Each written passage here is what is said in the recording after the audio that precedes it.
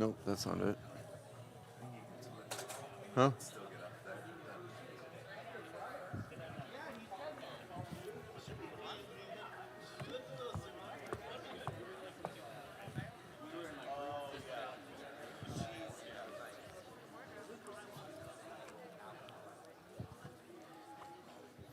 You can keep talking. We're not starting yet.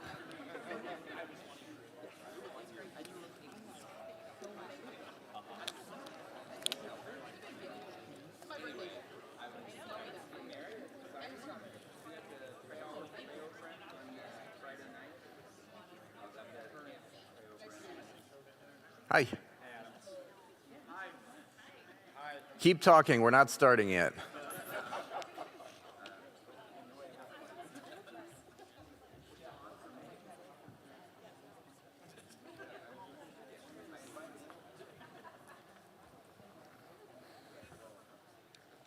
I drank out of that. Yeah. On the stool. I don't know if I need to be.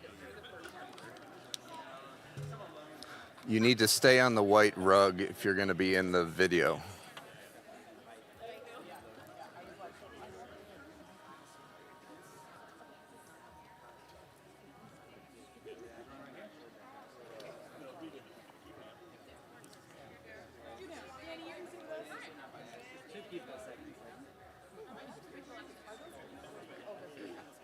We're gonna do one side by side.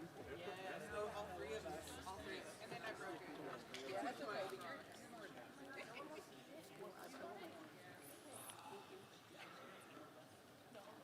Okay. It's 9 a.m. Pacific time. So we are going to start. Welcome to the Sexual Attachment Conference. It is so good that you are here, wherever you've come from, whether you're online. It's always a privilege whenever I get to speak about matters related to story, heart, scripture, but it's particularly honoring when it comes to the topic of sexuality. Because sexuality is one of the areas that I think is most severely assaulted by evil in our lives. And I hope you are aware that the fact that you're here today means that you have something inside of you that wants more for your sexual life. And I really hope you can own that at the beginning of today, because the day is going to ask a lot of you. One of our regrets is that we do too much too fast, and we're aware of that, and we haven't quite figured out how to not do that. But this is going to be a lot. It's going to ask a lot of you today. Your sexuality matters deeply to God. That's the second point that I want to emphasize. Why? Because God is the creator of your sexuality. It's God's idea. It matters immensely to God. And yet, who among us has not experienced heartache, disappointment, shame when it comes to our experiences of sexuality on planet Earth? So it's a high honor to speak to you today about this topic. Let me give you an overview of the day ahead of us. Here's where we're going, just so you know. We're going to begin with Jay and I sharing a little bit about our own experiences engaging our sexual stories, how we came to do that, just a little bit. Then Jay is going to come up and he's going to teach about our relationship to desire. Desire is fundamental to what it means to be human, and yet many of us live at war with our desires, especially our sexual desires. After a short break, I'm going to come up and I'm going to teach about attachment, the science of attachment, and the big six, what I call the big six things that every child, including you when you were a child, needed from your primary caretakers in order to develop what's called a secure attachment. Translation, a healthy brain, especially when it comes to relationships. Then you will be given 30 minutes right where you are, or you can go off, into the lobby, wherever you want to go, to complete an exercise, which I call the Big Six exercise, which you either have here, if you're here in person, online, there's a link to it, you can download it. But please don't skip that exercise. That doesn't mean you need to do it today. It does not mean you need to do it today. If you need a break from the intensity, if you need a break from what's been coming up for you, listen to your body and take a break. When I say don't skip it, I mean tuck it in a place where you can return to it. Because the human heart does not primarily change via new information. It primarily changes by engaging the particularity of your stories. And this exercise is designed to help you get to know some of your family of origin stories, plural, because you have many of them. Some of what it was like for you growing up in your particular home. Okay, after that, after you've spent some time pondering your growing up years, I'll come back and teach about triangulation. If that's a new word to you, it won't be by the lunchtime, and what's called subtle sexual abuse. You will then get a well-deserved 45-minute break, okay, to eat, to metabolize, not just food, but what the morning has held. And when we return after lunch, Jay and his wife Heather, she'll be on the screens, will teach on how to understand common sexual problems, including low sexual desire. We will then be joined by Sheila Ray Gregoire, who's going to, again, be on the screens, and she's going to teach about how to become sexually embodied. Very important stuff.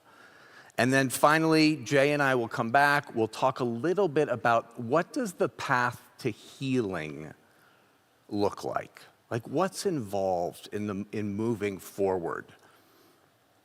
And you'll really want to know that at that point, because by that point in the day, you're going to have in your gut, in your body, a sense of just a little bit deeper sense of how the brokenness of your story, may be playing out in your present day-to-day life. So there will need to be some words about, okay, what do we do with that? And that's what we're going to put language to. And then we will have Q&A at the very end. Now, for those of you who are doing continuing education credits, I know this is a really odd thing, but you have to write down a code word, because you're going to get a survey to prove that you were here or online. And so write this down, beige red. I don't know. I didn't make it up. If you don't know what continuing education units are, you are favored, okay?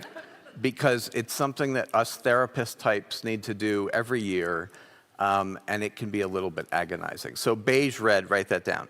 Okay, I want to take a sip of water, and then I want to share a little bit about how I came to understand my own sexual story.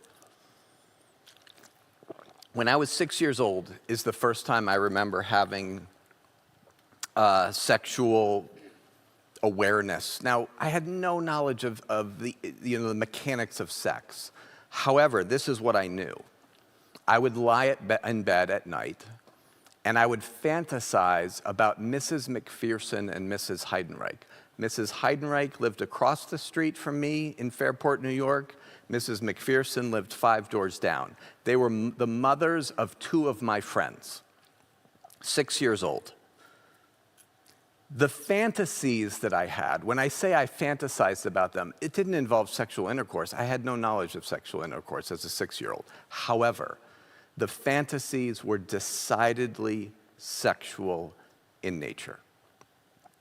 I would imagine sitting up in bed with Mrs. McPherson, like sitting next to me. And she would be talking to me. She would lean over and kiss me. It was an erotically charged, please hear the word erotic. My body came alive, and something was soothing about the fantasy. I was also 6 years old, the first time that I let myself like express sexual desire to another human being, like with words, not just in my fantasy life. I remember I went to where our piano was, rotary phone. I dialed Mrs. Heidenreich's phone number. Like, Mrs. Heidenreich answered. I'm 6 years old. And I said, I love you into the receiver, and then I hung up. And my heart was pounding, but I did it. I said, I love you to Mrs. Heidenreich. And the electric feelings of eroticism, of arousal, like I can remember it pulsing. I can remember it. I'm 52. I can remember it. Why am I telling you about my sexual stories as a 6-year-old? Because these stories are data. Because they're data. These stories tell something of the truth of what had happened to that 6-year-old boy by the time he was 6. Story work is detective work. One of the things we're inviting you to do today is to be a little bit of a detective about what it was like for you as a boy or a girl, particularly for today with regard to your sexuality. The data, when you're a detective, the data that you uncover tells the truth. It begins to form a truthful narrative about your life, what it was like for you. So story work is about mining your memory. You don't have to, and when I say mining, please don't hear effort. It's much more about welcome and hospitality. Will you welcome what comes up for you this morning? Whatever it is. Will you just have a posture of welcome? You don't need to rack your brain. You just need to welcome what the Spirit brings. When you collect the clues, the data points, they will tell the truth of the story of your life. And those two anecdotes that I just shared are part of the truth of the sexual story of a 6-year-old boy. Now, initially, as you can imagine, when these memories kind of came back for me, they held immense shame. I mean, what kind of 6-year-old, I would say to myself, has sexual fantasies about mothers across the street? I felt lots of shame about the fantasies that I had. However, these two memories that I just shared with you, you can tell by my tone, they don't hold shame for me today. They're precious memories. They're precious to me. But it's taken me a lot of work to get there. Why are they precious? Because they tell me the truth about my story, and particularly about that 6-year-old. As ironic as it may be, here is an axiom that I really want you to hold today. The memories that hold the deepest shame for you, I should say the sexual memories that hold the deepest shame for you, can become the very memories that will set you free. You don't have to believe me yet. Just ponder it. The memories that hold the deepest shame for you can become the memories that can set you free. Let's ask the question again. What kind of 6-year-old has sexual fantasies about moms across the street and down the street? This is actually an excellent question if it's allowed to be a question. But for me, it wasn't a question. It was an accusation. And you too have accusations that need to become questions. Curiosity. When I say questions, I mean for you to bring curiosity. What kind of 6-year-old has sexual fantasies about moms across the street? My son didn't. Because he didn't have a mother who eroticized and sexualized him. I did. You'll hear more about that later. But these two memories about Mrs. McPherson and Mrs. Heidenreich are data that they're part of the data. They're not all of it, but they're part of the data that lets me know I, as a 6-year-old boy, was aroused by my mother in particular. And I came to understand later more about why and how that went down. But the memories about Mrs. Heidenreich and Mrs. McPherson were two of the first pieces of data. Now, before turning it over to Jay for the initial morning section, I just want to say a few pastoral words about today, because I'm a former pastor and I just want to say them. We're going to be talking about difficult things today. Most of you think that the difficulty is going to be about your sexuality, and it's not that that's untrue. But for all of the fraughtness of your sexuality, I think the harder thing for you to reflect on and ponder today will pertain to your family of origin story, particularly your relationship with your primary caretakers, mom, dad, stepmom, stepdad, whatever your family looked like. And an important question for you to ponder today is, what will you do with the memories that come back, with the feelings, with the sensations that come up for you as you are pondering your relationship with your mother, your father? How are you going to respond when a snippet of memory comes up? I want to invite you to respond by taking a break if it gets too intense. There is a video recording of this. You will get the video, we'll send it out. You do not need to process every single sentence that is said today. I would rather you stick with your body, stay with your heart, welcome whatever is coming up. If you need to tune us out, who's ever speaking, because something is coming up for you, bless you.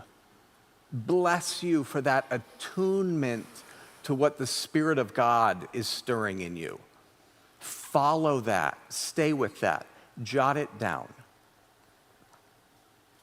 You may also find yourself feeling much younger than you are. That's normal.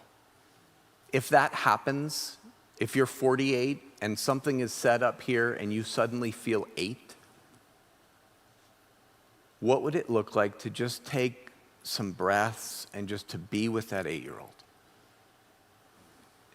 That's welcoming a part of you that needs care. And that is a very holy, holy thing to do. Most of you know how to endure. You know how to push through. And when it comes to engaging your sexual story, we want to invite you to respond to your body, not with pushing through and enduring, but with kindness and curiosity, with a posture of just welcoming whatever is coming up for you and just being with it. Just giving it a little space to breathe and to be with it. Caring for your body when you get stirred up is a way of being defiant against evil. Truly. It is joining with the Spirit of God in bringing some comfort to your dysregulated body. And that's a holy endeavor. So, the 2 words I want to leave you with before I turn it over to Jay is curiosity and kindness. And I know Jay well enough to know that I speak for both of us. This is what we want for you today. Curiosity, not racking your brain, just curiosity, and then kindness rather than some measure of contempt or accusation or harshness about whatever is coming up for you. I'm so glad you're here. I'm looking forward to today.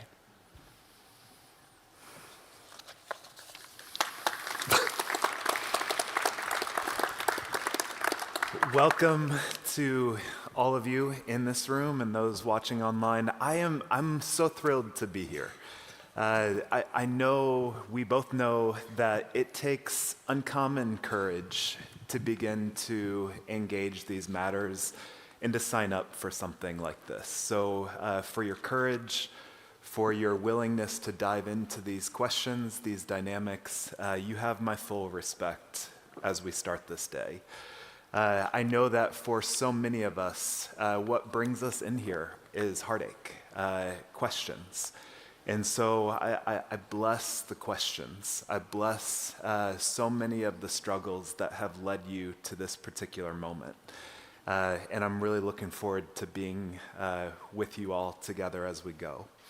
There's an adage in psychology that goes like this: the way that our parents talk to us becomes our inner voice. And I want you to think about that as it relates to your sexual life. What does your inner voice tell you about your sexual story? Is it kind? And if not, whose voice is narrating your sexual life? The premise that Adam and I are bringing to this work is that our relationship to sex and sexuality does not begin as a blank slate. So another way of saying that is that we have forces and dynamics that are at work in our lives that a lot of us are completely unaware of. And so part of the intention of this conference is to make some of those forces, some of those dynamics, some of those storylines explicit so that you have a deeper understanding of some of the core stories that are shaping your relationship to sex. So all of us have just what I would refer to as a sexual inheritance. We have received messages, we have received stories that are inside of us. And so part of what your task is today is to be able to understand what are the stories that I have inherited. And more importantly, do I want to continue believing those messages into the future? And if not, what portions of my sexual life might I want to write a new future for?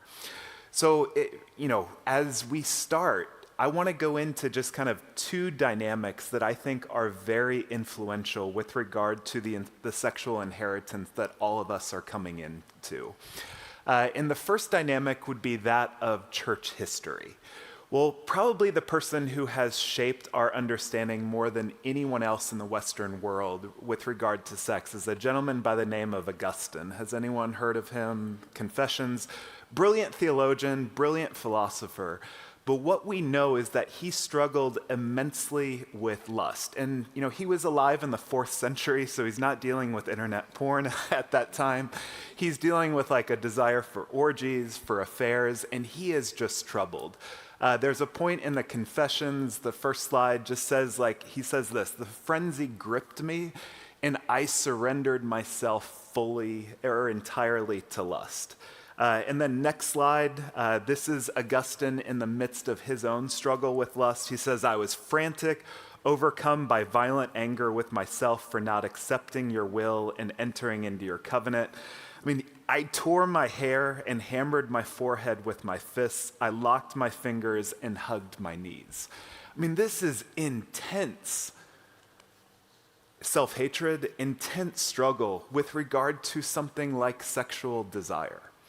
Then, there's theologians like Jerome, and the sad part is I could go all day long about church fathers' relationship to sex and Origen's castration of himself when trying to stay pure. But Jerome, another brilliant theologian, he translated the Bible into Latin, but we also know that he struggled a lot with random hookups on Friday and Saturday nights, and then on Sunday mornings, he would head into the catacombs and see the sepulchres and try and have the fear of hell scared out of him. And then when he was writing and studying, he would head out into the desert and he would try and study Hebrew whenever he was feeling sexual arousal. And some stories will even say that he would throw himself into thorn bushes when he was struggling too much with lust. So that's church history. That is inherited, that people are not thankful, grateful to God for this arousal. They are literally castrating the very genitals that God has given to them to deeply enjoy and understand sex. So if your understanding of sex is informed by self-hatred, what type of theology do you think you are going to pass down to all of us? And every one of us in this room feels something of thousands of years at work with regard to this, especially in the church. So that's church history. Second category would be that of epigenetics. Has anyone heard of epigenetics? A couple head nods, yes. So this is like the study of gene expression from generation to generation. And one of the things that was studied, one of the formative studies, was something on water fleas. So I'll have Jeremy show the slide. This is microscopic water fleas. And so essentially what's happening here is the researchers introduced a predator into the water. And what ended up happening is this water flea on the left basically grew a horned or helmeted head. And that horned or helmeted head persisted until the moment that the predator was removed from the water. Happened for every generation after generation. So that's something as simple and, it's a water flea. It's not the most complex, doesn't have a prefrontal cortex. But when you begin to think about what are the stories that you have inherited, what was your mom, your dad's relationship to sex, to sexuality, to sexual harm, to sexual infidelity, what were their grandparents dealing with? And what we know from epigenetics is that these traits are passed on from generation to generation.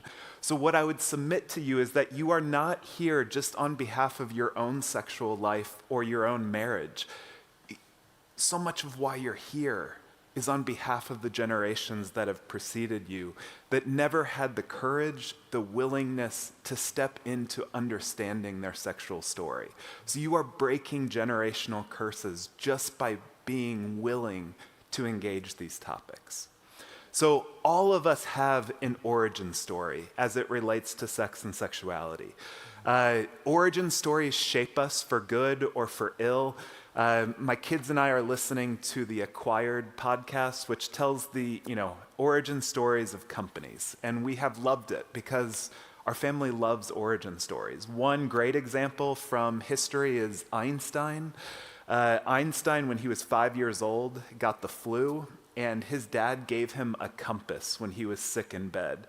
And as the story goes, Einstein was just playing around with the compass and was completely mesmerized by this mysterious force that was at work turning the needle.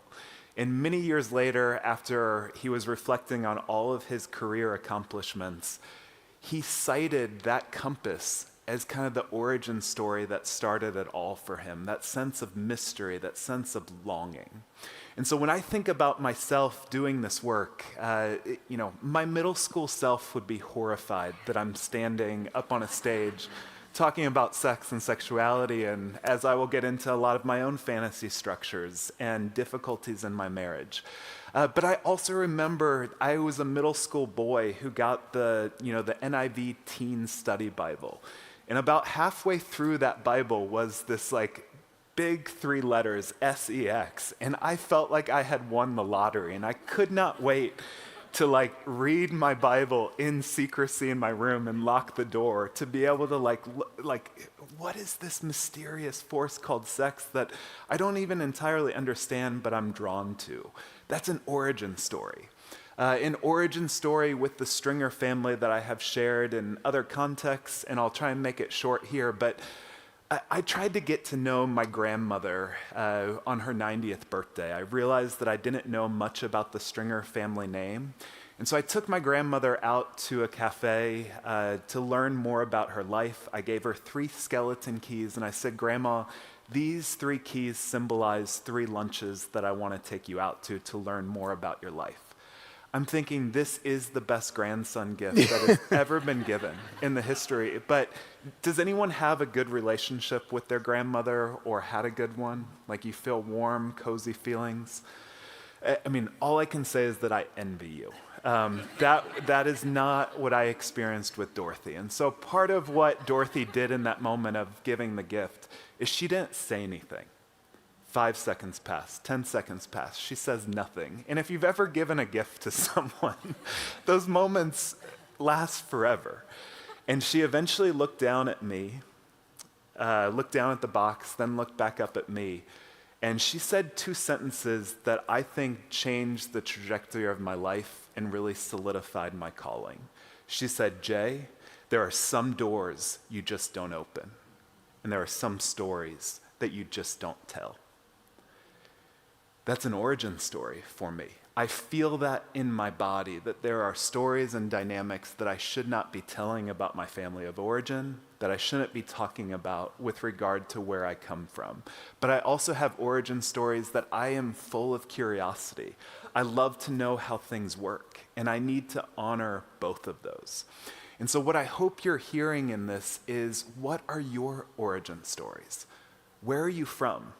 So I've got a couple questions. I'm going to give you a little bit of like where I'm from, and then I want you to just reflect for a minute or two about where you're from. So I would say I'm from grandparents who could not and would not acknowledge their sexual story. I'm from a Presbyterian minister father who was shipped off to military school in 5th grade and essentially didn't have parents from that point on. My mom grew up as a Plymouth Brethren missionary, but also Air Force family, lots of control. I have a memory, I'm from Dodge Caravan with wood paneling, and my sister sang that song like, I'm too sexy for my shirt. And I just remember the look of horror. And she got disciplined for that, not just for singing a song about I'm too sexy for the shirt, but like far more that she enjoyed this. That was a window into my family. I'm from faith communities where kids could watch people be murdered and assassinated and tortured, but if there was any cleavage on a screen, that needed to be fast forwarded through. And I'm from a Southern Baptist high school where unspoken prayer requests were code for adolescents struggling with masturbation. So I want you to think about, just for a minute or two, like, where are you from? I've got some questions. I might ask you all about that final question. If my sexual story were a book, what would the title of my adolescence be? So just reflect a little bit, and then I'm going to come back in about a minute to talk about our relationship to desire.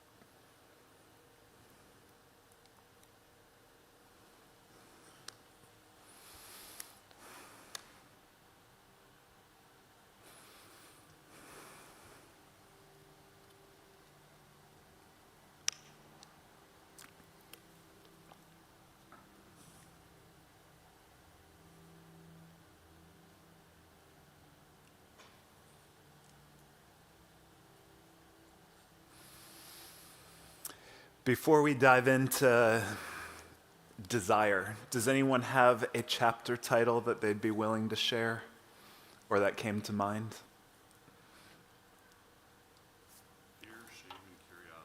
Fear, shame, and curiosity. Okay, I like it. All three. On my own, yeah. Secrets, yes. Disowned, May I take two more? Never been kissed. Never been kissed. Yeah. It's true for me as well.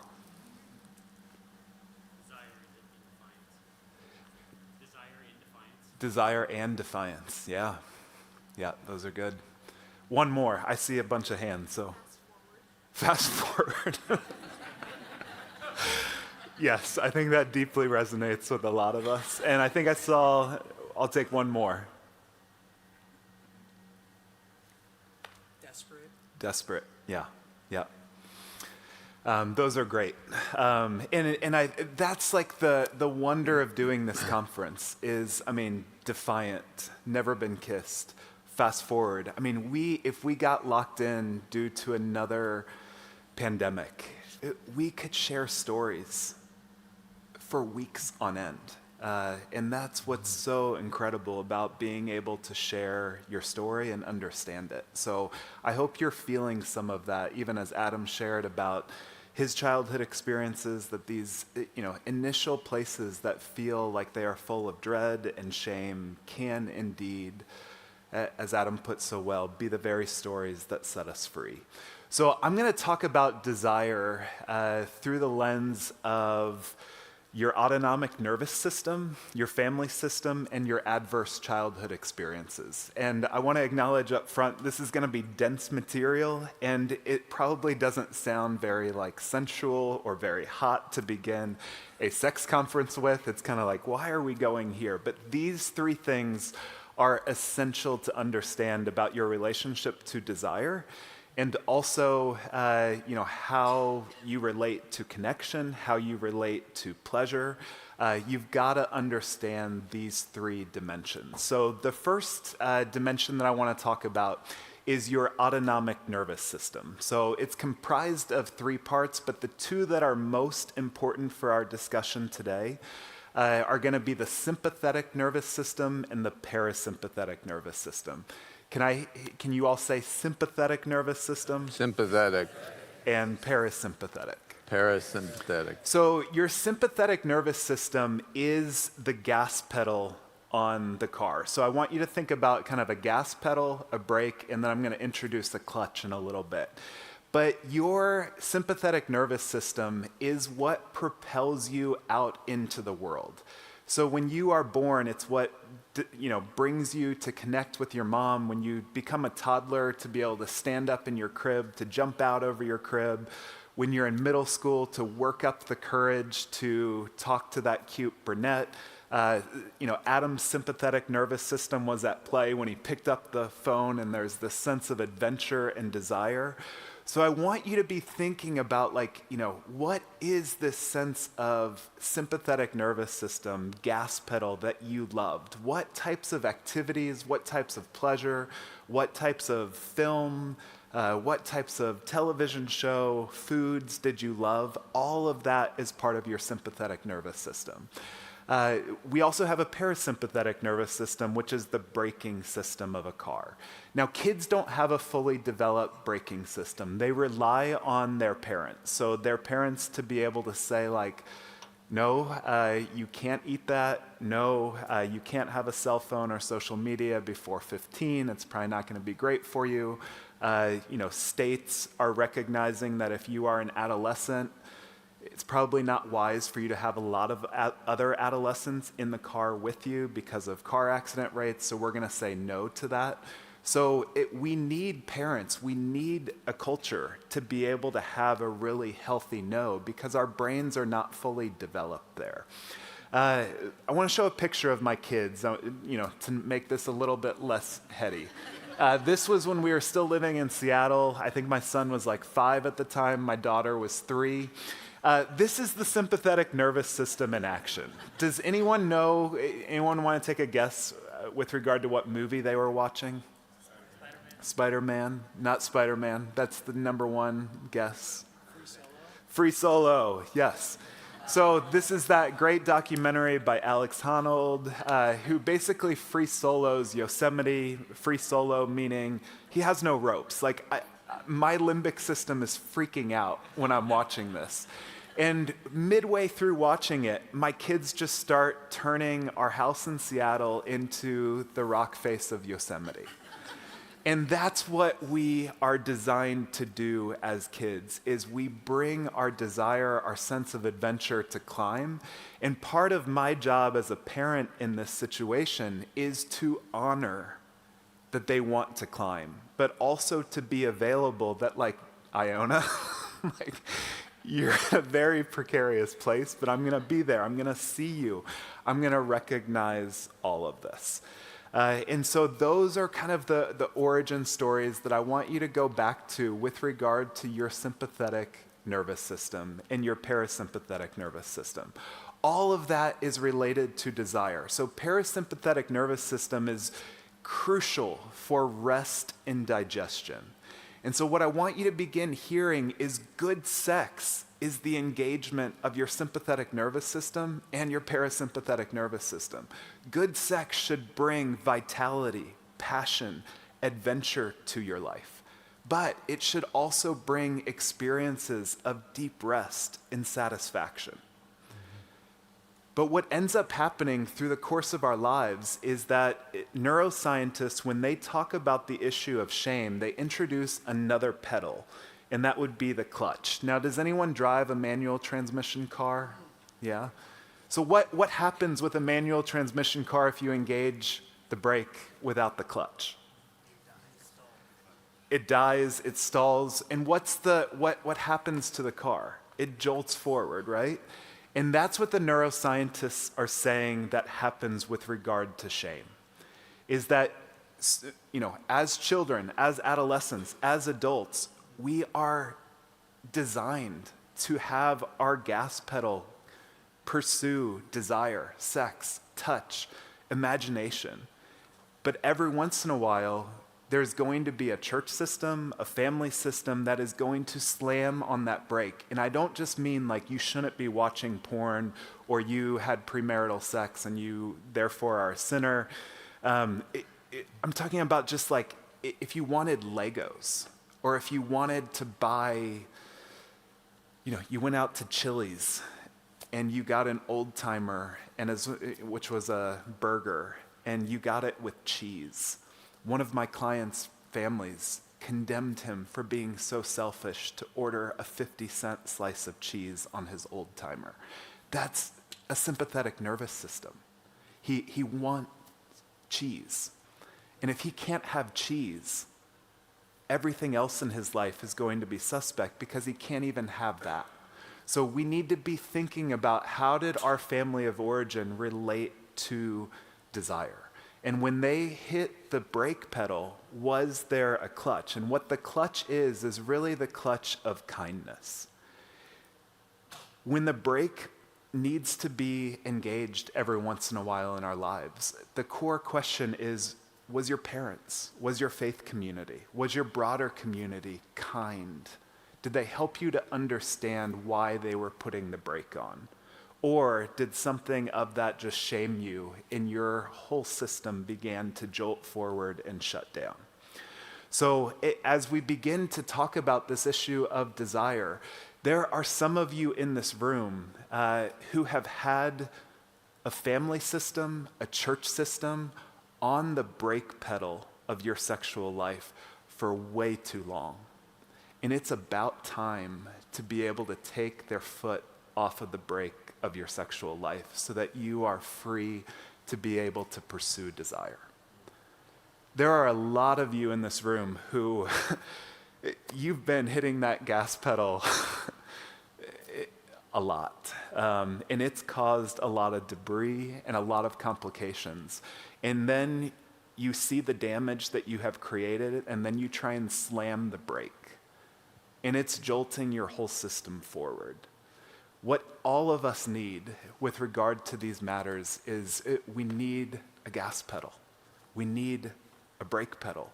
But we also need a clutch as we engage these matters. So that would be my hope as you go through this material today, is like, may you honor your gas pedal. May you honor the need for a brake every once in a while. And may you also engage yourself and your partner with a sense of the clutch of kindness. So let's go into family systems. So we just covered the autonomic nervous system way too fast. Now we're going to dive into family systems. So a couple things just by way of introduction. This is going to be some difficult material, particularly for some of us in the church. And so I'm going to go through this way too fast, but we need honor and honesty as it relates to engaging our family of origin. And one of the things that I love about Scripture is that it holds the tension between honor and honesty. So think about the person of Abraham. We honor Abraham because he left everything that God had invited him to leave in Genesis 12 and is the father of our faith, a man of deep faith. But we also know what? He trafficked his wife. Not just once, but I think twice, or attempted to. He also had sex with a teenage concubine, sex slave from Egypt, after he and Sarai began to doubt the promises of God. He allowed Hagar's body and her very presence to be mistreated by Sarai, his wife. Abraham was a bona fide coward. He was also the father of our faith. Scripture keeps no distinction between honor and honesty. But I would suspect for a lot of us in this room, we have believed the lie that if I was honest about my mother, if I was honest about my father, if I was honest about the family that I came from, I could not truly be honoring them. And if I honored my mom and dad, I couldn't possibly tell the truth. If that's true for you, how did that separation come to be? Because honor and honesty are a muscle that develop the more that you use it. And if you're not going to take ownership of the stories that you come from and be honoring and honest about where you come from, I already know that you're going to have a very difficult time being honoring and honest about your own sexual life in the present. So we've got to engage that. So this is going to be disruptive material. So I want to show a quote from David Schnarch that for me just nails it. He says, in Germany, there's a phrase that describes how kids figure out what's happening at home is wrong. Straßenengel, Haus Teufel, which means street angel, house devil. This refers to parents who act much better outside the home than in it. When children see their parents deliberately present themselves differently in public, they know their parents know that what they are doing is wrong. This is how children determine their parents aren't doing the best they can. So I want to start with that premise that I don't believe that your parents were doing the best that they could with you. I feel pretty confident in making that bet if I were to spend 10 or 15 minutes with you. What do I mean by that? It's that when you see your parents come into a church community and they put on their friendly face, you see them doing the best that they can.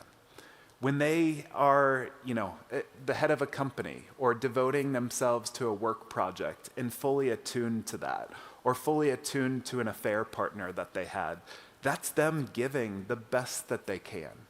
But with us, giving your kids the best is something that's really, really difficult.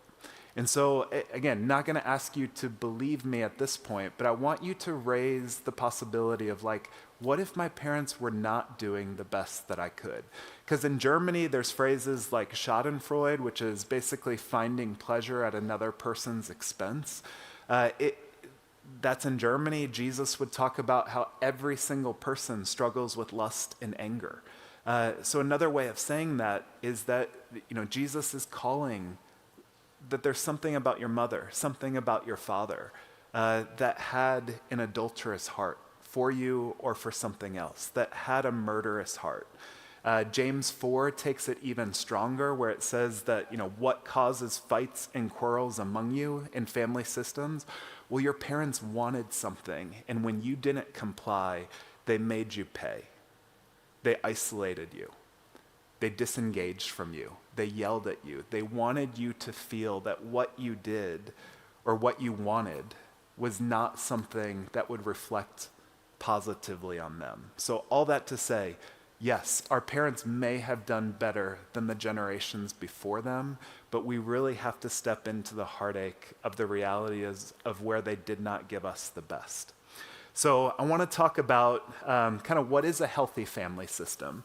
And Adam's going to cover this in a lot more detail, but there are 4 things that Dan Siegel, one of the leading neuroscientists, says that children need, and those are to be seen, safe, soothed, and secure.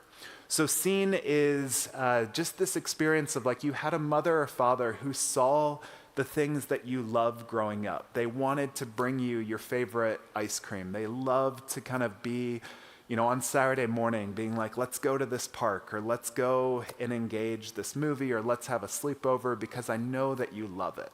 But seen is also that experience of like when you are sad, when you come back from middle school, which is a prototype of hell. Did they see your face? That's what it means to be seen. And again, I'm going to cover this so fast because Adam does a phenomenal job with this. Soothed. Childhood is full of dysregulation, and we need parents to be able to calm our bodies down. A lot of us came from families where our parents said, calm down. But again, what are they doing in calming down? They're not actually calming down our physiology. They're slamming on the brake and shutting down our system. That's not soothing. Safety. This is physical safety, sexual safety. Growing up in a technological experience, like you need to be able to predict what your bodies, what your experiences are going to have. And when children have the experiences of being seen, safe, soothed, they begin to feel very secure. And I was telling Adam this, but when I flew out here, I was flying from JFK to Phoenix, and I've never had a flight like this. But the captain came out of the cockpit and greeted every passenger. And when I said that, Adam was like, that's weird. And I was like, it was, but he was phenomenal. He spent not a lot of time up in first class, spent the majority of the time that he spent in the back of the cabin and just started asking questions like what brings you away from New York or what's bringing you to Phoenix. And there were 2 or 3 weddings that were happening with bachelorette parties and bachelor parties. And people started being like, I was married there and I was married there. And I was blown away by just like how many people began to experience this like joy of interconnected conversations about all this. And then he said this. He said, a lot of you don't know this about Delta Airlines flight attendants, but only 1% of them will complete this training and be hired. Who you are having serve you are some of the finest flight attendants that I have ever met in my life. I hope you honor them. Their number one job is to keep you safe. Respect them, honor them, and they were incredible. They really were. But then he got back into the cockpit and he said, just want to make one more announcement for you all. In about 45 minutes or 50 minutes, you're going to experience some turbulence. And I recognize that your bodies might begin to kind of feel anxious about that, and you're going to feel scared, and that's human nature, and I understand that, but I want you to know I've been flying for 40 years. And so I want you to just have the image of like being on a rocky road, and yes, the axles are going to go back and forth, but like your car can handle it, and this airplane can handle it. That airplane was the loudest airplane I have ever been on. The lady sitting next to me was from Russia, and she's like, I can't even hear my headphones because of the amount of community that he fostered on that flight. I was stunned. What he did was the 4 S's. That's what we were made for. I'm not gonna like make a hyperbolic statement that we need that every single flight, but that was Eden for me, as close to an airplane Eden that I've ever experienced. That's what you were made for. So I'm gonna go into rigid families. So I'm going to start with a rigid family. So a lot of us, if we did not have those four S's, we have a rigid family system. And this is essentially when rules become weapons. And what happens in these types of families is that, your family wants you to change so that they don't have to. Often there is a mother or a father who rules with an iron fist. It's kind of like my way or the highway. What's an example of a rigid family that you either come from or could imagine? It's kind of first thing that comes to mind. Legalistic, yep. Eat all your food, yep. Clean the plate, yep. Yeah, you can't say something nice, don't say it at all. So rigid families care a lot about image management. So they will often exploit your desires, your giftings, so that you become something of a positive reflection to the family. It's really important to them to be able to maintain control or to be able to maintain their image in the community, and they will wield a lot of forces to be able to make that happen. Whenever children begin to differentiate, which we're going to come back to later this afternoon, but essentially individuate, become their own person, rigid families will often frame this as a type of rebellion. But I want you to think about childhood as kind of like similar to a seed. And so for a seed to be able to grow, it has to transgress the seed casing, and then the root has to go down in order for the shoot to emerge. So, all of us as children need to transgress. Transgression is how we grow.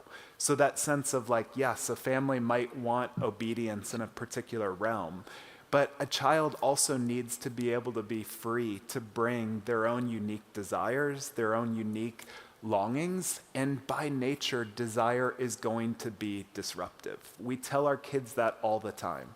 Desire is disruptive, and it doesn't mean that it's bad. But if you don't have a sense of your desire can transgress whatever family system you're setting up, they're going to set up some level of secrecy and hiding for you.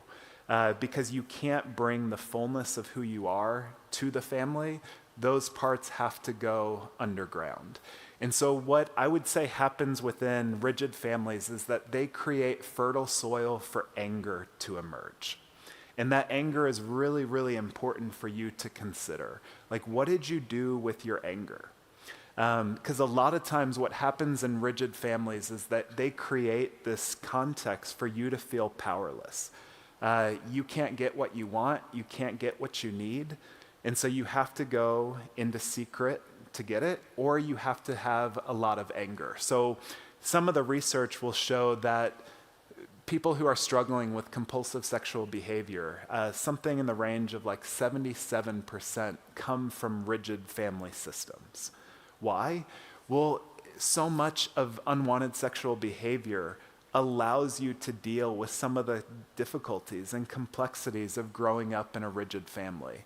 So one of the things that my research showed is that when boys tended to come from a rigid family system, they often sought out sexual fantasies where they could have power over other people. And that begins to make sense when you understand the powerless dynamics of your life, that if so much of your experience was, I can't have a voice, I can't have a choice, and there's something wrong with me, pornography might be one of the first experiences that allows you to reverse that experience of powerlessness and feel some level of power in your life. For a lot of women, they would pursue fantasies or partners that recreated some of those dynamics of powerlessness. And so that's the real key point that I want you to think about is think about your sexual or relational struggles today, particularly if you came from a rigid family. So your husband, your wife might be very different than your mother or father, but you know that there's some level of control and rigidity in them. And so even though they are a very different person, your body responds to them as if you're back in your original family of origin.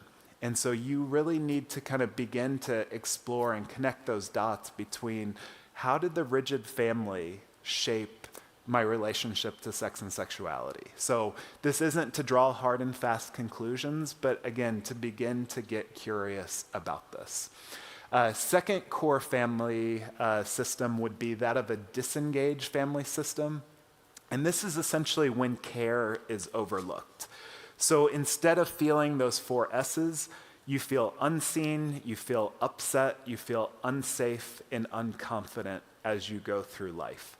I have had so many clients of mine who never got any education on their own bodies and sexuality. So when you are about 13 years of age and you're an adolescent boy, between the ages of 13 and 15, you will experience about a 20-time increase in the amount of testosterone in your system. So imagine going from like a shot glass to a pint glass between 13 and 15. And so if you don't have any sexual education about testosterone and what's about to happen, especially if you grow up in a conservative context, you're gonna feel some level of shame and some sense of like, is evil at work in my life because I'm feeling sexual desire? So when I talked about growing up in a Southern Baptist high school, the amount of unspoken prayer requests that started coming in to classrooms around 14 or 15, and just friends of mine that would feel like they were evil because they had sexual desire. And no one ever explained to us what was happening in our bodies. That's disengagement. I've had a lot of women that the first time that they had their period had no understanding of what was happening in their bodies and thought that they were dying. How is that possible?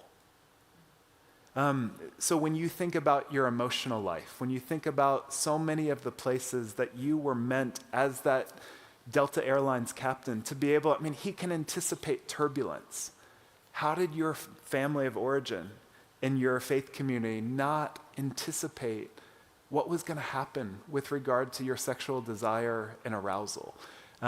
That's all disengagement. So, Kurt Thompson says that we grow up looking for someone looking for us, and this never stops. But one of the core wounds of growing up in a disengaged family system is that you never had someone that really saw you, that really helped you to understand that you are seen and loved and deeply enjoyed. And so what ends up happening later in life is that I would say that a disengaged family system creates fertile soil for lust to emerge and fantasy to emerge, because you realize that my marriage system, my family system, my church system is not going to be where I feel seen and known. I need to scan the horizon to try and find someone else. And that could be an affair partner, that could be porn, that could be through a career that reflects back to you that you matter and that there's something about you that's significant. So disengagement sets you up to try and seek out sex for soothing and for validation, because you've never received something of that because of this core wound. So when you begin to think about the disengaged family system or the rigid family system, again, just be curious about how did those forces begin to affect my sexual life. Gonna transition, again, this is dense material. Gonna go from family systems now to the issue of trauma. And if we have time, I'm gonna dive into sexual abuse as well. Trauma exists on a spectrum.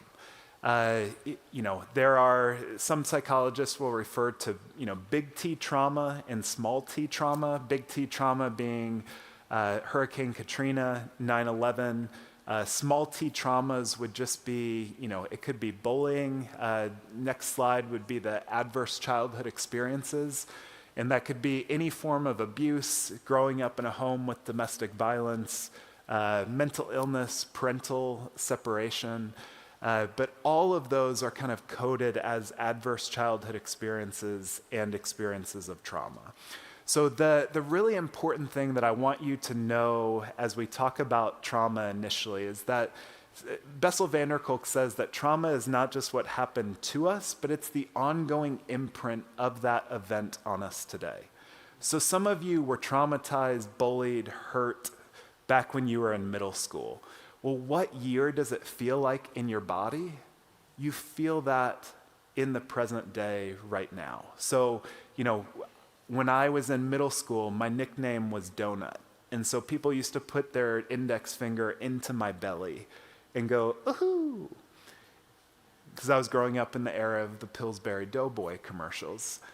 So every time I, tell that story and I begin to talk about that up on stage where my body is present, I'm going to feel something of the ongoing imprint of that event today. It's not the past. It's actually in the present.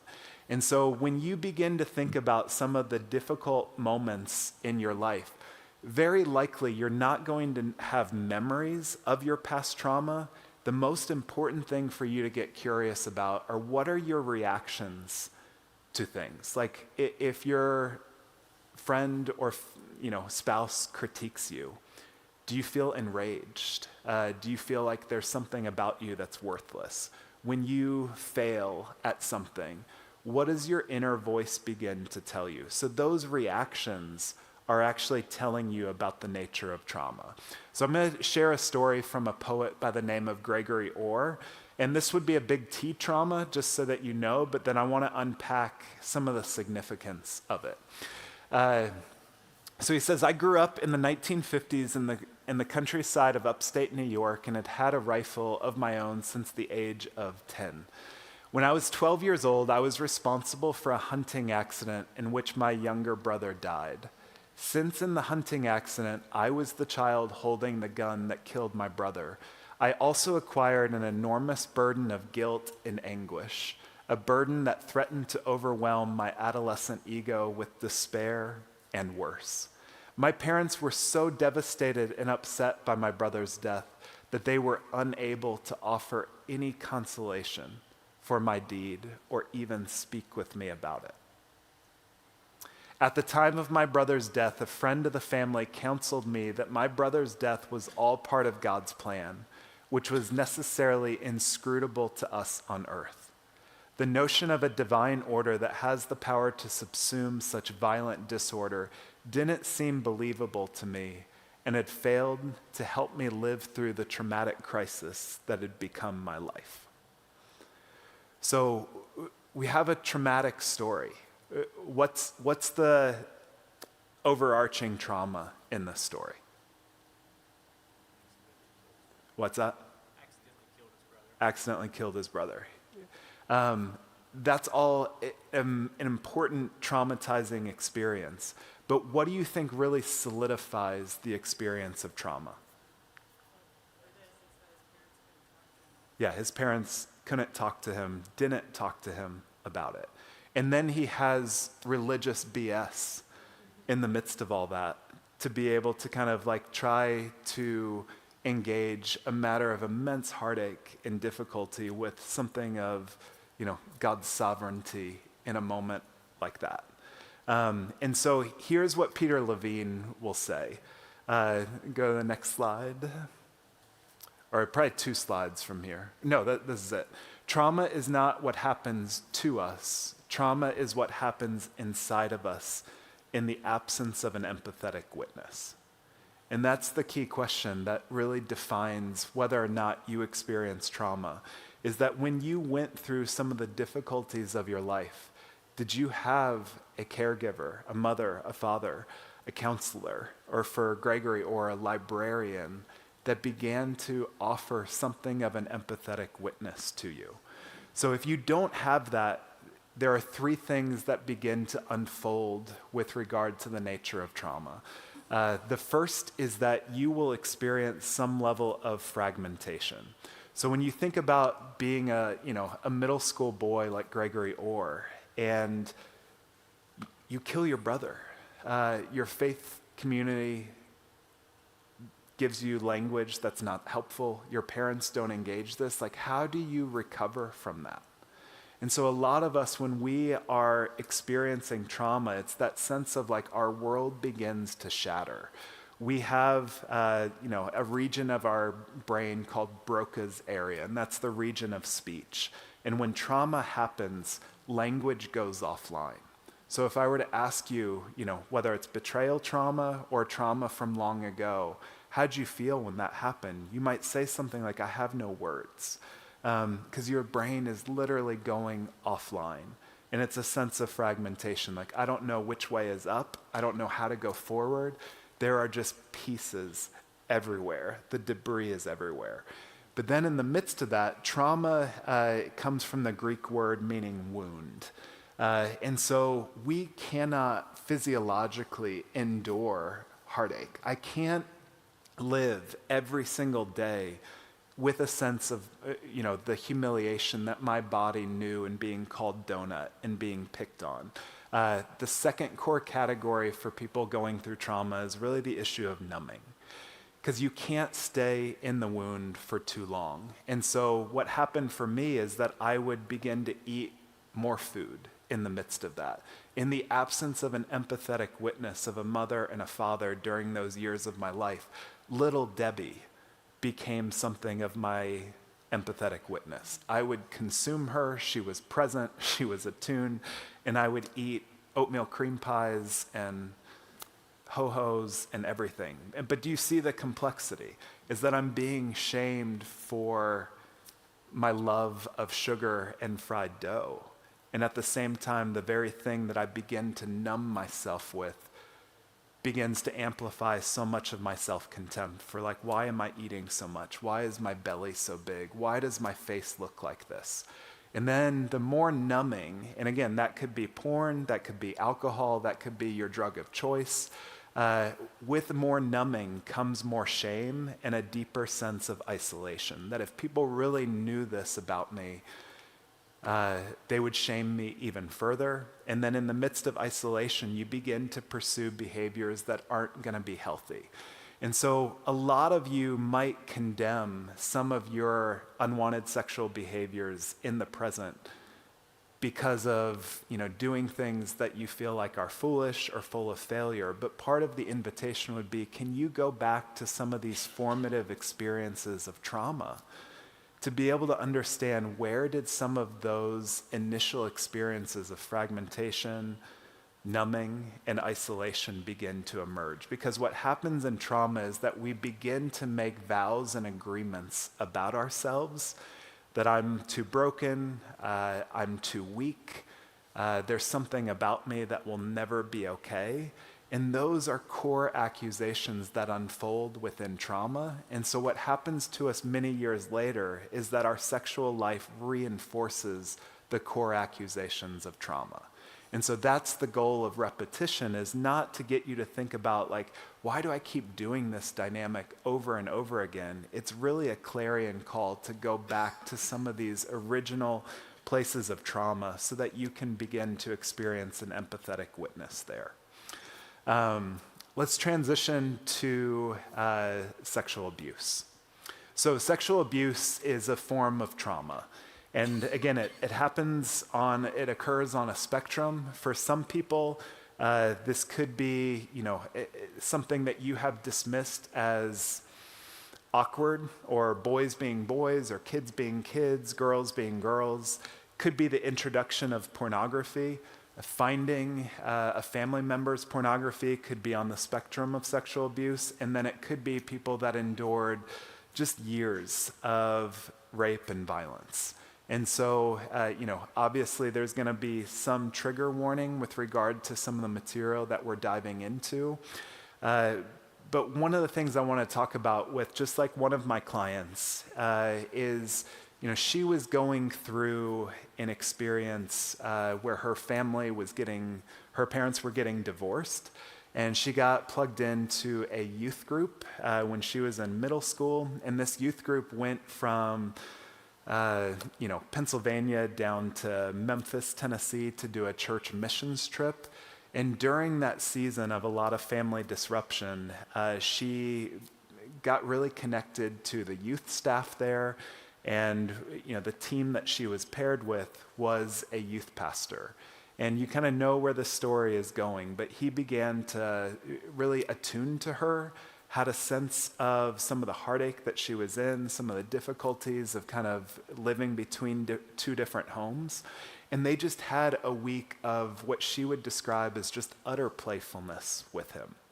Then on the bus ride back, he began to put his hand on her leg and basically just said, like, it was such a good experience to be with you through this week. Just feel so grateful for all that you shared, the vulnerability. And I just want you to know, like, we are here for you as a church community. And so he kind of left it, but then later on in the bus ride, he returned back to her and basically began bringing his hand closer and closer to her vulva. And one of the things that happened there is in the midst of that, she had this moment where she remembered his touch feeling so good. And with her left leg, she opened it just a little bit more, essentially signaling to him that she wanted more of his touch. And it was that moment, that sense of complicity with her abuser, that wreaked havoc in her sexual life. It was that sense of, I desired this. I wanted his touch. I loved his presence. And how foolish of a middle school girl would I have to be to accept that? She's not complicit, but she began to feel complicit in that experience. And so these are the 4 core experiences of sexual abuse. The first is that, your abuser connected with you. They had a sense of where you were not seen well. They delighted in you. They saw the heartache in your life, and they wanted to connect with you. And what happens when someone sees you and connects with you, when a Delta airline captain recognizes you, you feel oxytocin, some sense of bonding. That's what mothers experience with their children when they're born, is like, this bonds us together. But then the second core experience of sexual abuse is really that you're going to anticipate some level of pleasure, some level of desire with your abuser. And that's a really, really complicated thing to understand, is that how is it possible that something that's criminal could also be something where my body feels alive? So whether that abuser introduces you to porn, whether you see something that you've never seen before, you're going to experience dopamine, which is pleasure, which is motivation and attention. The first time that you see an erect penis, the first time that you see breasts, the first time that you are drawn into a sexual experience, your whole body, your sympathetic nervous system is going to feel desire. And that is a razor's edge that we have to begin to walk, is that just because you had desire does not mean that you need to be ashamed. And it also doesn't mean that we need to say that it was normal. We have to hold the tension that this is criminal, awful behavior that my client experienced. But that sense of her opening up her left leg to experience more touch was something that was beautiful. She wanted engagement, but she had condemned herself for the rest of her life. The third core experience would be the pressure to maintain secrecy. It's that sense of, if anyone finds out about this, our special relationship could be over. That could be an overt threat. And what happens here is you're going to experience cortisol, adrenaline, noradrenaline, catecholamines, a lot of things that are going to pump through your body in the midst of the aftermath of all this. And then finally, you're going to feel just a lot of isolation. You're going to go numb. There's going to be a depletion of your serotonin. There's going to be a sense of kind of devastation and fallout of what's wrong with me, what's wrong with the system, and you begin to kind of shut down. And so this is a trauma cocktail that I want you to understand, is that in the same experiences of sexual abuse that we experience, we feel deeply connected to porn, or we feel deeply connected to another person. We feel pleasure and dopamine running through our system, but then we also feel cortisol and stress. and adrenaline about what if someone finds out about this partner, what if someone finds out about this pornography that I'm in, and then some level of shame and numbing in the aftermath of all of that. So again, just begin to think about your sexual life now. Are you remixing some of the formative experiences of trauma and sexual abuse in some of these experiences? So for some of you in this room, you are repeating these dynamics. So when you go into a hotel and you're traveling, or you're on the road, or you meet someone in your neighborhood and they see you so much more than your spouse sees you, you're gonna feel that sense of oxytocin, like, wow, someone understands me and notices me. And then you're gonna feel dopamine and pleasure.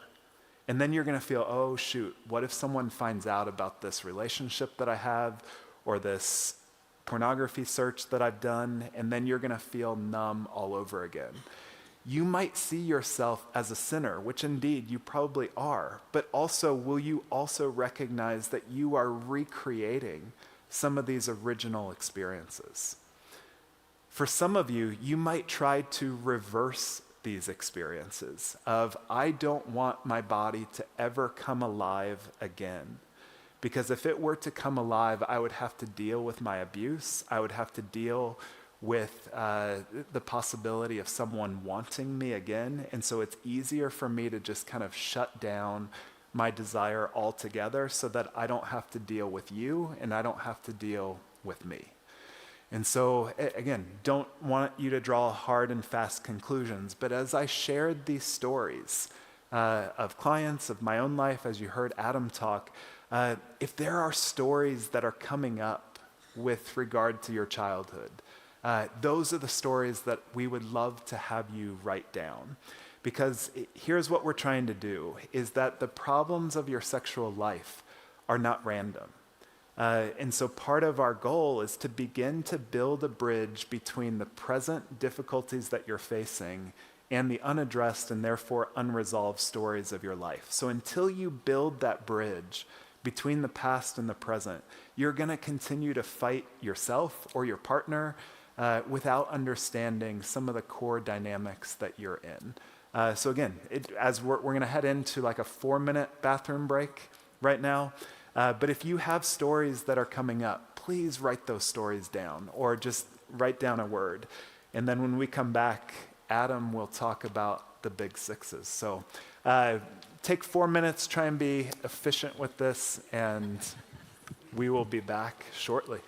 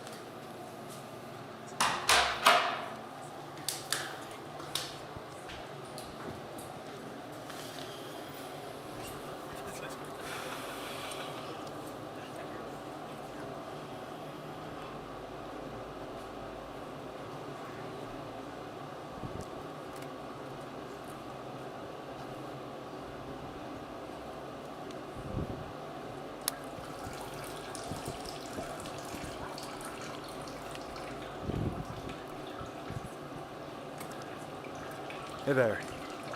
Turn off my...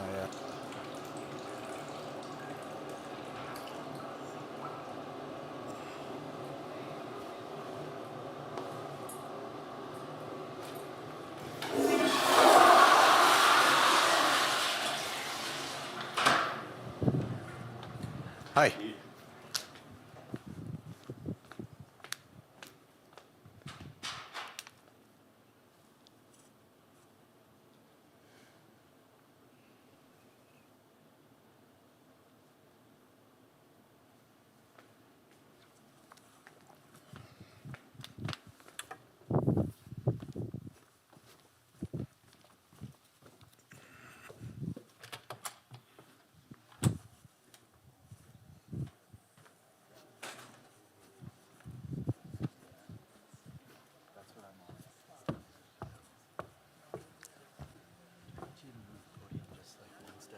To the right? Yep.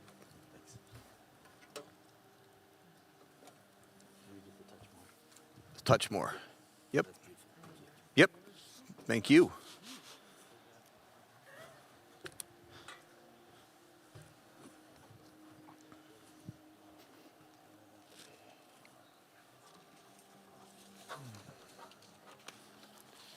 I just want to say hi real quick, Al. I'm Hi. Sean. You don't know me. Hi, I've nice to meet listened you. to a few of your podcasts and stuff. So I work at ASU and lead a Oh, nice. faith-based group, and Nice. some of my students here. Nice. It's fun to bring them and hear a lot of the language that you guys share. Yeah. It's been part of my own story to learn a lot of this stuff. I didn't have the cool tools and words. I Yeah. feel like I learned it the hard way, and then people later showed me the words, and I was like, oh, this would have been so much better. Yeah. Yeah. It's fun to bring them here. Yeah. Appreciate you coming out here. Yeah. Yeah, to the desert in April. Yeah. May. Nay. Yeah.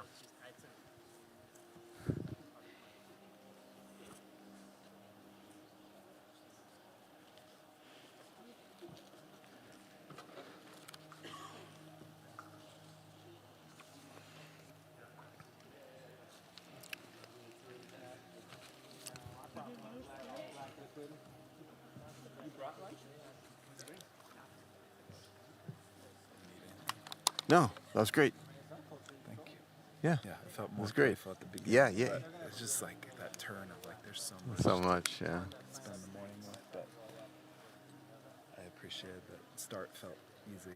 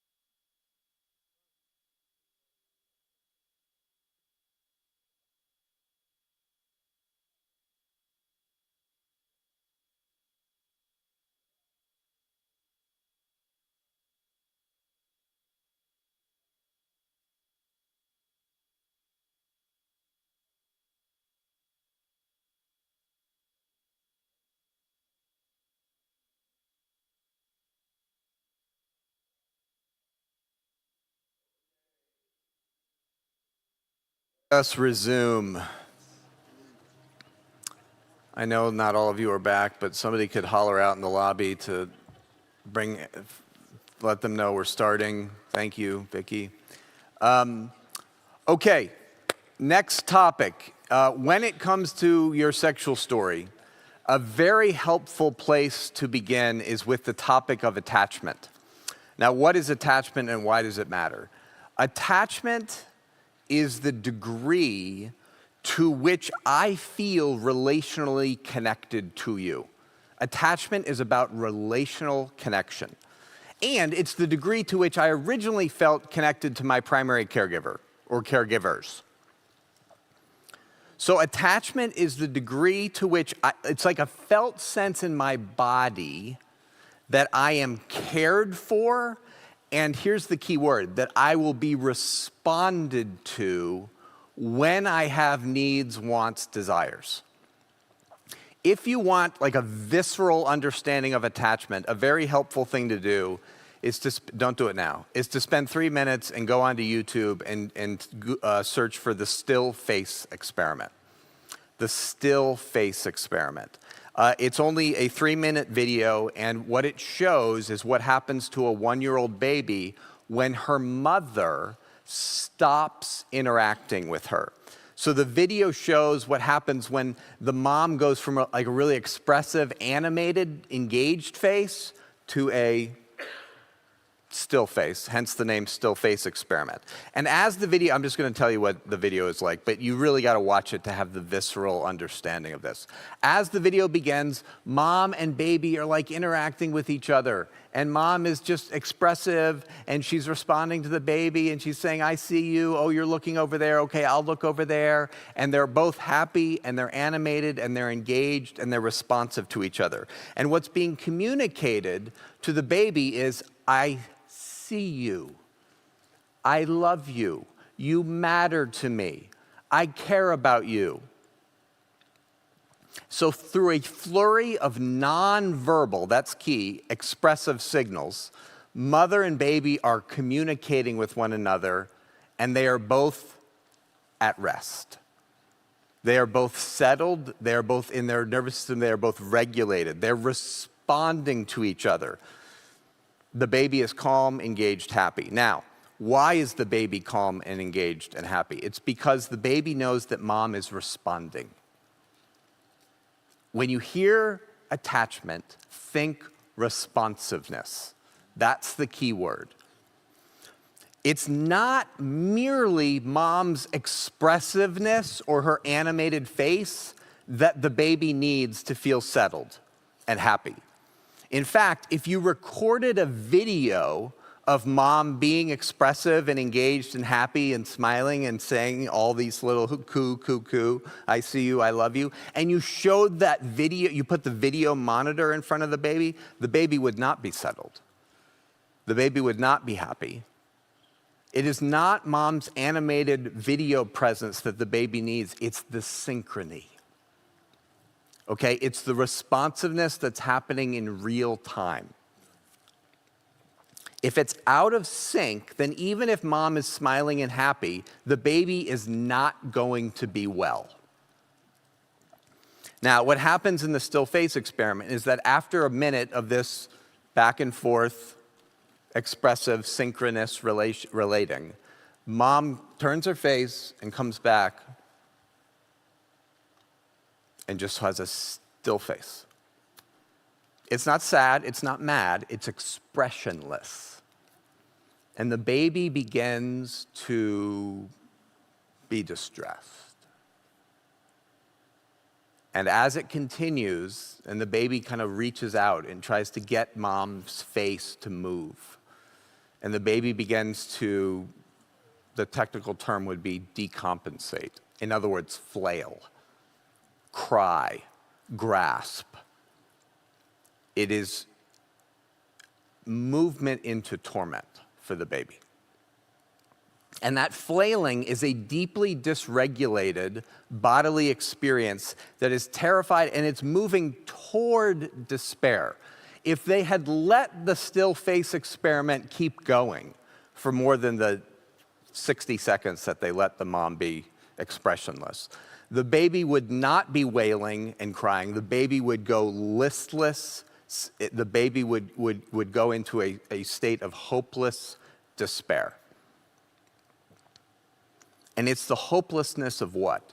I can't get this person who is so important to me to respond to me. That's the hopelessness.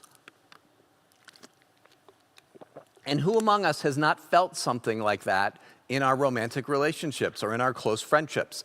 I need this person who is so important to me to respond to me. Now, the reason I went through the still face experiment, that I just outlined it for you, is because it illustrates one way in which a child can develop what's called an insecure attachment. I'm going to explain insecure attachment in a few minutes, two primary forms of it. But first, I want to talk about secure attachment, because it's a lovely place to be, and it's fun just to talk about it. And by the way, the reason we're talking about attachment at a sexual conference is because attachment plays out with regard to your sexuality, and I'll explain why momentarily. Secure attachment, what is it? It is an embodied sense of knowing that I matter to my primary caregiver, that they want to be in relationship with me, and that they will respond to my needs. It's a sense that my parent is stronger than me and is for me. So when securely attached kids grow up and become adults, they live relationally in a state of hopefulness. And it's, when I say state, here nervous system, here autonomic nervous system. Their body anticipates relational goodness.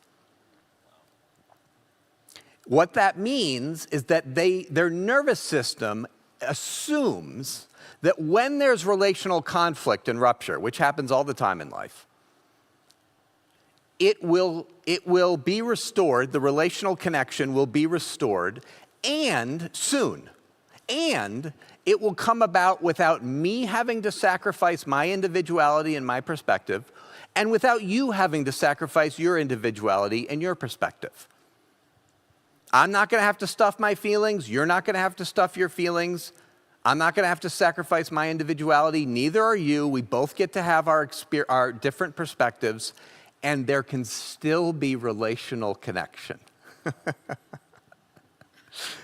Right? I'm insecurely attached. So talking about it, I'm like, that would be so awesome. That just sounds so heavenly to me. And yet my nervous system, I can talk about it academically and professionally and clinically, but my nervous system knows very little about that because I'm insecurely attached. Now, how do you know if you've developed a secure attachment? One way is to think back on your family of origin, your life in your family, and to ponder whether these 6 things were true for you as a boy or a girl. And I call these the big 6 because they are oh so very important for the development of a healthy brain and a healthy nervous system in the life of a boy or a girl. If you received these 6 things in adequate measure, you will be securely attached, which means you will have a different brain than an insecurely attached person. If you did not receive a sufficient amount of these 6 things, you will be insecurely attached. The first of the big 6 is called attunement. Attunement. Now, what is attunement? Attunement is your primary caregiver's ability to read your internal emotional state as an 8-year-old girl. Did your mother read you well when you were in 3rd grade? Did your father, stepfather, have an internal sense of what was going on inside of you when you were in middle school? Were you attuned to by your mother and father? Were your parents paying enough attention to you and to your emotional states that they knew something of what you were feeling on the inside? That's what attunement is getting at. Think tune, like music, tune. They heard the song of your heart. They were aware of your moment-to-moment shifts, because all children go through shifts over the course of their day, just like we adults. And they were aware that those shifts were happening for you. They were attuned to you. Now, a parent who is distracted or preoccupied by their own trauma, by their own needs, by their own emotional states, may not be attuned to their child. When you're on the receiving end of attunement, you have the experience of what Dan Siegel, a neuroscientist that I like, calls feeling felt. I love that phrase. When you're on the receiving end of attunement, when someone is attuning to you, what's it like for you? You feel felt, is how he puts it. And what is that? You have the sense, you know, that the other person knows something of what's going on for you on the inside. And nothing feels safer to us than when we are feeling felt, than when we are being attuned to, especially when you were a child.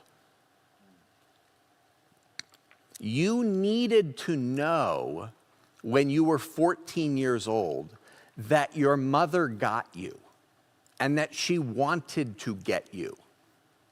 And you needed to know when you were 17 years old that your father got you and that he wanted to get you. He wanted to be attuned to you because you mattered to him. So, did you feel felt by your parents? What's your story with regard to attunement? When you were a sophomore in high school, think back. Freshman in high school, think back to that time period. Did you have a sense that your mother cared about what was going on for you emotionally on the inside? That's attunement. Second thing you needed, responsiveness. So if attunement is like they read that you had a sad face at the dinner table that night because something hard happened at school, if that's attunement, responsiveness is, okay, well, what did they do with your sad face? How did they interact with you given that you were sad, devastated, heartache, upset? Responsiveness is absolutely essential for the development of your brain. You needed to know, if you're sitting at the dinner table, that your mom and dad not only knew that you were upset, but that they responded to that upset with some measure of acknowledgement, of words, of tone of voice and facial expression that showed that they were moved that you were hurting. That's responsiveness. So, for you to ponder, did your mother respond to you when you were upset? And was her responsiveness to you marked by kindness, care, comfort? You have to understand that your dad knew you were upset after you lost your soccer game. He knew you were in your room. This is what Jay was talking about honor and honesty. Parents read children. People read people. Your dad was not oblivious to the fact that you were isolated in your room for 3 hours after you lost your soccer game. How did your dad or mom respond to your heartache, to your upset? Was there comfort? Was there care? was their movement towards you. Was their responsiveness. Because you had lots of hard days at school. Like Jay said, what was his line about middle school? The hell or whatever. Look, you all went through middle school and you had hard seasons, days. How were you responded to? How were you responded to by your parents when you were not doing well? Now, let me offer, every time I teach on the Big Six, at this point, I do this word of caution, and here's what it is. I know what some of you parents are doing right now. You have probably been doing this for about 8 minutes. You have stopped thinking about yourself as a boy or a girl, and you are thinking about how you are failing your children. And all I can do, I mean, I get teary every time I say this part. All I can do is plead with you that for like today, okay, for like an hour, could you just put your parenting to the side and focus on what's it like for you as a boy or a girl? Like just for an hour. I'm glad that you want to be a better parent. You know I am. But if you want to be a better parent, what the research shows is the single most important variable is the degree to which you have made coherent sense of your own developmental story. So let it soothe you to know that the best thing you can do for your children is to engage yourself as a boy or a girl and the stories that you hold, particularly with regard to attunement, responsiveness, and the rest of these. Third thing every child needs from their parents is engagement. All right? It's not enough to be attuned to and responded to. What is engagement? Engagement is, did your parents pursue your heart? Did they draw out your hopes, dreams, fears, longings? Did your mother have an internal intention to know how you were unique, how you were different than your sibling, how you were different than she was if you're a daughter? Did your dad have an internal intention to know what made you you? That's what I mean by engagement.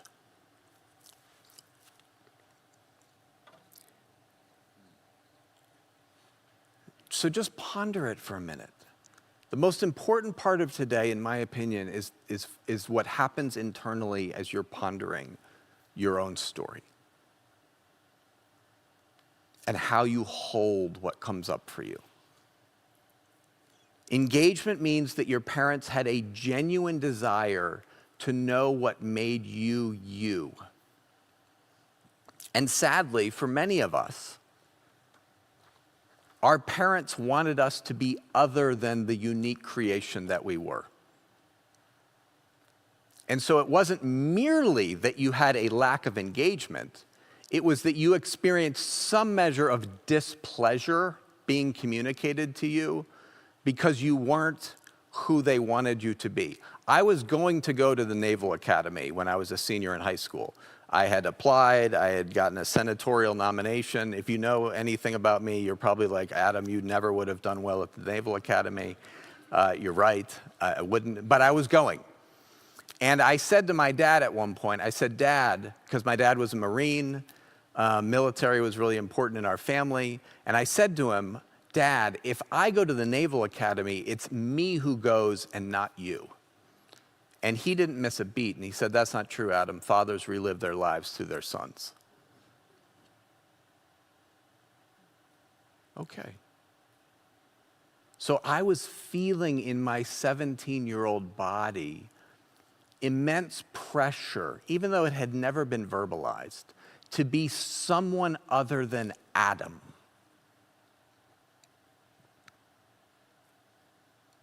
What I needed, what you needed, was engagement, drawing out of what made you you, so that you could become you. The word to hear pulsing next to engagement is the word delight. Were you delighted in?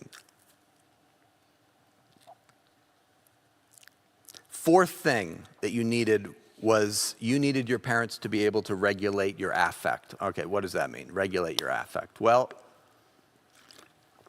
you have a nervous system and you have a felt sensation in your body all the time of your what's called your affect. Affect is your internal sense of your moment-to-moment bodily sensations. Think of it on a spectrum from 0 to 10, where 5 to 6, the middle, is you are alert, you're present, you have like a slight feeling of excitement.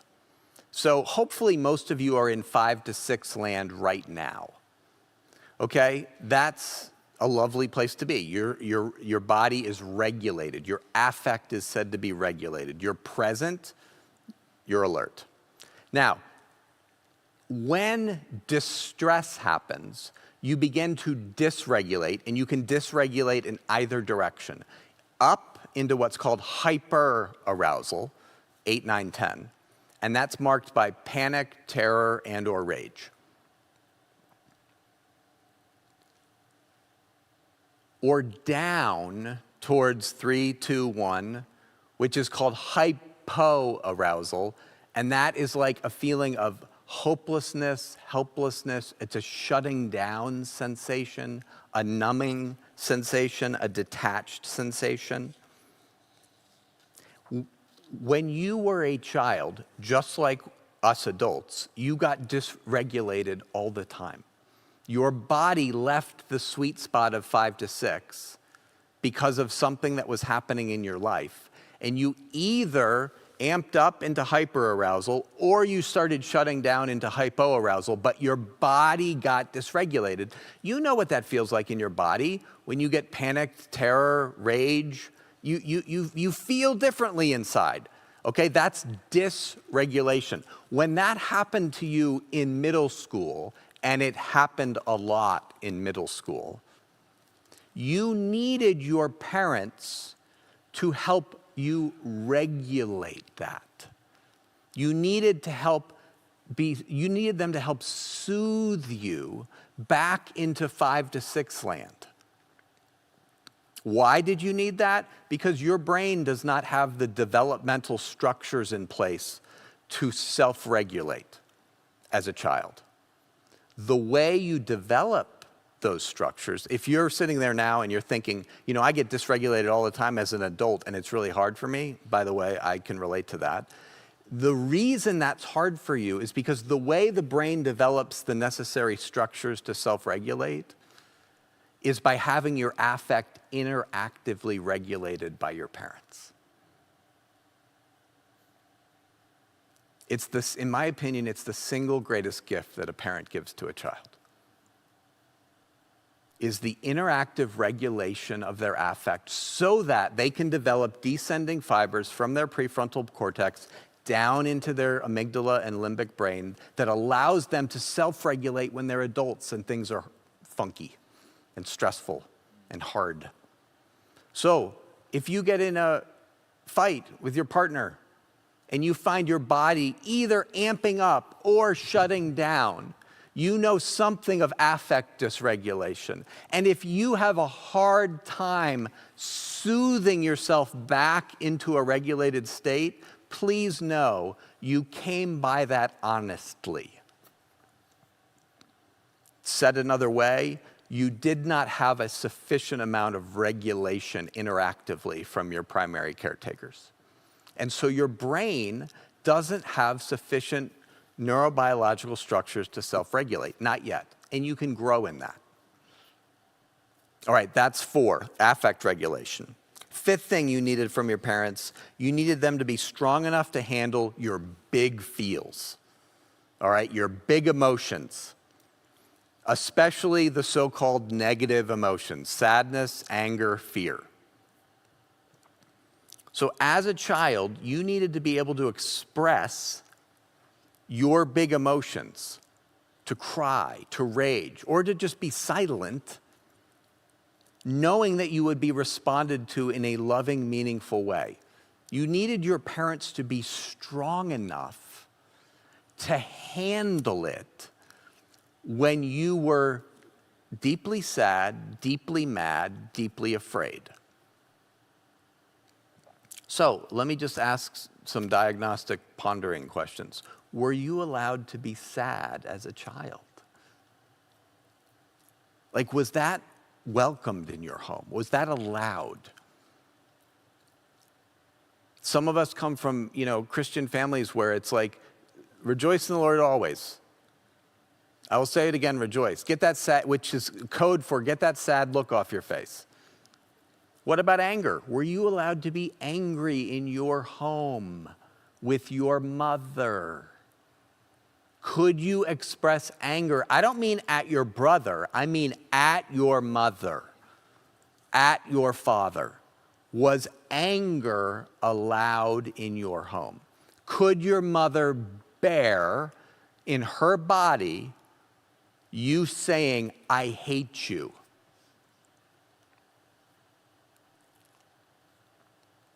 Or were you met with some version of, don't you know that hurts mommy's feelings when you say that? Or go to your room. Or how could you say that? How could you say that, sweetheart? You needed them to be, your caretakers to be emotionally strong enough to handle your big emotions. Sixth thing, and this is the most important of the big six, is you needed there to be, on your parents' part, a willingness to repair harm. When they did harm, you needed them to be willing to repair it. All parents do harm. All of us. That's just what it means to live east of Eden. Did your parents repair when they harmed you? What do I mean by repair? I'm sorry, sweetheart. I don't like it, son, that I lost my temper with you earlier today. I don't like that happened. I regret it. I'm going to work on that, and I'm really sorry about that, son. Sweetheart, I'm sorry that I said or did that thing. I want to make that right. What was that like for you? Okay, that's the language of movement towards repair. Is that language foreign to you with regard to your parents? If it is, then you did not have caregivers who were willing to repair harm on a regular basis. And some of you, you don't even need to think back to your childhood. If your parents are alive, think about it today. Is there a willingness to repair, to have conversation about harm that was done? Or is the thought of you taking your mom to dinner and saying, Mom, could we talk about some of the ways you harmed me growing up? Like when you imagine right now doing that, is something inside of you saying, Adam, that's absurd, I would never do that, that conversation would never go well? If that's the case, then you don't have much experience of repair. Now, no parent gets attunement right 100% of the time, responsiveness right, and none of us do, okay? What matters is that they recognized when they failed you and that they sought to repair it. You're going to do an exercise in 20-ish minutes.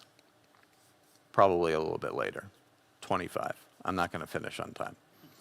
That helps you ponder the degree to which you experience these 6 things as a child. But for now, I just want you to check in with your body. Just like check in. And as you've been thinking, whatever's been coming up for you, like just notice what you're feeling in your body. As I've been talking about these 6 things, and you've been thinking about yourself as a boy or a girl. Just notice what you're feeling in your body and just welcome it, whatever it is. It's welcome. Even if it's ambivalent, even if it's confused, even if it's a mix of different feelings, even if it's filled with more questions than answers, it's welcome.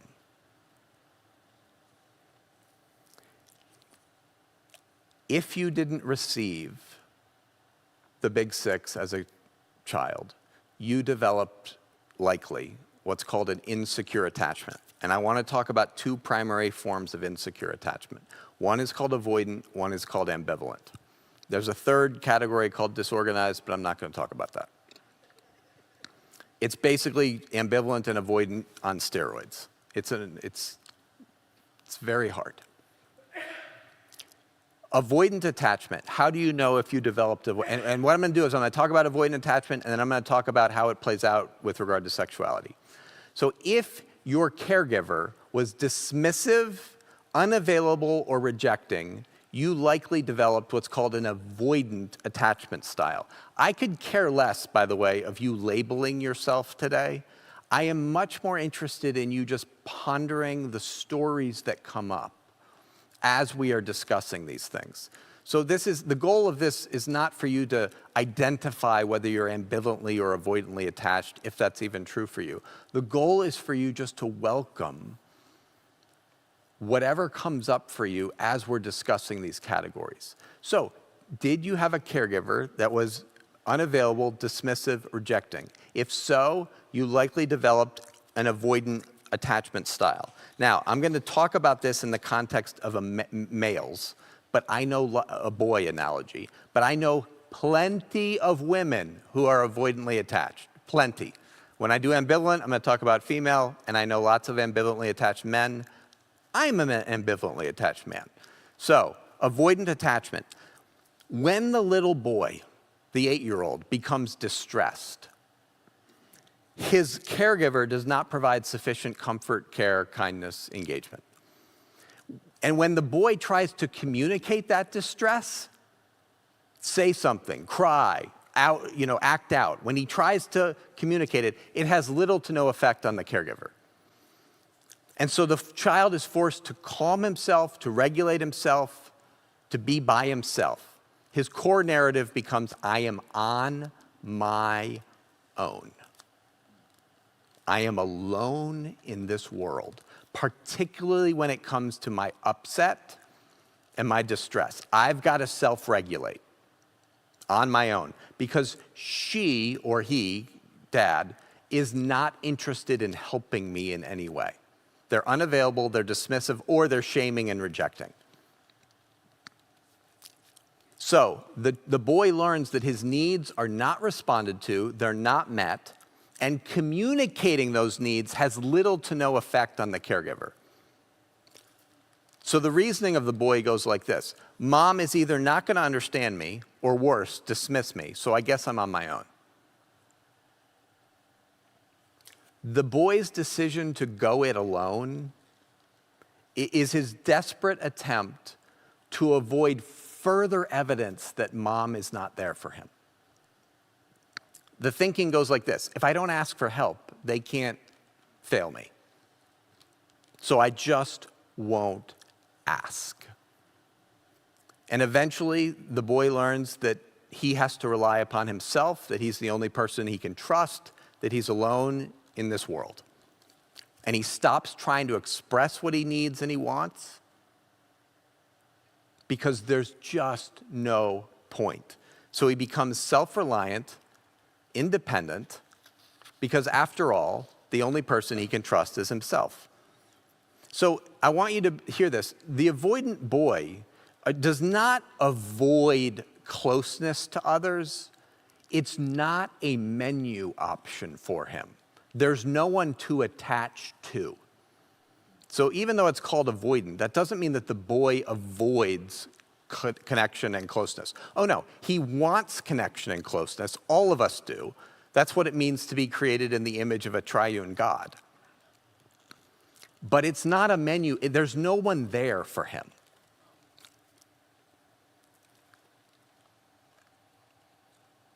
Here's a critical byproduct of avoidant attachment. You become disconnected from your needs, wants, longings, desires, feelings.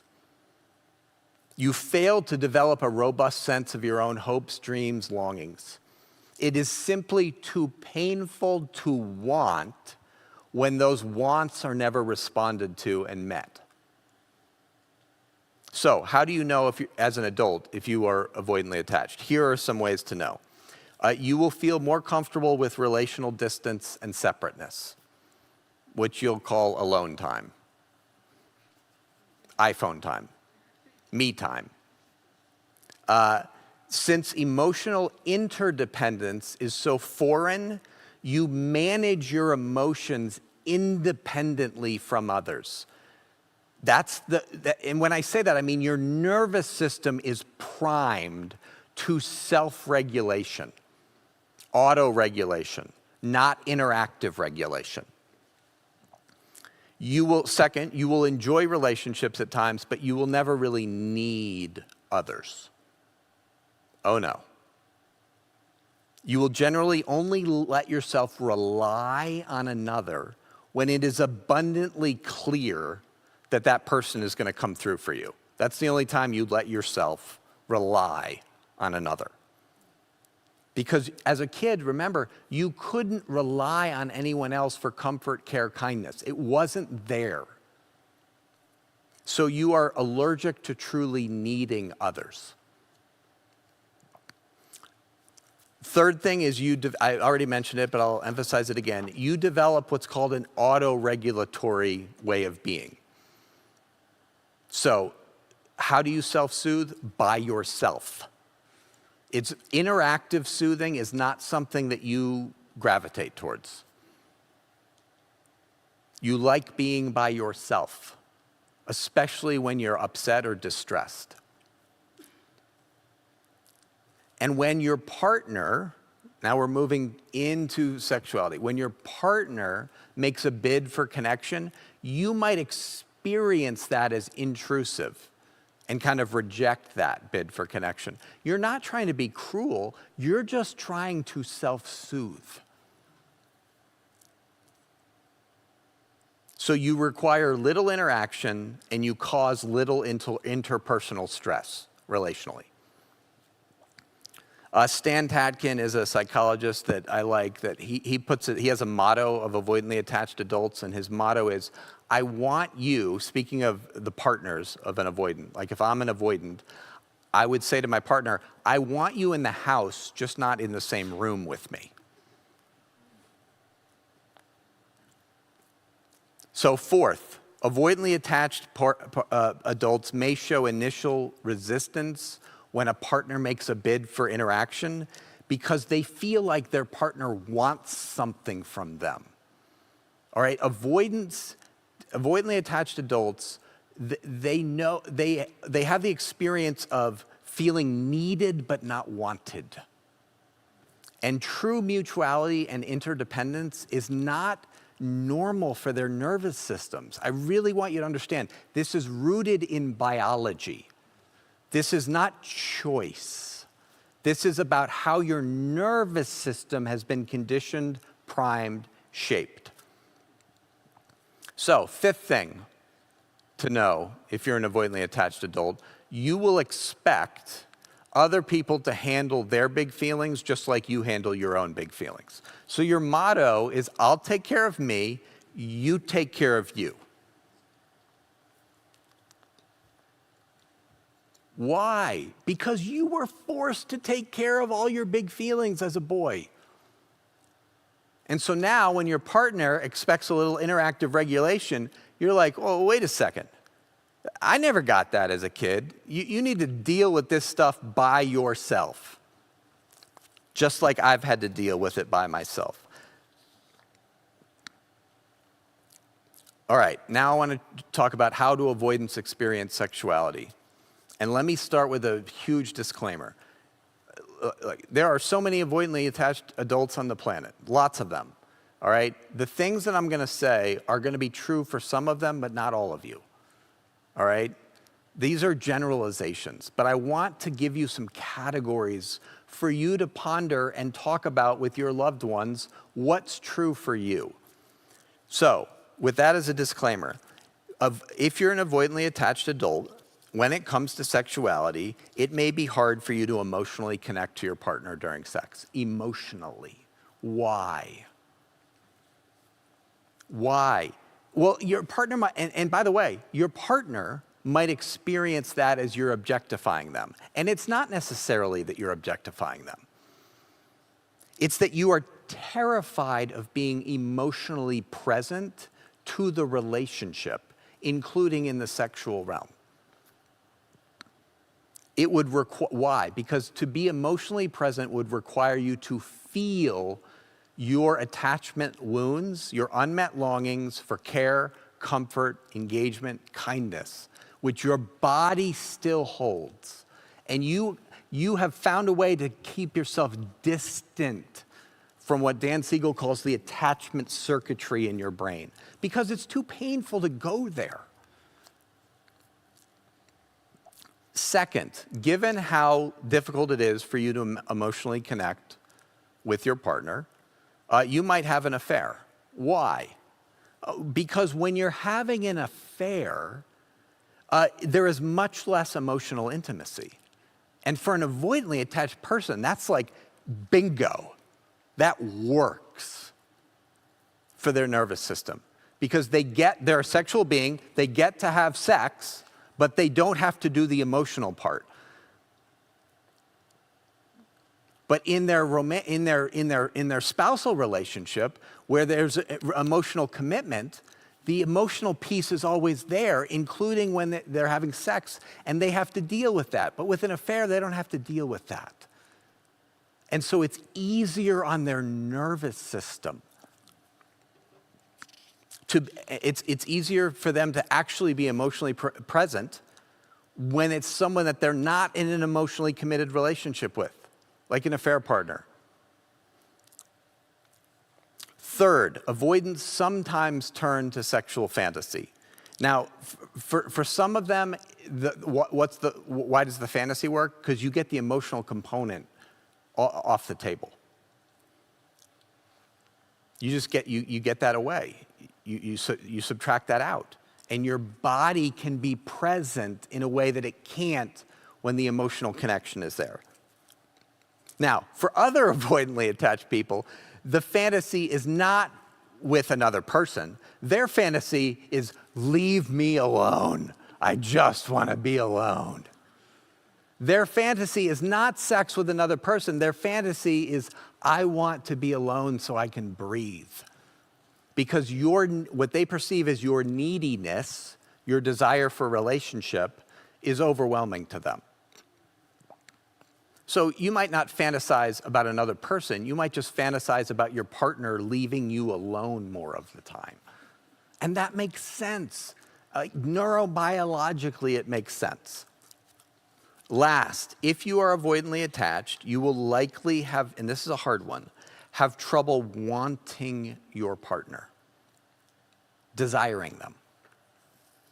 Why?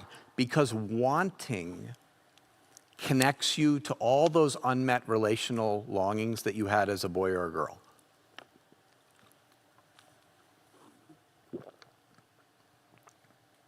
And so you've turned off what I call your wanter. We all have a wanter, but avoidantly attached folks have turned that way down and sometimes off.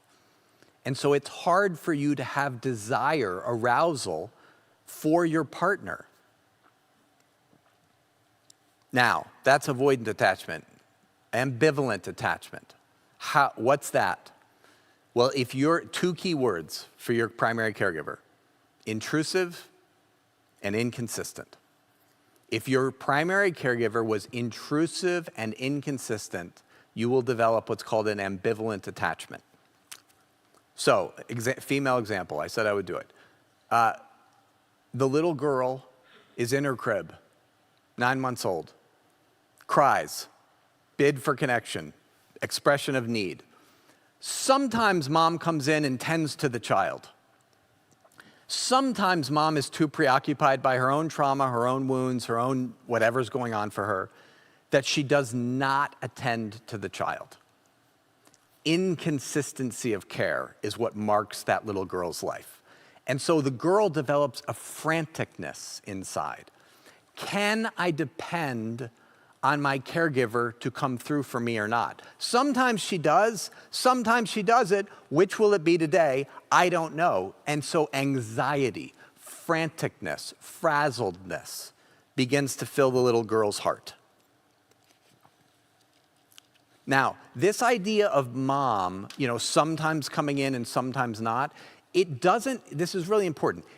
As adults, when we hear that, it doesn't sound that scary. But to a child that is dependent on care, it is terror. The inconsistency is terror. Now, the second thing that creates the ambivalent attachment, not just inconsistency, but is intrusiveness. Intrusiveness refers to the fact that the little girl is being required to meet mom's needs rather than mom meeting the little girl's needs. And this happens all the time. The thinking of the little girl goes like this: in order to get mom to care for me and to mother me, I need to tend to her, help her, soothe her, heal her. And so you become what's called parentified. Your roles get reversed. And we'll talk more about this when I come back and talk about triangulation. But it is a maddening bind for a little girl to be in. She needs mom, and she has to tend to mom. Now, how do you know as an adult if you're ambivalently attached? Well, here are some of the ways you can know. First and foremost is you have great difficulty regulating your big feels. You get dysregulated frequently, and boy, oh boy, is it hard for you to calm yourself, especially when there's interpersonal stress, conflict, whether it's with a partner, with a friend, or a coworker. Interpersonal stress and conflict dysregulates you frequently, and it lasts longer than securely attached. It lasts. It's hard for you to calm down. Second, you have a fear that you are going to be rejected or abandoned, that you're going to be dropped. That's probably a better way to say it. Now, this leads to habitually seeking closeness to others, and others experience that as you being clingy or too needy, and you feel shame about that. You know it. You know that you have that need inside, that your nervous system needs reassurance. But that pushes other people away because they feel suffocated, which confirms what your nervous system already knows. You can't depend on the care of another. It's inconsistent, just like mom was, or dad. So you see the bind for an ambivalently attached adult. So you're always watching for relational ruptures in your relationships. You expect, you're primed, you're hardwired, that there'll be relational connection one day and it'll be gone the next.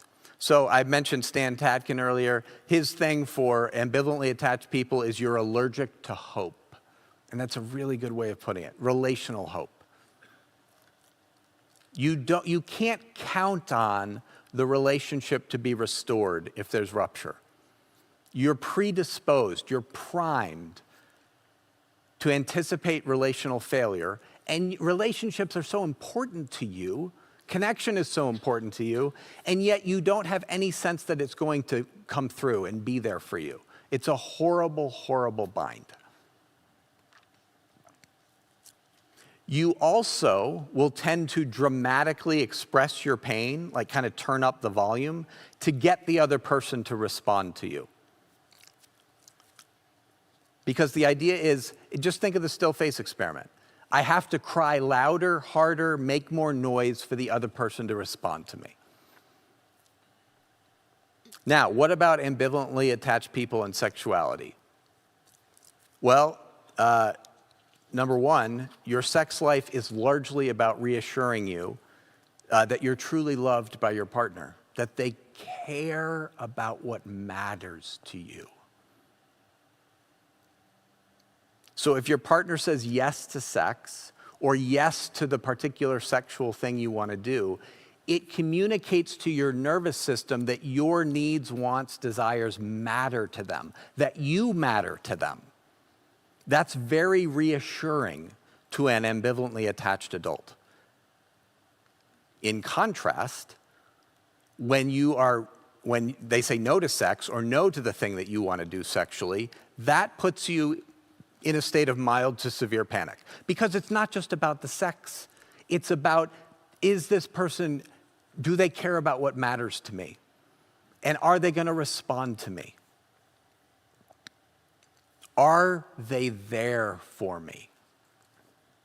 Second, you might use fantasy as a substitute for intimacy. And in the fantasies, or the affairs, or whatever, what it's primarily about for you is that the other person wants you. They want you. Because that reassures your nervous system that you are being responded to and that the other person really values you, that they treasure you, that they cherish you, that they have desire for you. So it will come as no surprise that ambivalently attached adults often marry avoidantly attached adults. And if you're doing some of the math right now, you can see that that is an absolute train wreck. Third thing for ambivalently attached adults and sexuality is it may be really hard for you to be clear about what you want sexually. Why? Because you're afraid that the fullness of who you are will not be welcomed in the relationship. And as a result, you might not bring your desires to the marriage, you'll bring them to porn, affairs, other places, because it's safer. Last thing for ambivalently attached adults is you might do sexual things that you're really not comfortable with. Why? Because you don't want to lose the relational connection. That's too scary to you. And so you'll do things, you'll compromise your integrity, do things that you're not comfortable with because you don't want to jeopardize the relationship. So look, I hope it becomes clear. I know I'm speaking fast and throwing a lot at you. This is so fraught. Sexuality, when you are insecurely attached, is fraught. It's a minefield. But the primary point for this morning, at least for right now, is that will you have some compassion for the fact that it's been a minefield for you? Like, what if there's just good reasons for that? What if your attachment experiences have shaped your brain and your nervous system, your body, in such a way that it makes it really difficult to have a healthy sexual relationship? Instead of having accusation and contempt and frustration for why can't we figure this out? Why can't me and my partner figure this out? What if there's some compassion for, okay, this makes sense. This is very hard, this is very tricky, this is very fraught, but it makes sense. And it's not because you're necessarily doing anything wrong, it's because you have neurons.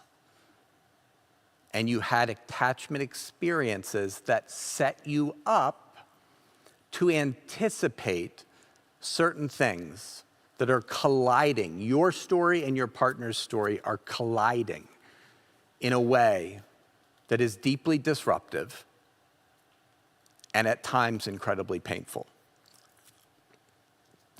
Okay, what I want to do now is give you 30 minutes, but not quite, because we don't have enough time. 25 minutes to do this self-directed exercise on the Big Six. The purpose of this exercise is for you just to ponder, reflect on the degree to which these things were met for you as a boy or a girl. Look, you don't have to do the whole thing. Do whatever section grabs you. Skip the sections that don't grab you. Whatever grabs you, I would invite you to spend time there. And if you need a break, bless you. Tuck it away. You can always return to it. But I will come back at 11:45 to talk about our next section. The last thing I want to say is this. I've already said it, but I want to underscore it. What changes the human heart is not information. It's engaging the particularity of your stories and your story as a boy or a girl. That's what this exercise is intended to take you into. So, I'll be back at 11:45.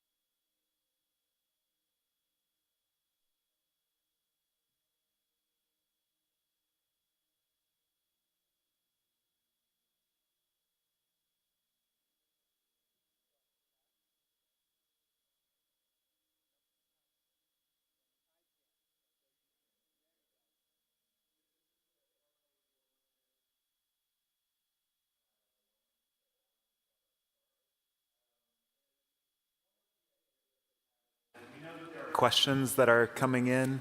And by design, we acknowledge that this conference is going to raise more questions than answers in many ways. And so one of the things that we're going to do is, if you all have questions, there are note cards up here at the stage and also out on the table with a Sharpie on top. If you have any questions throughout the day, feel free to come up, grab an index card, write down your question. And then what I would ask is just leave it on this kind of black and white carpet up here, and then we will collect those throughout the day.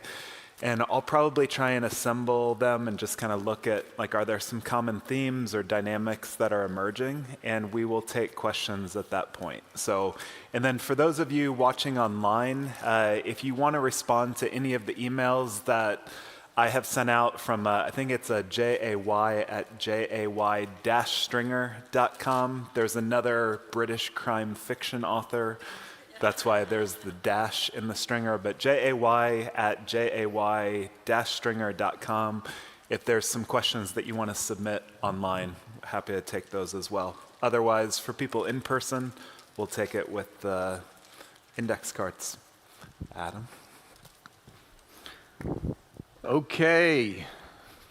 Woo!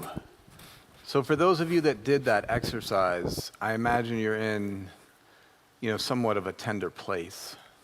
And what I really wish is that we had time to sit down and just go over what that was like for each one of you, for those of you that did it. Because your story matters. And particularly your story as a boy or a girl matters. And it needs to be witnessed, it needs to be told, it needs to be witnessed, it needs to be engaged. But we can't do that now. It's just not the format for it. But I wanted to at least acknowledge that if you feel like you're in a tender place, or if that was just a hard half hour for you, like that just makes sense. It's just reasonable to look at some of what you wrote, some of what you circled, and what you're holding in your body. We're going to do one more segment, and then we're going to break for lunch, which will be, as I said earlier, a very well-deserved break. I want to talk before lunch about triangulation. And it is very helpful, I think, at some point in your life to draw a triangle. And on that triangle, you're going to put primary caregiver 1, primary caregiver 2, and you. So if you think of what's called an isosceles triangle, if you remember from geometry, with mom and dad up here and you down here, that's what I'm asking you to draw. But I want to see what your triangle looks like. The closeness of the points of the triangle are supposed to represent the closeness, the emotional closeness of the relationship. So, if you imagine an isosceles triangle, the closeness of mom and dad, the 2 points at the top, it's going to be closer than either of them are to you down here in a healthy family. So, in a healthy family, the parents are emotionally closer than either one of them is to you as a child. But sadly, many of us grew up in families in which the triangle looked different than that. That just is not how our triangle looked. So for example, I was emotionally closer to my mother than my father was to my mother. Mom and I had a much, much closer relationship than my mother had with my father, her husband. So in my triangle, the line connecting me, I'm like this, and mom and I are super close, and dad's over here. And that is not what an isosceles triangle looks like. I don't know what that's called. That's called a triangle of insecure attachment, is what that's called. That's what my triangle looks like. So when your triangle looks something like mine, whether it's too close to mom or too close with dad, the foundation is set for you to experience significant harm as a boy or a girl. I am not saying that harm is inevitable. I am saying that the setup for violation to the child is present. So if the closest emotional bond in your family is between you and, for example, your mother, or you and, for example, your father, rather than between your parents, then your parent that is super close with you often looks to you as a child to meet their adult emotional needs. And that's what happened in my family. My mother looked to me, her firstborn son, to meet her adult emotional needs because my father was emotionally checked out of their marriage. Now, when that becomes an ongoing pattern, and that's key, not an isolated incident, but a pattern over years, then the child has become what's called triangulated. Here's the thesis sentence of this entire talk. What is triangulation? Triangulation occurs when a parent, and it doesn't matter which one, requires a child to function as an emotional adult by meeting that parent's adult's needs and wants. So here are some questions for you just to reflect on as you think about the possibility of triangulation in your family. Which way did the bulk of the emotional energy flow? From your parent, one of your parents, into your heart, or from your heart into one of your parents' hearts? Did you receive more, emotionally speaking, from your mother, father, or did you give more? Were you required as a 12-year-old boy or girl to give to your parent, or were you constantly in a posture of receiving? So suppose you're a 14-year-old girl and your parents do not have a close emotional relationship with each other. And your dad begins looking to you rather than to his wife for connection. Now, of course, connection between a father and a daughter is really, really sweet and good and holy unless the parent is using that child to meet his needs. Parents and children are not peers. In a healthy parent-child relationship, there's plenty of connection. Connection is a good thing. You know that from the Big Six. But the parent never imposes their emotional needs on the child. So triangulation happens when a parent takes, eats something of the goodness of the child, rather than gives to the child.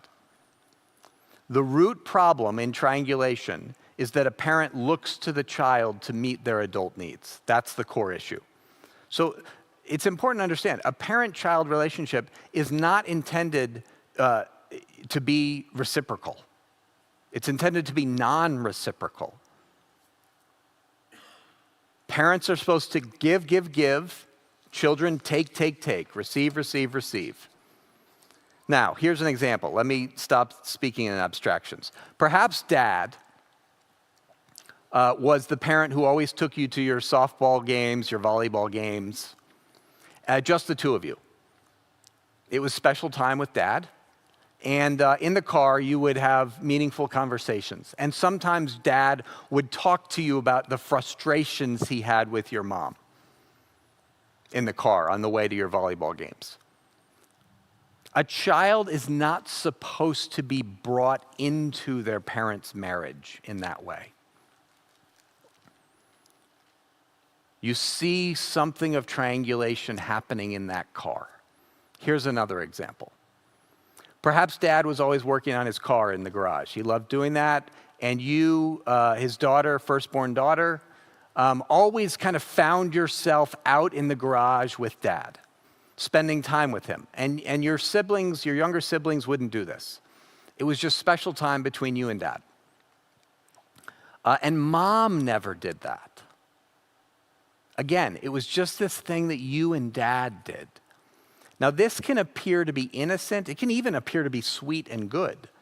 After all, what's wrong with a father spending quality time with his daughter? Nothing. Everything's right about it, as long as the father is not looking to that daughter in that garage to meet his adult emotional needs because he is not connected to his wife, her mother.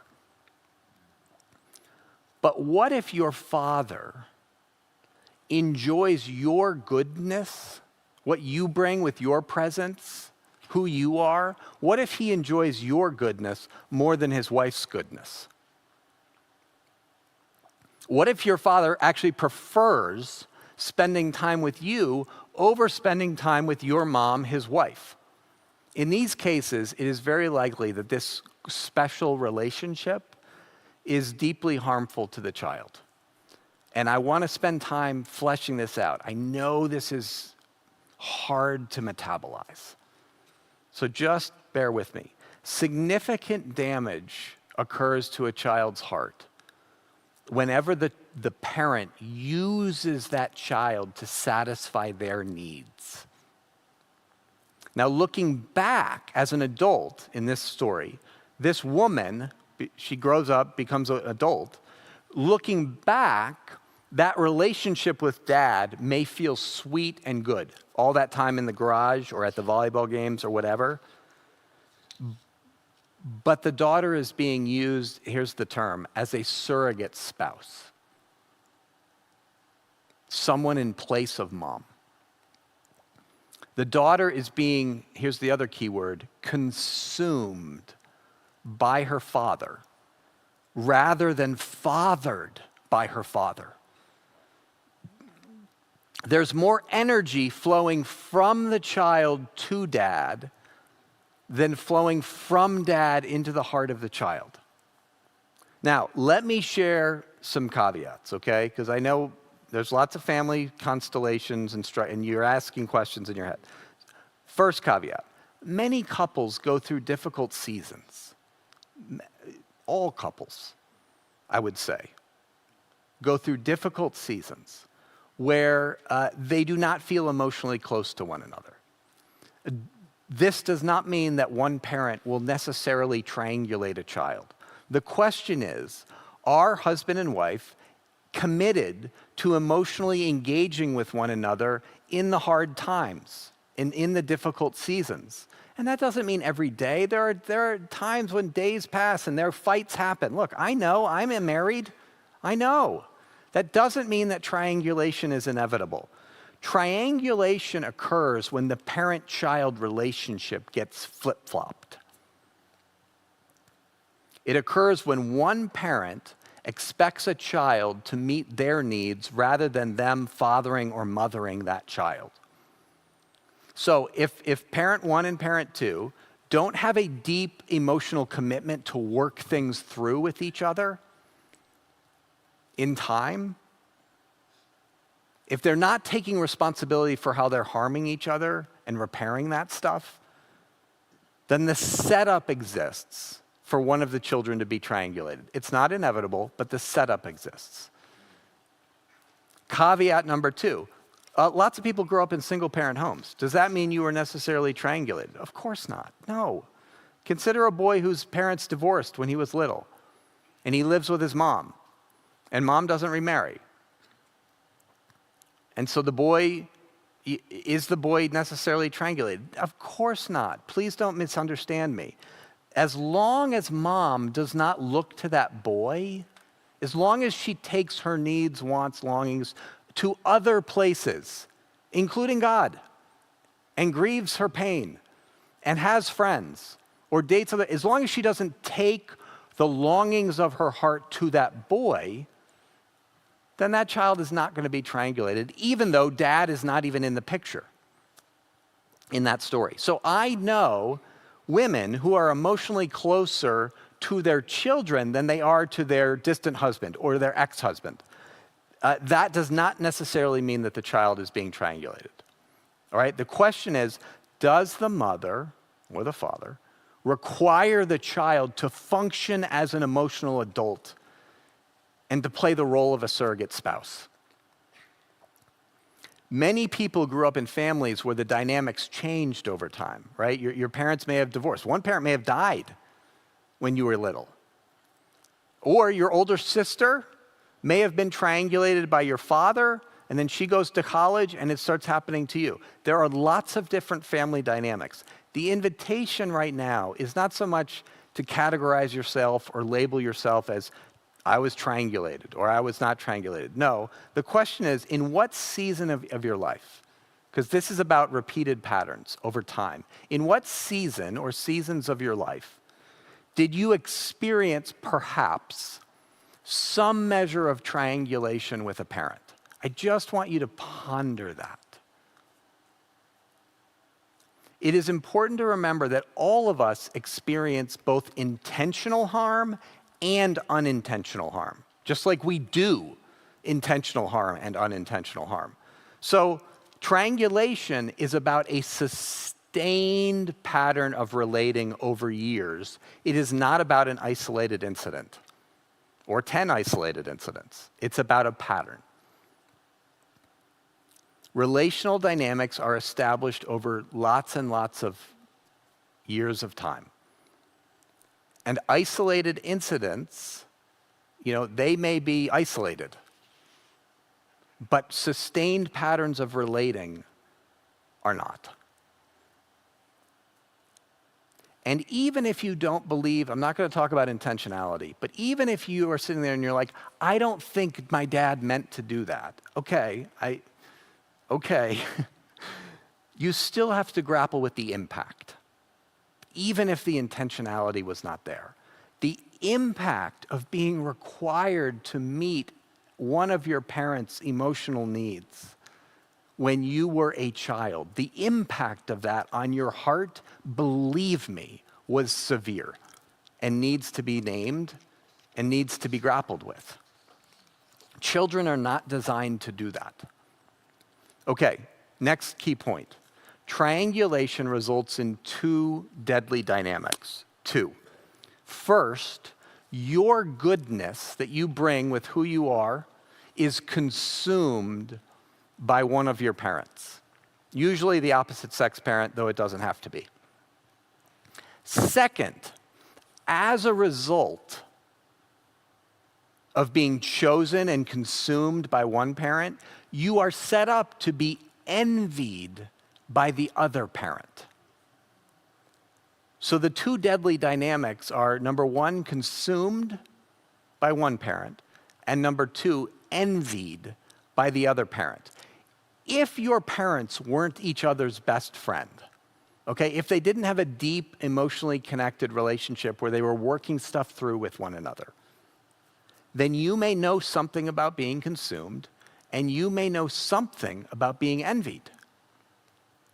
By consumption, what I mean is that since your father knew that your mother wasn't there for him, he began to look to you to meet his emotional needs. He began to consume the goodness that you brought with your presence. Now, triangulation places, as you can imagine, an immense burden on the chosen child. But the chosen child rarely feels a sense of burden. Quite the opposite. To the child, that relationship, that triangulated relationship, often feels good and sweet and connected and loving. And as an adult, you'll look back. When I look back on my relationship with my mom, I think there was so much sweetness and connection and goodness. And it certainly felt better than my relationship with my dad, where there was envy and rivalry and distance and contempt. So when an adult looking back on a triangulated relationship, they're going to remember like being highly attuned to that parent that triangulated them, anticipating that parent's needs, tending to them, being there for them, being concerned about them. You'll feel close to the parent who was using you as a surrogate spouse. And that's very hard to come to terms with. But there is nothing good, there is nothing loving or caring about a close parent-child relationship when it is serving the needs of the parent and not the needs of the child. So if you were triangulated, then the nature of your story, in part, is that what felt like love wasn't. So for the first 35 years of my life, the way I made sense of my story, this is literally how I said it, is God gave me my mom to compensate for a violent father. God gave me the kindness and sweetness of my mom to compensate for a violent father. That's how I told my story. That's how I made sense of it. The reality is that my mom had triangulated me and was using me and consuming me. And that set me up to be envied by my father. Because what do you think my father thought about the fact that my mom preferred me, a 12-year-old boy, to him, a grown man? Of course he envied me. Of course there was rivalry. Of course there was distance and contempt between me and my dad. He was not fond of the fact that my mom preferred me over him. So that's very hard to come to terms with. There's a man named Kenneth Adams who years ago wrote a very helpful book on this topic. If you want to read more on it, I'd recommend it. It's called Silently Seduced. And the subtitle is When Parents Make Their Children Partners. And he shares many examples of people in the book, of people coming to terms as adults with the fact that they were triangulated as children. And here's how, I just want to read you a couple of the excerpts. Here's how one man put it. He said, I decided early on I was going to show my dad that I could be a better father than he ever was. Although I didn't know it at the time, I was also working on being a better husband than he was, a role my mother always seemed to welcome. So notice the dynamic. Competition between the son and dad, emotional closeness between mom and the son.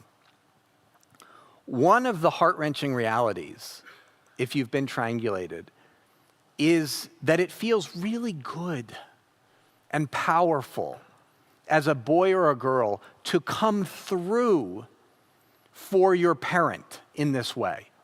I mean, think of, for me, it was such an ego trip. As a 10-year-old boy, I could make my mom stop crying. I could walk in from a hard day of school. I could read and attune, hear the big six in reverse, and respond to her and engage with her and make and regulate her affect. I mean, do you hear it? I was tending to her as a husband should tend to her. That felt really powerful for me and really good, and that makes sense. Here's another quote from a person in that book. It's very similar to what I just shared. It felt so good to be able to make my mom stop crying and put a smile on her face. I was more than willing to be there for her. I felt so important and powerful. After a while, it seemed that my mother actually preferred my company to my father's. There it is. Now here's a woman looking back on her relationship with her father. My father always had me by his side when I was growing up. I was his little sweetie. He and my mother didn't have much of a relationship, so I was the object he adored. When I was younger, I enjoyed all the attention and closeness. Now notice, she enjoyed all the attention and closeness, and there was goodness in it. I'm not saying there wasn't. But it was also deeply violating because her dad looked to her instead of to her mother, his wife, for emotional companionship, camaraderie, and closeness. She is the object that dad adores, not mom. And that's the messed up triangle. She's the object that dad adores. That wreaks havoc in a girl's heart, but it is rarely going to feel damaging at the time. It's never going to feel damaging at the time. It's only until adulthood that you begin to understand the damage that was done. This is subtle. So if you were triangulated, you will likely not think of yourself as violated or harmed because your relationship with the parent who triangulated you felt sweet and close and good and connected. Now, one more caveat. You can be triangulated by the same-sex parent. I have worked with lots of women who were required to be their mother's surrogate spouse. So, consumption is the first deadly dynamic. Now I want to talk about second, which is envy. When a child is chosen by one parent, the other parent comes to envy the chosen child.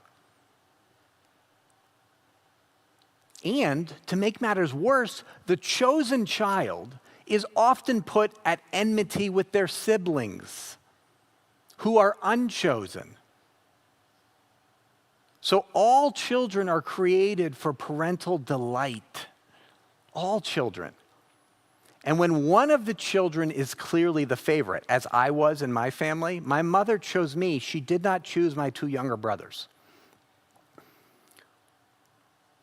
So the unchosen siblings understandably had envy for me.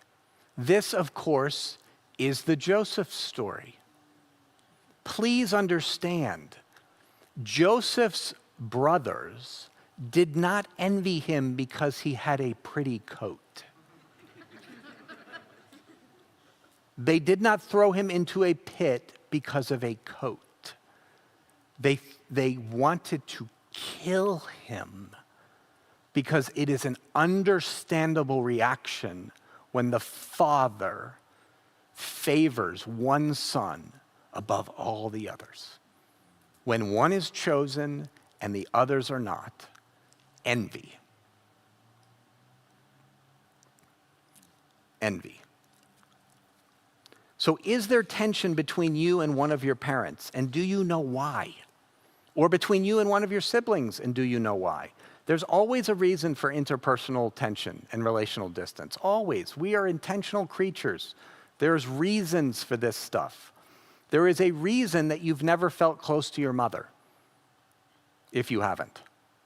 All right? There's a reason that your father is critical or contemptuous of you, like as a pattern, not as a one-time incident. And in order for you to experience healing, we'll get to that in the afternoon, in order for your story to make sense, you've got to name that reason, with specificity. But when you've been triangulated, it can be really hard to name it. Really hard. I mean, this took me years. When you are required to function like a surrogate spouse to a parent, you can't be a kid. Your childhood is functionally stolen. Why? Because I couldn't be a kid when I was being a spouse to my mother. I couldn't have my own needs, my own wants. I couldn't disrespect her. I couldn't not tend to her. I couldn't ignore her because I was required to be a substitute spouse to her since my dad was emotionally checked out of the marriage. You cannot be a carefree child when you are preoccupied with meeting the needs of one of your parents. Now, next point.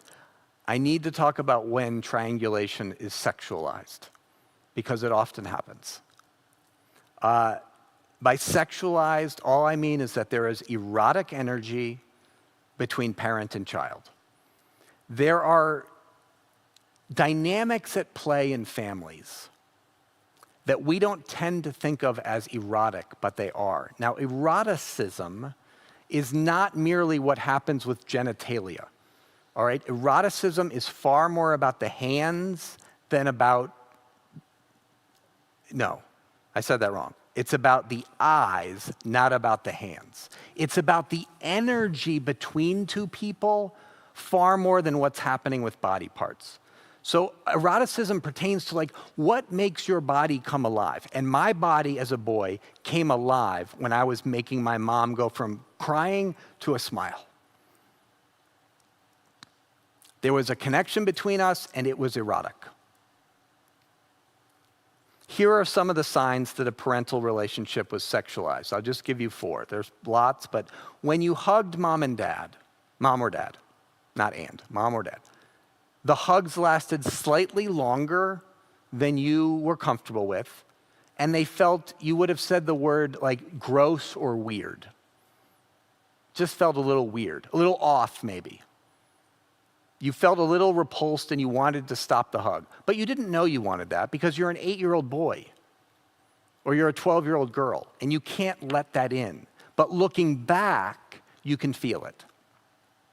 That's number 1. Number 2, mom or dad made sexually suggestive comments about your body or your appearance when you were growing up, when you were developing. Number 3, you felt uncomfortable wearing like attractive clothes in front of one of your parents. You just didn't want to do that. Didn't want to do it. And number 4, something felt, if you got married and you did the dance, you know, the dance with mom or dance with dad, you look back on that and it just felt a little, again, the word is weird, a little off, a little gross, a little yucky. Yucky is a good word when it comes to triangulation, yucky. Because remember, this is how a child made sense of it. A child can't let in the reality of what's going on. It's too unbearable. Now, triangulation that becomes sexualized is properly called subtle sexual abuse. It really is. It's properly called sexual. It's subtle in that there may not have been any inappropriate physical touch. My mother only touched me inappropriately once.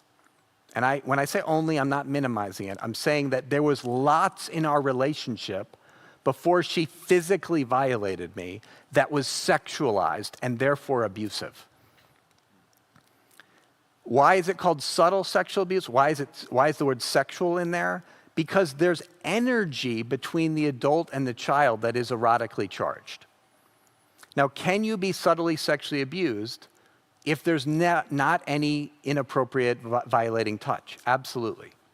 Absolutely you can. Most women know what it's like to be looked up and down by a man who's 20 feet away. There's no inappropriate touch at all. He's halfway across the room, and yet it's a violating interaction, and you both know it.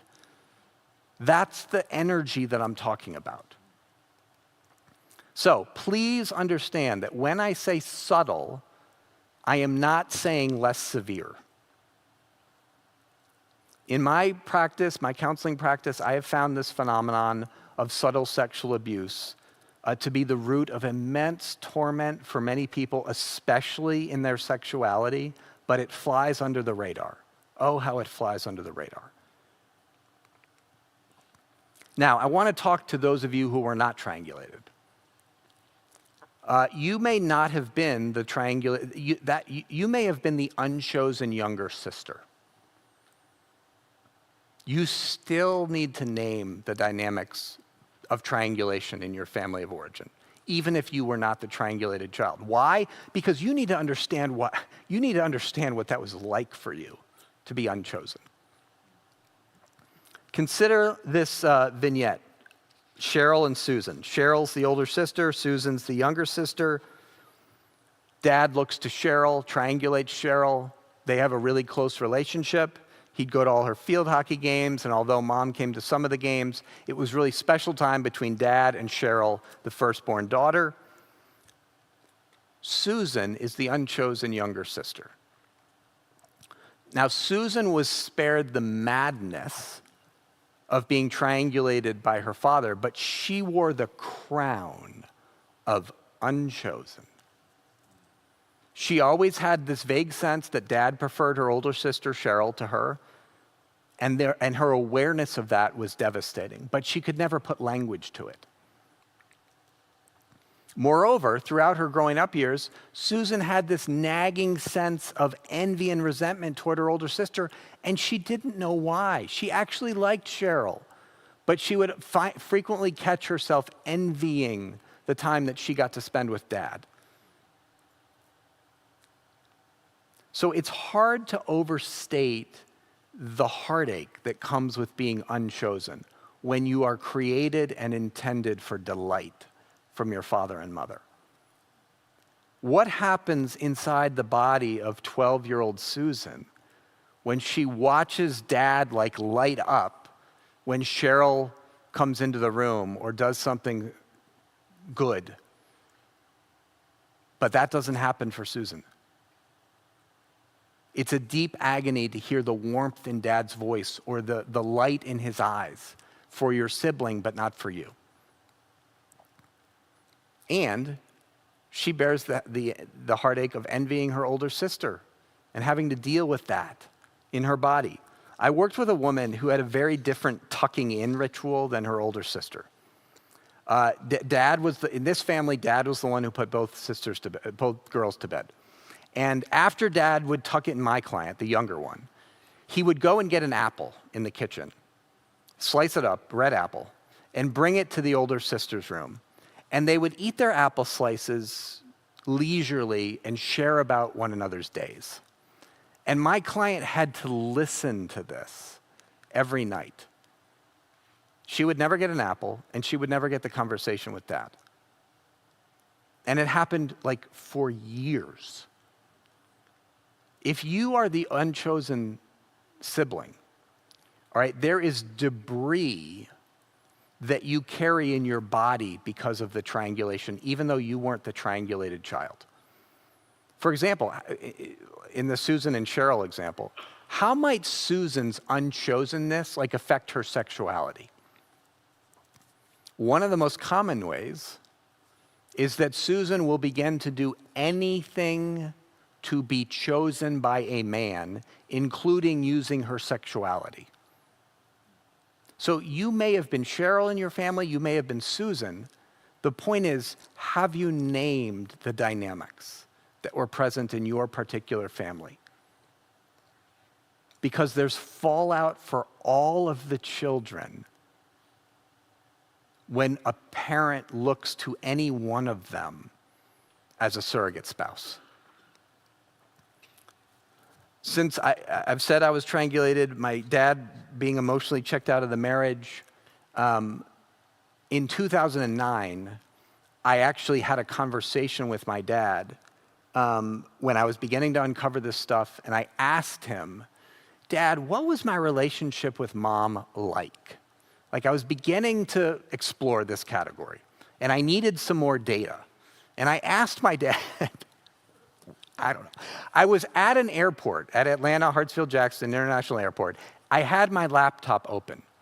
I was talking on my cell phone. My laptop was open. My dad started talking, and I began typing because I couldn't believe the words coming out of his mouth. This is what he said. This is what my dad said when I asked him, tell me about, my mom died in 2003. Sorry, that was an important part. So my mom had been dead for some time. Dad, tell me, what was it like between me and mom? You and mom both depended on each other. At the dinner table, as you'll recall, you sat across from each other. As the conversation began, you'd look up from your plate and she'd look up from her plate and your eyes would meet. You were looking for a sign, agreement, validation from one another. Mom was closest to you in terms of brain waves and psychologically. You and mom always fixed your eyes on one another before anyone else. This is my dad. Your eyes were always searching for hers and vice versa. Your body language was conjoined, if you know what I mean. No, I did not know what you mean at the time. You found humor and sadness in the same things. You found agreement about the same things. You were conjoined emotionally. My dad is not a therapist type. You enjoyed each other's company. You just seemed connected, very connected, and I came to envy it. I envied your relationship with your mom. It just seemed pure and honest and mutually helpful. I think mom was your best friend for most of your life. You were very close to her and comfortable with her. It was apparent to everyone. And then he said this, it didn't bother me, but I knew I was sort of the odd man out. I wasn't at home much. You spent much more time with your mom. Now, there it is. There it is. When I was a sophomore in high school, I began to experience a lot of anxiety. And I went to my Christian bookstore in our town. It's called A Dwelling Place. And I found a book there by David Biebel called If God is So Good, Why Do I Hurt So Bad? And I bought it. And I started reading it every day, sophomore in high school. And my uncle, my dad's brother, came to visit, and that book happened to be on the table in our family room because I was reading it. And my uncle said, Adam, what are you reading? And I told him that it was called, my uncle, not a Christian guy at all, pretty antagonistic towards Christianity. And I told him it's called If God is So Good, Why Do I Hurt So Bad? And he immediately, my uncle looked at my father, his brother, and they just had this laughing connection as my uncle kind of scornfully said, I've been asking that question my whole life. And my dad said, yeah, right? And they both were kind of laughing at me. And I just sat there humiliated by two men, two important men to me. And my heart was devastated, and I felt the humiliation of them laughing at my expense. I'm 15 years old, trying to figure out how to make my anxiety go away, turning to anywhere I know, including this book. Now, how do you make sense of the story I've just shared? A surface reading of it is, Adam, you had a cruel father who that day, laughed at you. And that's true, but it's not what's most true. What's most true is that there is a reason for cruelty. There's a reason that my dad laughed at me that day. And it's not just because he was playing along with his brother. It's because he had years and years of envy that was set up by my mother choosing me and neglecting him. And you heard what my dad said, conjoined emotionally. He had envy about that. Even though he said at the end of our conversation, I didn't mind it. It didn't bother me, but I was sort of the odd man out. Well, it did bother him. And he took it out on me. Now, my story will only make sense, my story with my dad, will only make sense when I name the triangulation with my mom. The reason I'm talking to you about triangulation is because I want you to understand your story more accurately. And some of you were not triangulated. Fantastic. But some of you were. And what's keeping you from naming what that was like for you as a boy or a girl? The reason my father was so committed to humiliating me that day was because he had years of envy built up inside about how his wife looked at me instead of looked at him. And that's what I mean when I say subtle sexual abuse. There was erotic energy in our home between me and mom, and it set me up to be envied and to be a rival to my dad. Okay. Whew. Goodness gracious. That's plenty. It is lunchtime.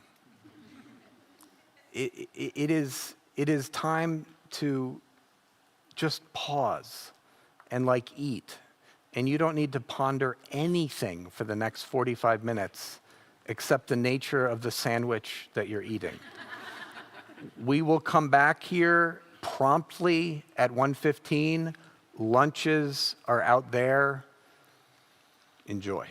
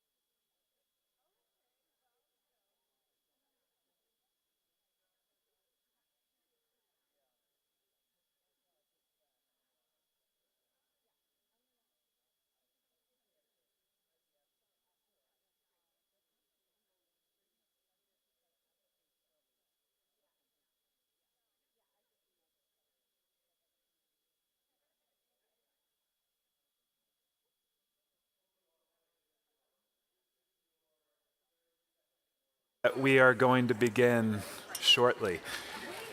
For anyone listening that is going through this with CEUs, are you all ready for your next 2 words? Any guesses? Red dog, not red dog. The words are traffic green. Traffic green.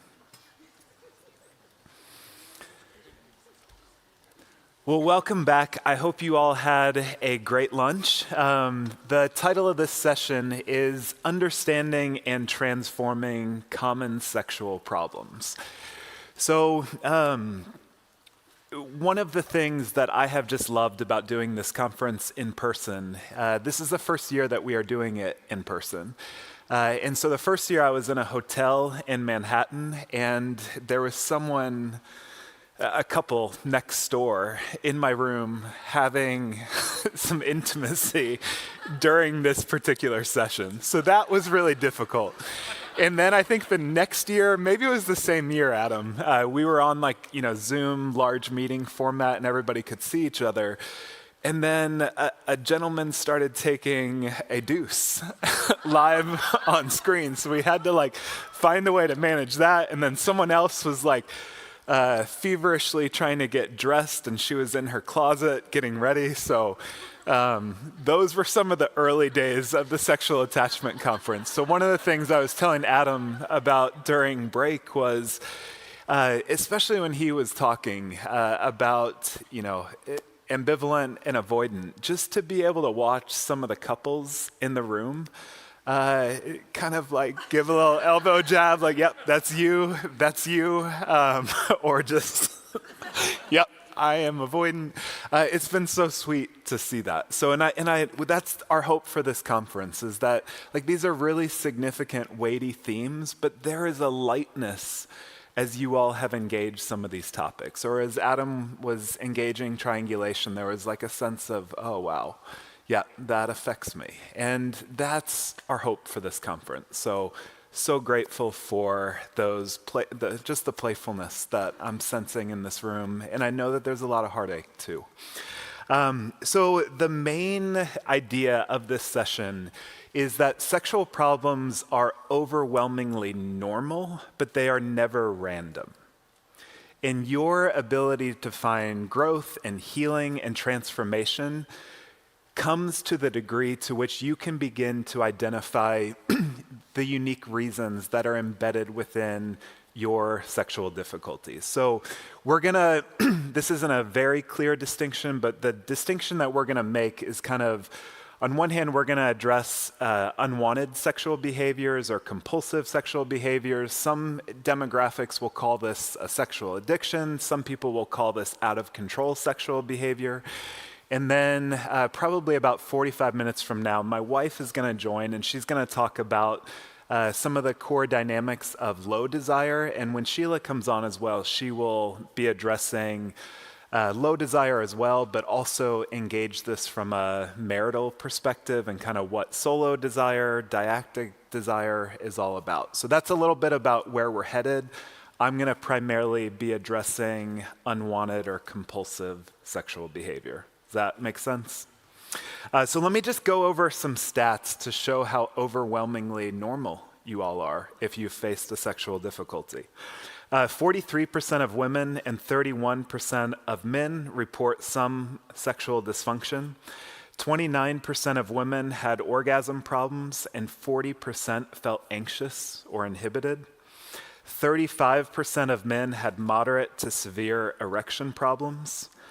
10 to 15% of women have reported some level of sexual pain during intercourse. A third of all marriages have been impacted by infidelity.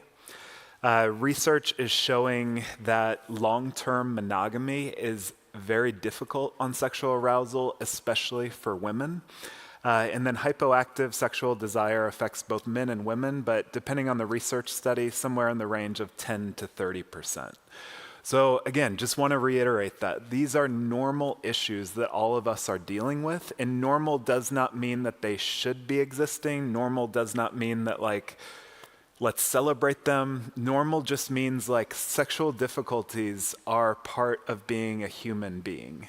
And so our ability to be curious, to be kind, to be proactive, and to have integrity is really how these things begin to transform.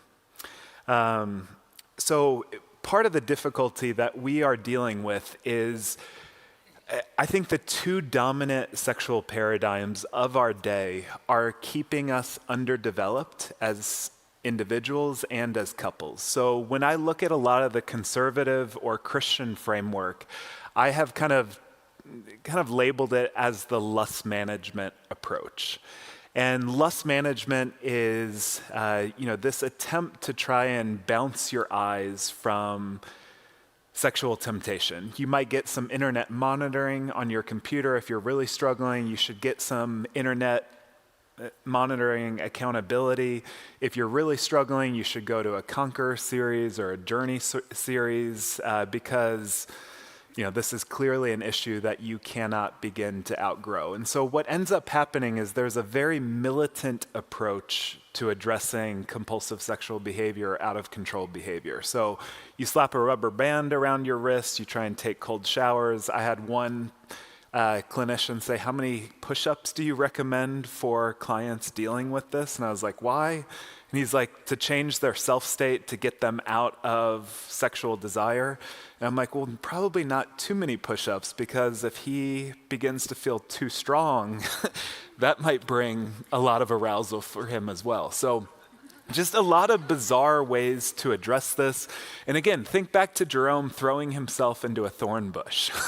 That's a lot of where we come from.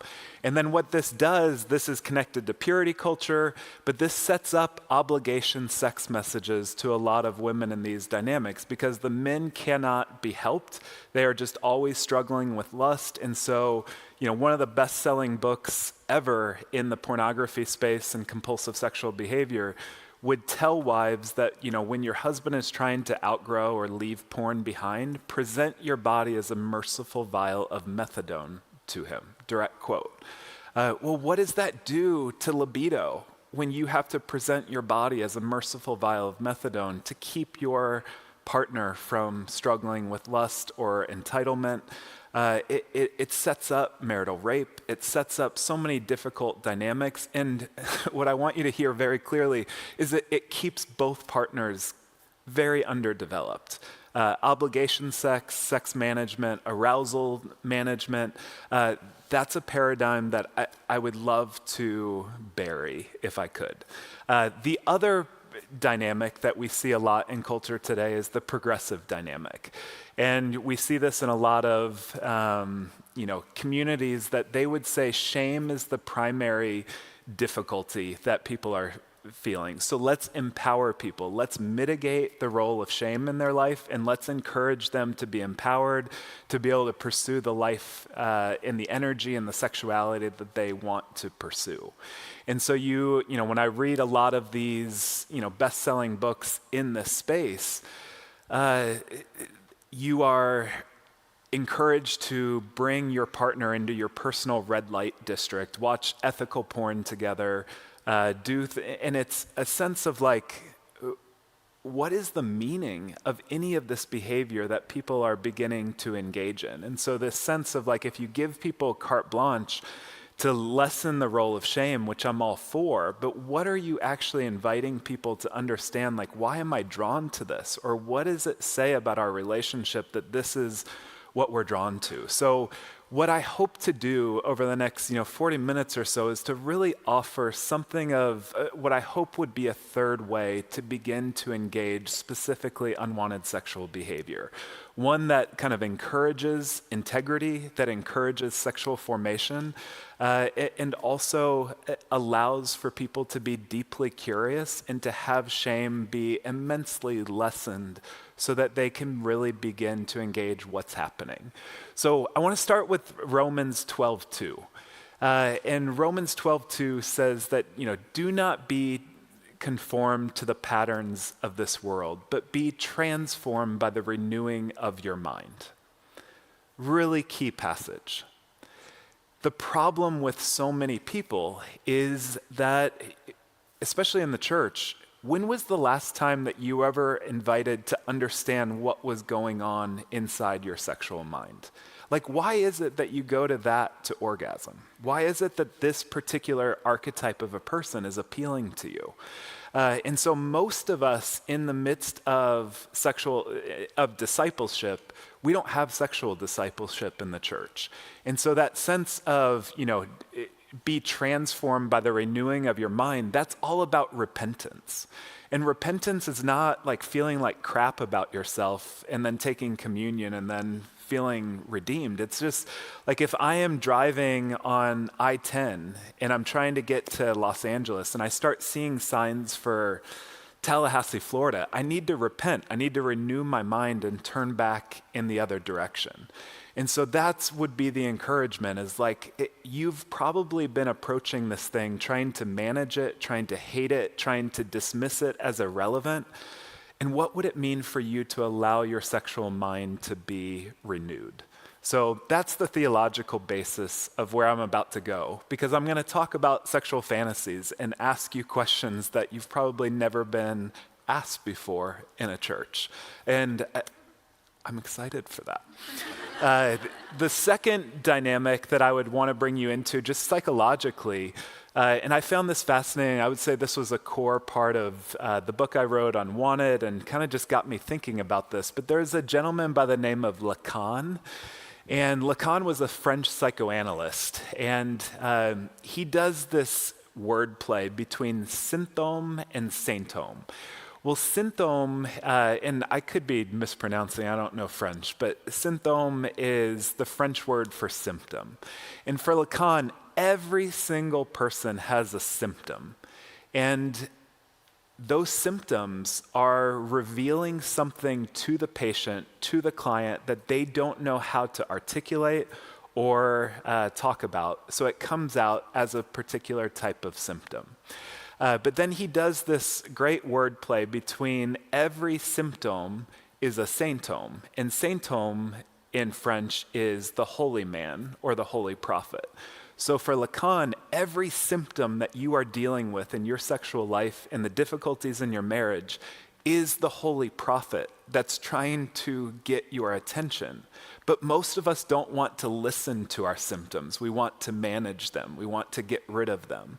And so what Lacan is encouraging us is, what does it mean to listen to your symptoms? So think about this in terms of like if you have a bad back, maybe that bad back is trying to be a symptom of like when you weight lift, you're not doing something right in how you are, engaging weights. Or maybe your posture and the way that you sit all day needs some work. Or maybe you went through a car accident and you jury-rigged a solution and never attended to it. So the symptoms are communicating. And that's what happens with our sexual lives, is that all of us are dealing with sexual symptoms, difficulties, low desire, compulsive desire, feeling shame, feeling stuck. And those problems don't need all of the attention. The problems are always symptoms of underlying issues that are awaiting your engagement. So let's talk about this in terms of particularly for people that are struggling with unwanted sexual behavior. So I want you to imagine your sexual life as a house. And, it's late in the evening and you feel that familiar pull to look at porn, to be able to have the affair. And so part of the question would be like, what are you going to do in those moments? Well, what most people try and do is they try and put a force field over their house and they try and keep the lust from coming out. They get their internet monitoring to be able to kind of filter out anything that shouldn't be on there. They might call a friend for backup. And so it's this sense of like, I need to kind of keep it all out. And then at other points in our life, we just let the fantasy come in and we resign to the reality of I'm just not going to have integrity, or it's so much more difficult for me to try and fight this thing. And if I just like let it in once a month, it's going to be so much better than just having to deal with this every single day, every single hour of my life. So I'm just going to let it come in. And that's the primary approach that so many of the men and women that I work with approach that from, and they hate themselves in the midst of it all. And so part of what I want to invite you into is, what would it mean for you to go out onto the front porch of your life and begin to get deeply curious about your sexual fantasies? I know when I first started asking some of my clients the specifics of their sexual fantasies, their faces revealed why most people do not like to go to therapy, because you don't want to be asked questions like that. But one of the things that I found is that our sexual fantasies provide really immense clues into where we come from, where we're going, where we're stuck. And so maybe for the first time in your life today, I want you to go out onto the front porch of your life and ask yourself some questions about, why is it that I am drawn towards pornography? And not just pornography, but like, if you could Google anything you wanted to, if you could get on Pornhub and search for any image, any genre, what would that be? Or maybe you already have, something from a long time ago that is your sexual template that you begin to go back to. Or maybe you have a difficulty experiencing kind of orgasm, connection with your partner. And so you always find that your mind, in order to surrender, in order to experience climax, you always conjure up something of that same scene that makes you feel like a little bit disembodied, some level of shame, some level of secrecy. I want you to get really curious about why you might be drawn to that. So why is it that you have sought out that particular pornography search from the time that you were 13 years of age or 14 years of age? What is it about that particular archetype? Like, when you see that person, engage that person, there's something of like, I want an affair with that person. Or there's something about me that like wants to merge with them.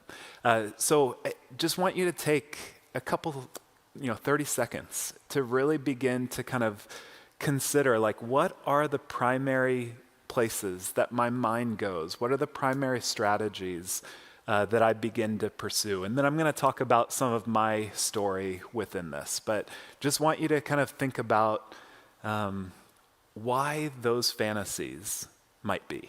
And again, as Adam put really well, these are really great questions if they're allowed to be questions.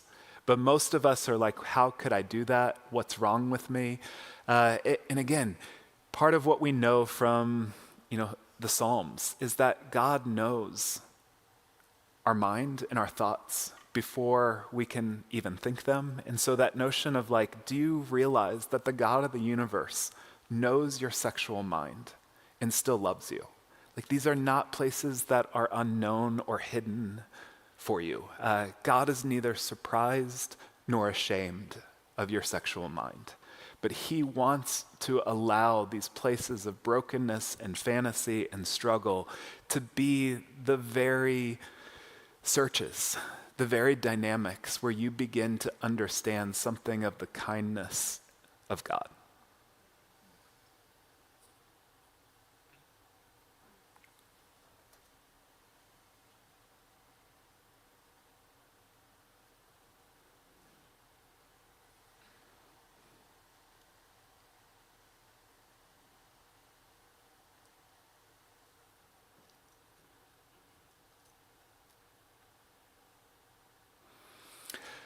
I want to talk a little bit about my story with pornography. So I had definitely seen pornography at different points in my life, had seen kind of some of the early, celebrity sex tapes and whatnot. But the most formative experience of pornography for me came when I was a senior in college. And I had just got done working for a church in the DC area. There's an adage that when you work for a church, it's often like learning how sausage is made, that once you realize like what's happening behind the scenes, you don't want to be involved. And so the church that I was part of, it was a messy experience for me. So I had that. A woman that I was dating that, I think we had dated 8 months. It was the most significant relationship of my life at that point. we had just broken up. And so I just remember feeling this sense of like barrenness and an exile. I didn't know what was going to happen next. And I was on AOL Instant Messenger.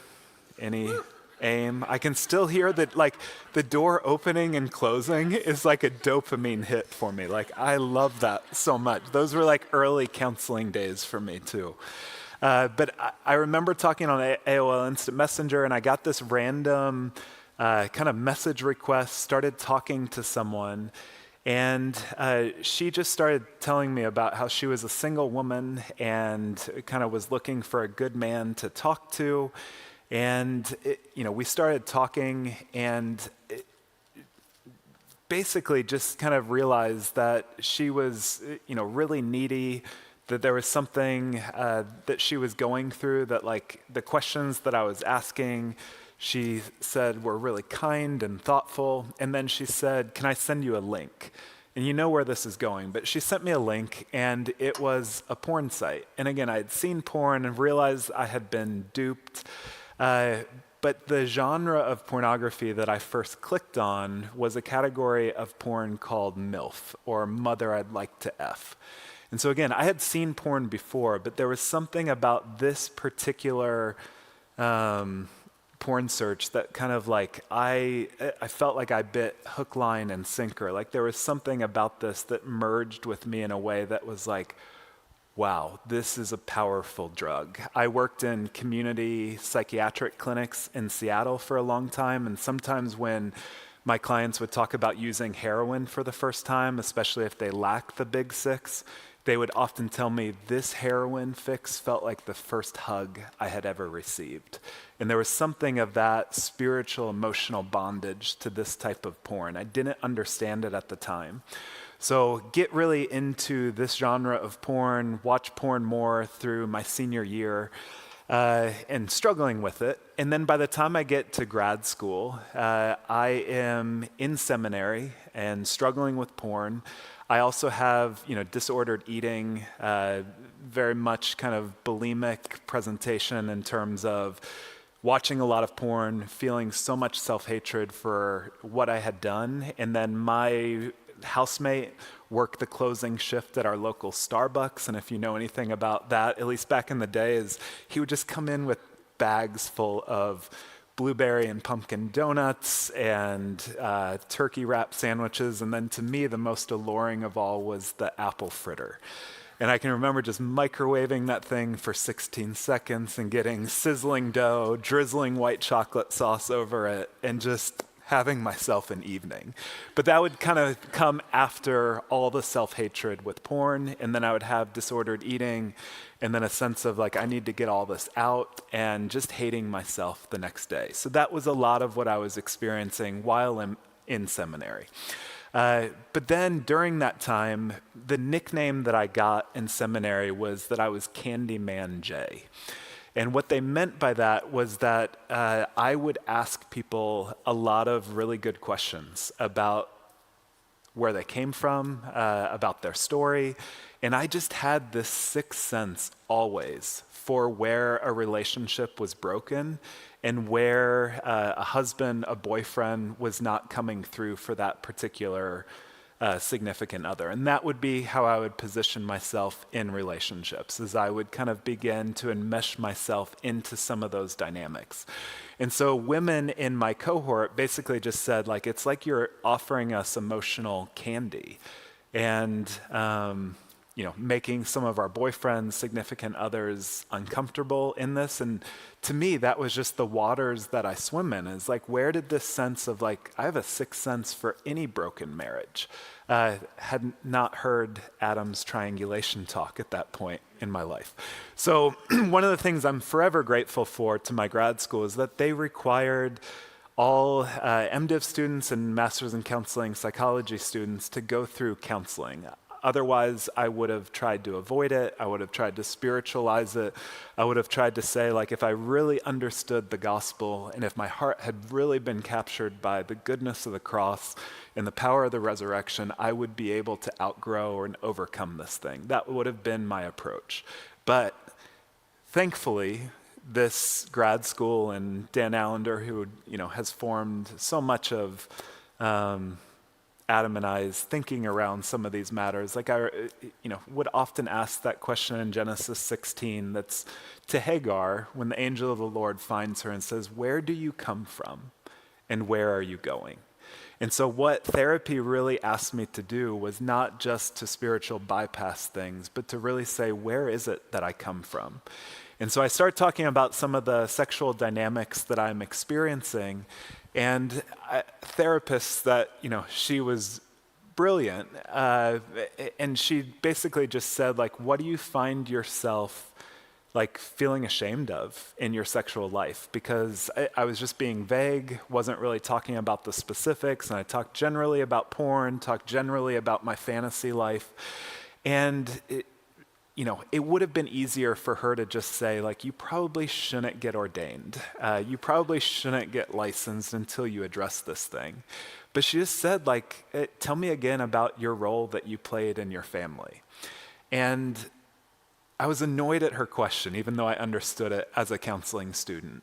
But the first image and scene that came to mind when she asked that question was this. My dad was a Presbyterian minister, had an assistant, no other kind of counseling staff, pastoral staff. So when people were in a crisis, back in the day, you don't pursue a therapist, you go after the pastor. So they would, seek out my dad, try and call the office. But then when they couldn't get a hold of him there, they would call our home answering machine. And my parents never picked up the phone because you never know what you were going to pick up. And so we had an answering machine right next to our dinner table. And that was Netflix for me early on of like, what? They did what? And like this early kind of like, wow, people are having affairs and like this kid is wetting the bed, like that kid in my youth group, like what? Is that a trauma reaction? So like this is like, wow, people tell the truth of their life through crisis, not on Sundays. That's what I learned through being a pastor's kid. And so I'm like hearing the story and like what I remembered on the answering machine was there was an elder in my parents' church that had an affair. And his wife called and just heartbroken, sobbing about how she had just discovered her husband's affair. And I remember sitting at the dinner table and watching my dad go into crisis mode and my mom both being like caught off guard that this was happening, sad for her friend, but far more the reality that she was about to lose her husband for another meeting that week. My dad had already been gone for session meetings, elder meetings, and now he was about to have to go and leave again. And that was my role so often in my family, was to be able to get a sense of like, where is my mom disappointed? Where is my dad not fulfilling his obligation to take these vows to her? And how can I show up in a way to really begin to ease something of the family system? And so when I began to see that dynamic with my mom, the emotional enmeshment, and then I'm also having to hold the reality of some of my pornography searches. And that was kind of the Matrix-like moment for me of, oh, wow. Are you telling me that my mother is very central to some of the sexual fantasies that I'm having, even though it felt like it had nothing to do with her? But part of the role of pornography is that it allows you to, both experience something that's similar, like this mother dynamic, but also that, the F word is very important in that, this sense of rage. So as Adam put, when you are triangulated, you are consumed. And then you are used. And what's the sense of that? Well, I can never really use my mom for emotional support or needs. My parents are always using my goodness, my insight. And so porn was really powerful for me because for the first time in my life, it felt like I got to use someone else. Porn is not about lust. Porn is about power. It's the ability to use another human being after all the debris, all the difficulties that we have been through.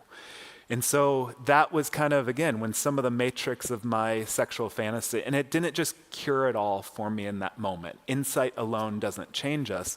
But what I can tell you is that there's a drug called Antabuse that some people take to be able to, like if you're struggling with alcoholism, you drink, take Antabuse, and then you have this terrible reaction where you feel like you're going to die. I did have something of that with this genre of porn. This is like, now that I see the connection with my mom, I don't want that. That's not the sexual story that I want to have for myself. So what I want to go through in the short time that I have is just some core strategies that are embedded within unwanted sexual behavior. Now, when I was writing my book, some of my friends started referring to me as like the porn whisperer, because people could give me their porn searches and then I could interpret their sexual fantasies or and the last thing I'm trying to do is to create an encyclopedia of if you have this sexual fantasy, this is what it means. No intention of doing that. But what I want you to do is just think about some, common strategies that some of us have. So the first strategy would just be that of reversal. And I always think of Harry Potter, if we have any Harry Potter fans in the house. Yeah. So there's this great scene where Harry Potter is an orphan, correct? All these great stories are orphan stories. And does anyone remember the Mirror of Erised? Yeah. So what does Harry see when he looks into the Mirror of Erised? His family, his parents specifically. So the Mirror of Erised is desire spelled backwards. And so what the Mirror of Erised is doing is to reflect back to Harry his most ardent longings. When his friend Ron Weasley looks into the mirror, part of what he sees is like a little bit of a narcissistic reflected sense of self-image of like the head of the house, Quidditch champion. And why is that? Well, his brothers and his siblings are in the limelight and he's often in the background. So oftentimes our sexual fantasies are attempts to reverse some of our experiences.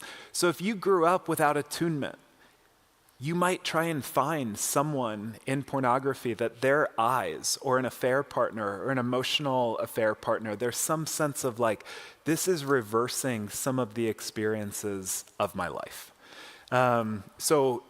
Reversal is a really common one. The second category would be that of repetition, and that's just the idea that like your arousal is a microchip. So a microchip on a computer is this very small piece of technology that contains a lot of information. So when you think about the things that bring you into spontaneous sexual arousal or really get you going, Emily Nagoski wrote a book called Come As You Are, a really good book to begin to kind of understand the sexual response cycle. But she talks about like that all of us have a sexual gas pedal, the excitation system, and then all of us have a brake system. So within this microchip, there's a lot that gets us going, and then there's a lot that will also hit the brake. So for people that are struggling with unwanted sexual behavior, that sense of repetition of if some of your first experiences were porn and secretive or abusive, you might try and repeat some of those dynamics to be able to return you back to some of those places.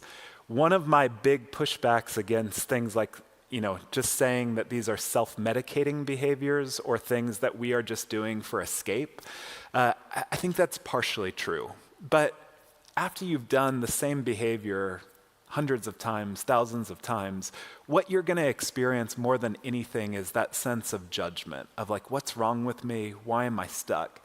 And so for a lot of people, the repetition is the behavior, but it's also a behavior that returns you to your sense of self, to those formative traumas of what's wrong with me? Why am I doing this? And so repetition is just a really important category. I see a lot of people begin to wake up to the reality that a lot of their sexual fantasies were deeply connected to their sexual abuse, to triangulation issues. And so repetition, that's what my story was with my mom, is I was repeating those dynamics of a sexualized relationship with a mom, a young man that understands the needs of this woman and the woman who just can't get enough of this younger man in her life. Well, that was my story. That was getting repeated in the sexual fantasy. And then the third category would be that of revenge. And this is when anger becomes eroticized. And so you think of, a classic marriage where, you as a spouse might want more emotional engagement from your partner. And yet you realize that they are so much more into their work, so much more into the NBA playoffs than engaging your heart. And so there's something of that of like, I'm done with this. And then you find that, within the anger, you begin to seek out an emotional affair, or you're willing to have sex, but to be able to surrender in that moment, you go back to a fantasy of your college boyfriend or girlfriend in the midst of that. There's something of anger, something of revenge that I want you to be available to me, and if you're not, I'm going to make you pay.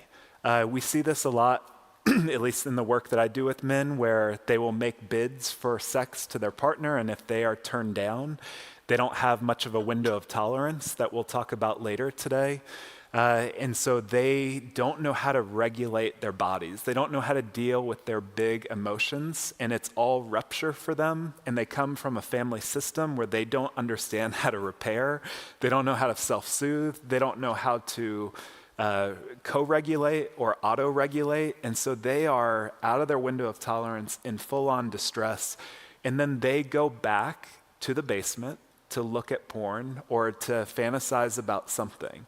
And again, is that disappointment? Is that sadness? Is that escape? Yes, but you're also making someone pay for not being available to you. And we've got to step into all those dynamics. So it could be reversal, could be repetition, could be revenge.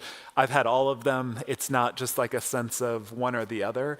I want you to get curious about what the strategy is. So next slide, just some kind of unwanted sexual, these are in the book as well if you want to see them, or you can take a picture of them.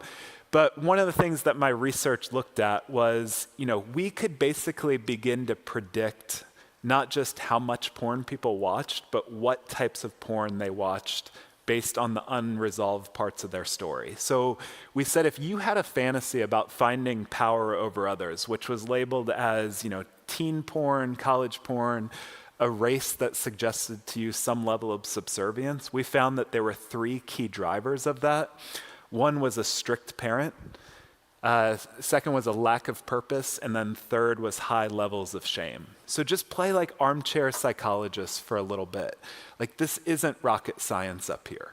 This is a sense of, if you come from a rigid family, a strict family system that loves creating powerlessness and a sense of humiliation for you, well, why are you going to power over another person? Well, it reverses the power experiences that the strict parent gave you.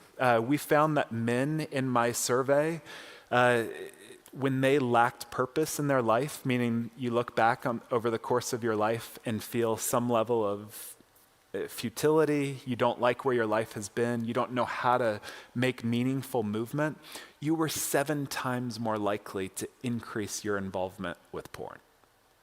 7 times. So what's the implication of all this is that some of us are trying to fight our unwanted sexual behavior. And sometimes we win, a lot of times we lose.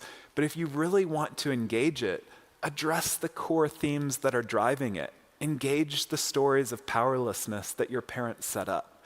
Engage, don't just fight to stop using porn, fight to discover purpose. And if you're really struggling with shame and difficulties in your life, offer hospitality, move towards your shame, because we don't just feel shame because we look at porn or have an affair or have a illicit fantasy. We pursue behaviors that always confirm our core belief about ourselves.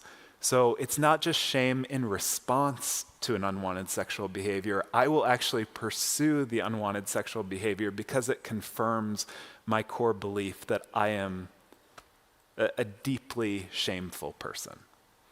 Next slide. I'll have to go through these a little bit quickly, but same thing with finding power over others. We found that if this could be a boss, someone wealthier than you, it could be just someone that had power, an older father figure, mother figure.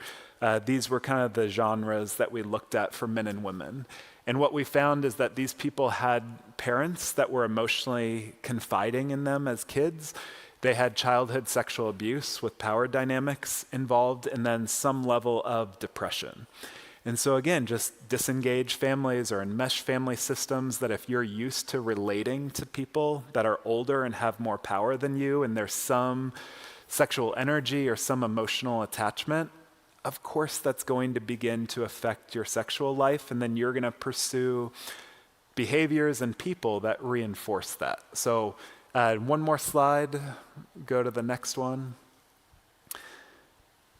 And then we looked at kind of, specifically for women who fantasized about older men or women who wanted to be used in sex, meaning that they were seeking out a lot of violence.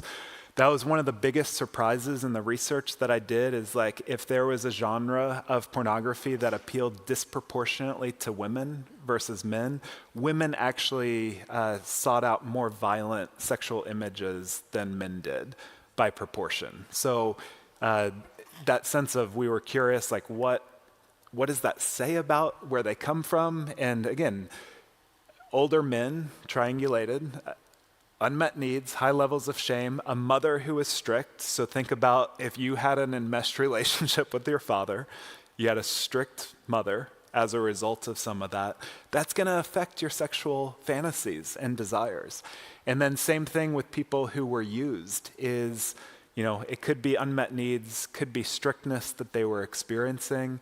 That client that I was telling you about earlier that was abused by her youth pastor, one of the struggles that she had is she had no desire for her husband, but a lot of the sexual fantasies that she would have or porn searches that she would seek out would have to do with men overpowering her. And one of the things that she said to me when I asked her, like, why do you think you're drawn to that? And she had probably one of the most insightful sentences that I've ever heard. And she said, in violent porn, I don't have to choose. It's just done to me. And so that sense of going back to her origin story with her youth pastor, that sense of, I desired this.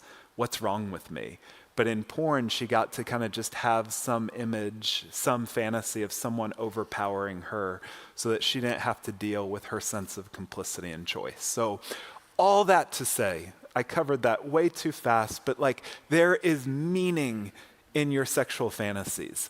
And sexual discipleship, spiritual formation, these are not barriers to your spiritual formation and understanding of your relationship with God. They can become the very bridges that help you to understand your story, that help you to work and co-author with God a future and a sexual future that you're going to be deeply proud of. So in just about a minute or two or three, I'm going to hand it over to my wife to begin to talk about low sexual desire. She's also a licensed therapist. We met in grad school. We could have a whole conference just on those dynamics. But one of the things I just want to acknowledge with high desire and low desire, again, any category that we come up with is going to fall short from time to time. But there is inevitably in any relationship going to be a high desire partner and a low desire partner, just by simple mathematical equation, that we can't desire each other at the same level at the same time. So think about this in terms of your friendships. There are some friends of mine that I feel like I have a higher desire for them than they have for me. There's also other friends that say that they have a much higher desire for me that I'm willing to respond to with them. So that sense of that's normal. And so you can successfully navigate desire discrepancies if you have maturity, if there's kindness, if there's grace in the midst of it all. And so one of the dynamics in my marriage is I'm the high desire sexual partner. So that means that I desire it more. Heather is the lower desire sexual partner. And the lower desire sexual partner typically determines the frequency of sex. That's not a manipulative move. It's just the person with the lower desire is going to shape something of the dynamic. So in my marriage, I am the low social desire partner. My wife is the high social desire partner. So when I got ordained, in my denomination. They said, Jay, we have a concern. And I said, what's your concern? And they said, you have the lowest need of socialization of any ministerial candidate that has ever come through this denomination. And I felt so attuned to and loved. I'm like, my results say that. But my wife loves people better than I do, more than I do. So whenever I am traveling, it happened last night, my son had a sleepover, my daughter's at a sleepover. I think some friends came up to our place today. And that's how my wife wants to live. She's the higher desire partner. But because I'm the lower desire social partner, she will often be the one that's more disappointed with I want more social dynamics, right? And so these things are okay if you can begin to navigate them without contempt and with a sense of honor. But most of us lack the maturity and the integrity to do that. So if Heather is available now, I will bring her in to talk about, there she is. Hi. Hi. Hello. Hi, Desire Partner. I am Heather, and I am the low Desire Partner in my marriage with Jay. So it's so good to be with you all today. I am just really grateful for this opportunity to speak to you a bit about low desire. But before I do, I just want to acknowledge that at this part of the day, you are probably feeling so inundated with information, and such good information. I have been transformed by so much of this teaching in my own life. And so my invitation to you as you end this time towards the end of the conference, for you just to pay attention. What are the stories that are buoying up? You don't need to hold everything that you've learned today, but what are some of the stories, a couple of themes that you need to pay attention to? Mary Oliver, the poet, said once that paying attention is the beginning of devotion. And when you look at the word devotion, the etymology of it, it is from the word consecration. And what you probably know, consecration means to set apart, to make sacred. And that is what we're doing today.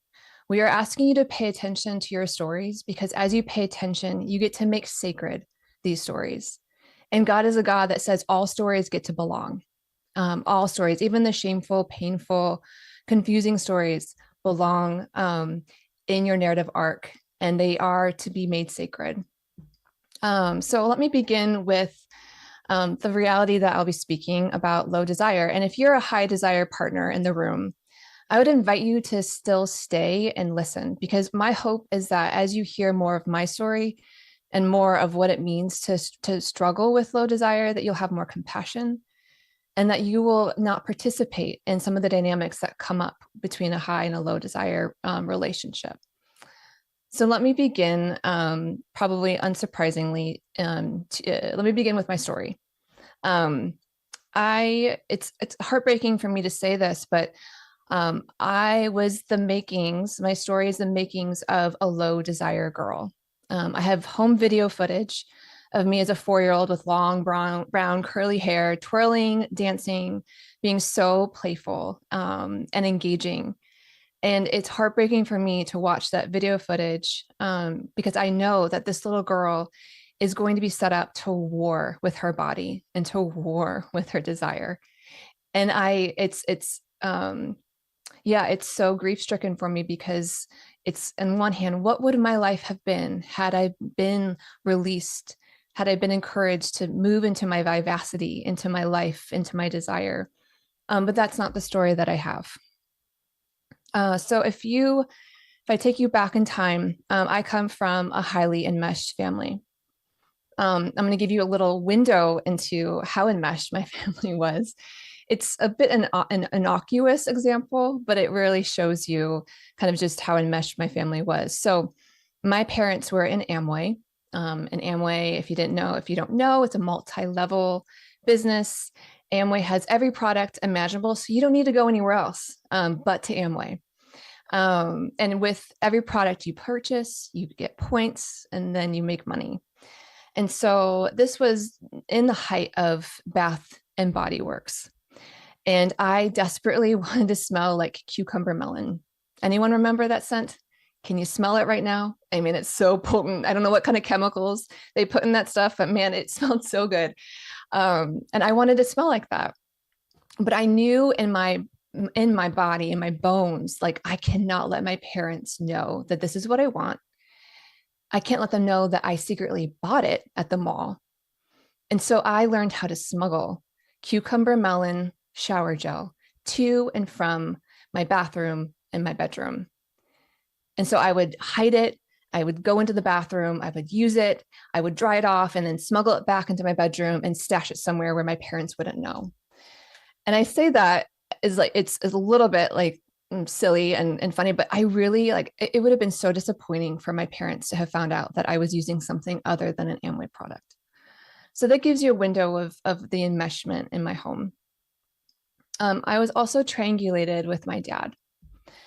So this didn't become obvious until my adolescence. And I would encourage you, as you consider more of your stories, look at your adolescence, because this is a really important data point of what did your parents do when you became more of who you are, as you began to explore and understand, like, who am I apart from my family?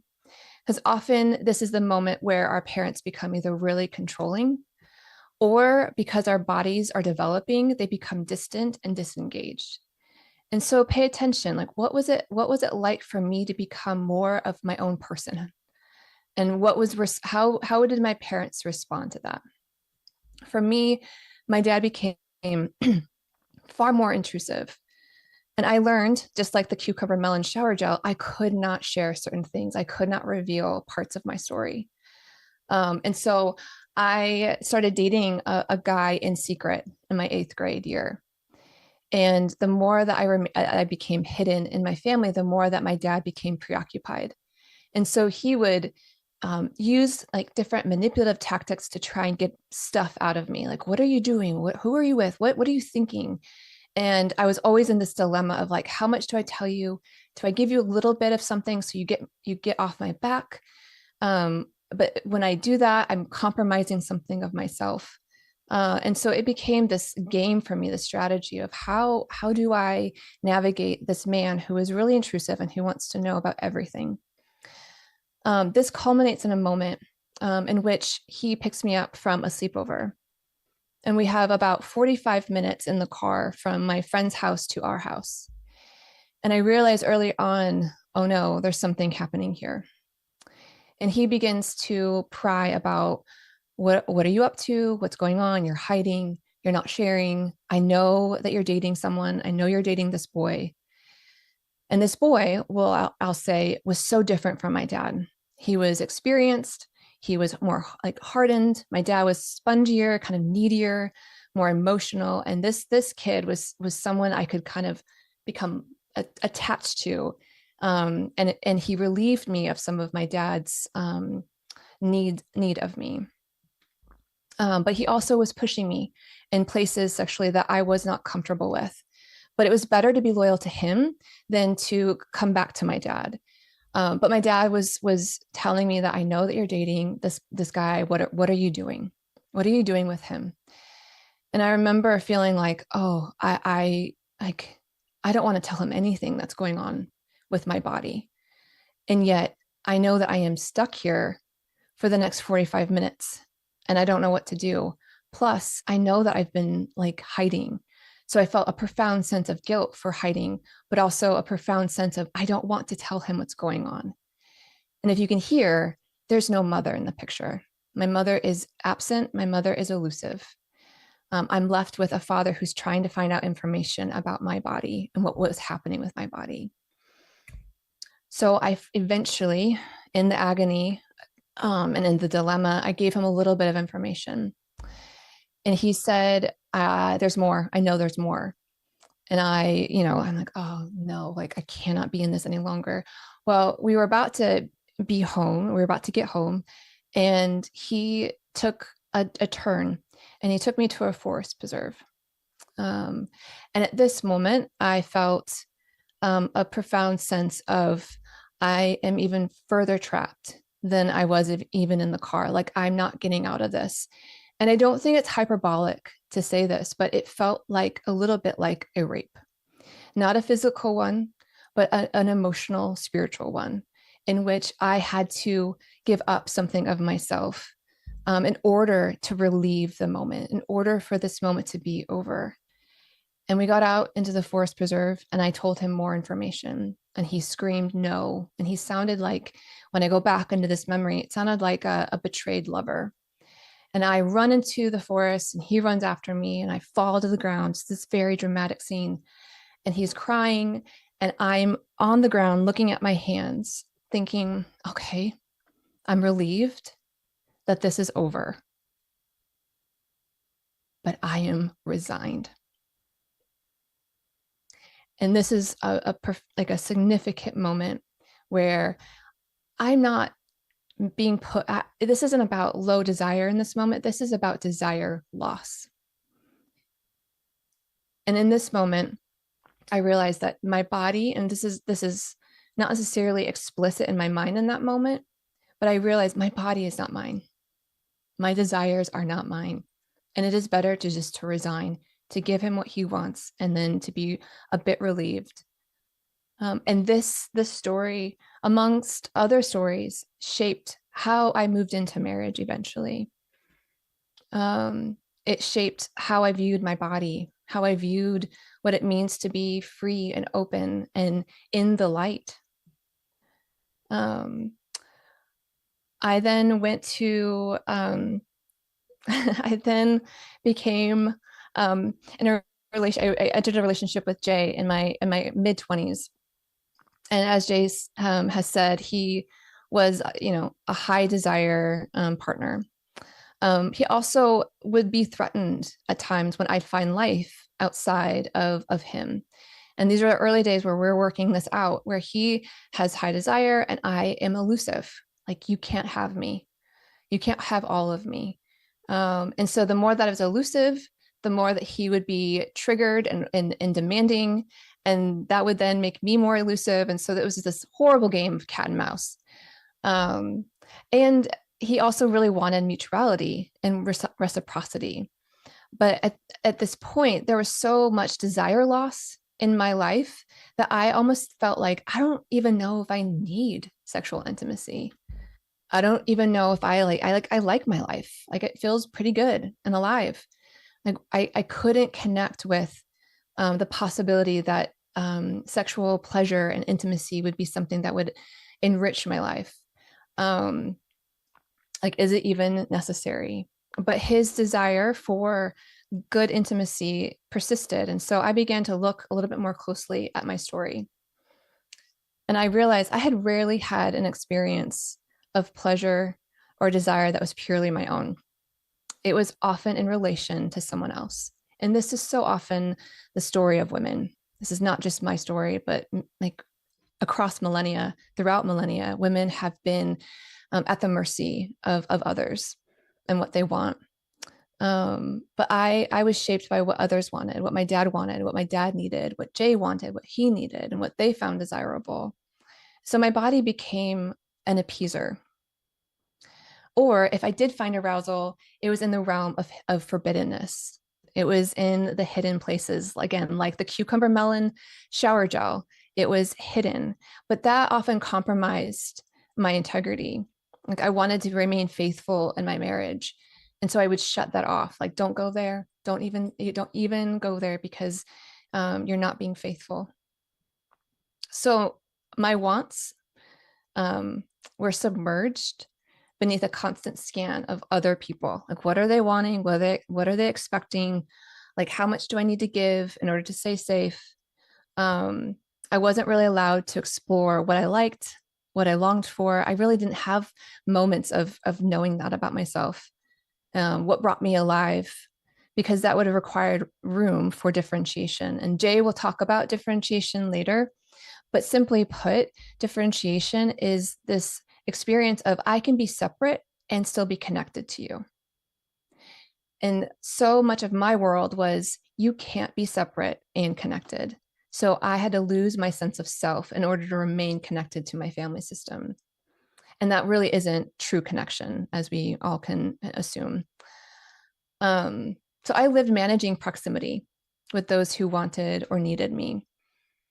because I hadn't looked as intently at my story as I needed to, I really couldn't distinguish what is good desire and need versus what is demand and consumption. It all felt like demand and consumption. So it was hard for me to distinguish until I stepped into these specific stories that allowed me to discern, like, oh, this is what it means to be wanted and needed, and it doesn't consume me. It doesn't require me to give up myself.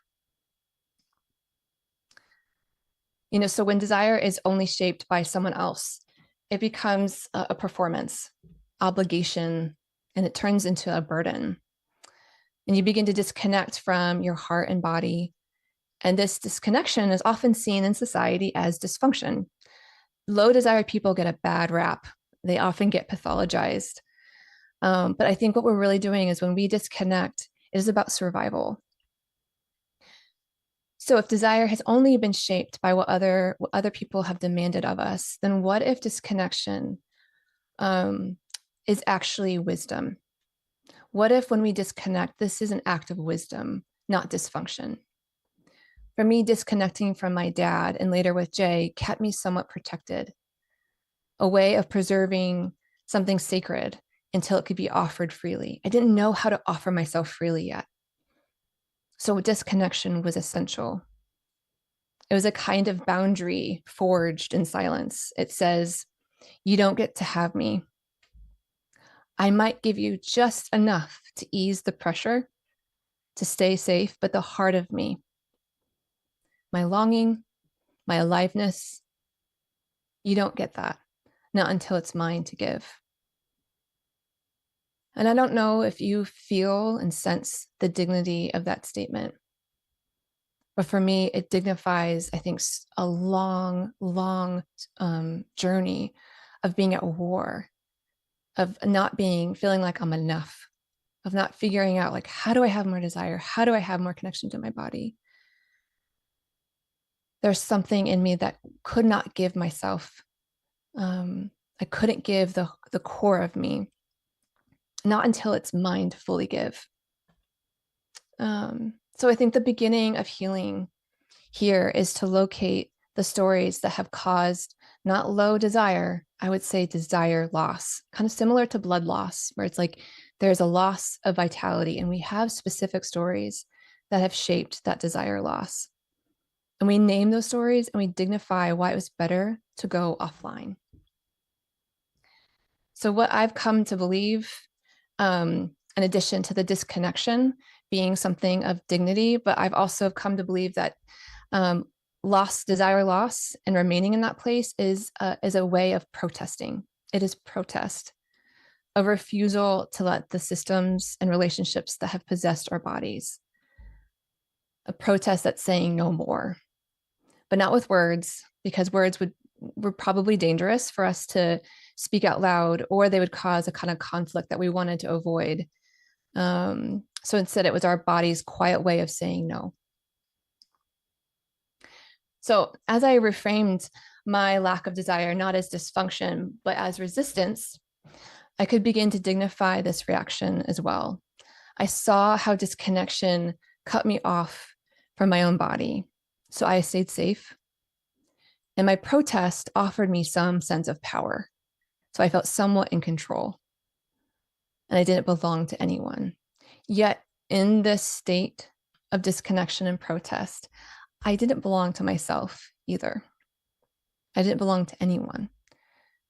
And I had to do the work of finding who I am apart from Jay, apart from the boy that I dated in junior high, apart from church leaders, and apart from my dad. I didn't realize the depth of how much my body had been marked by others until I had a sexual experience that was fully mine. It was just for me, and I felt so good in my body, so fully present and alive. But shortly afterward, I wept. Like uncontrollable sobs. And as I cried, I saw flashes of my dad, flashes of Andrew, the boy that I dated, a best friend who was really controlling over my body and what I did with my body in adolescence, and church leaders.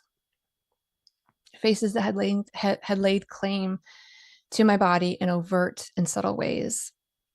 And I realized in this moment, my body had never belonged to me.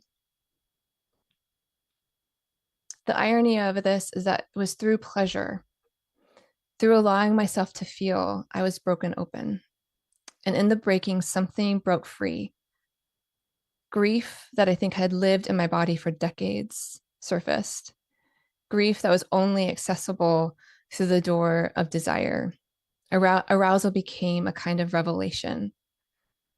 It was that moment that I called my body back to myself. And with that belonging comes authority.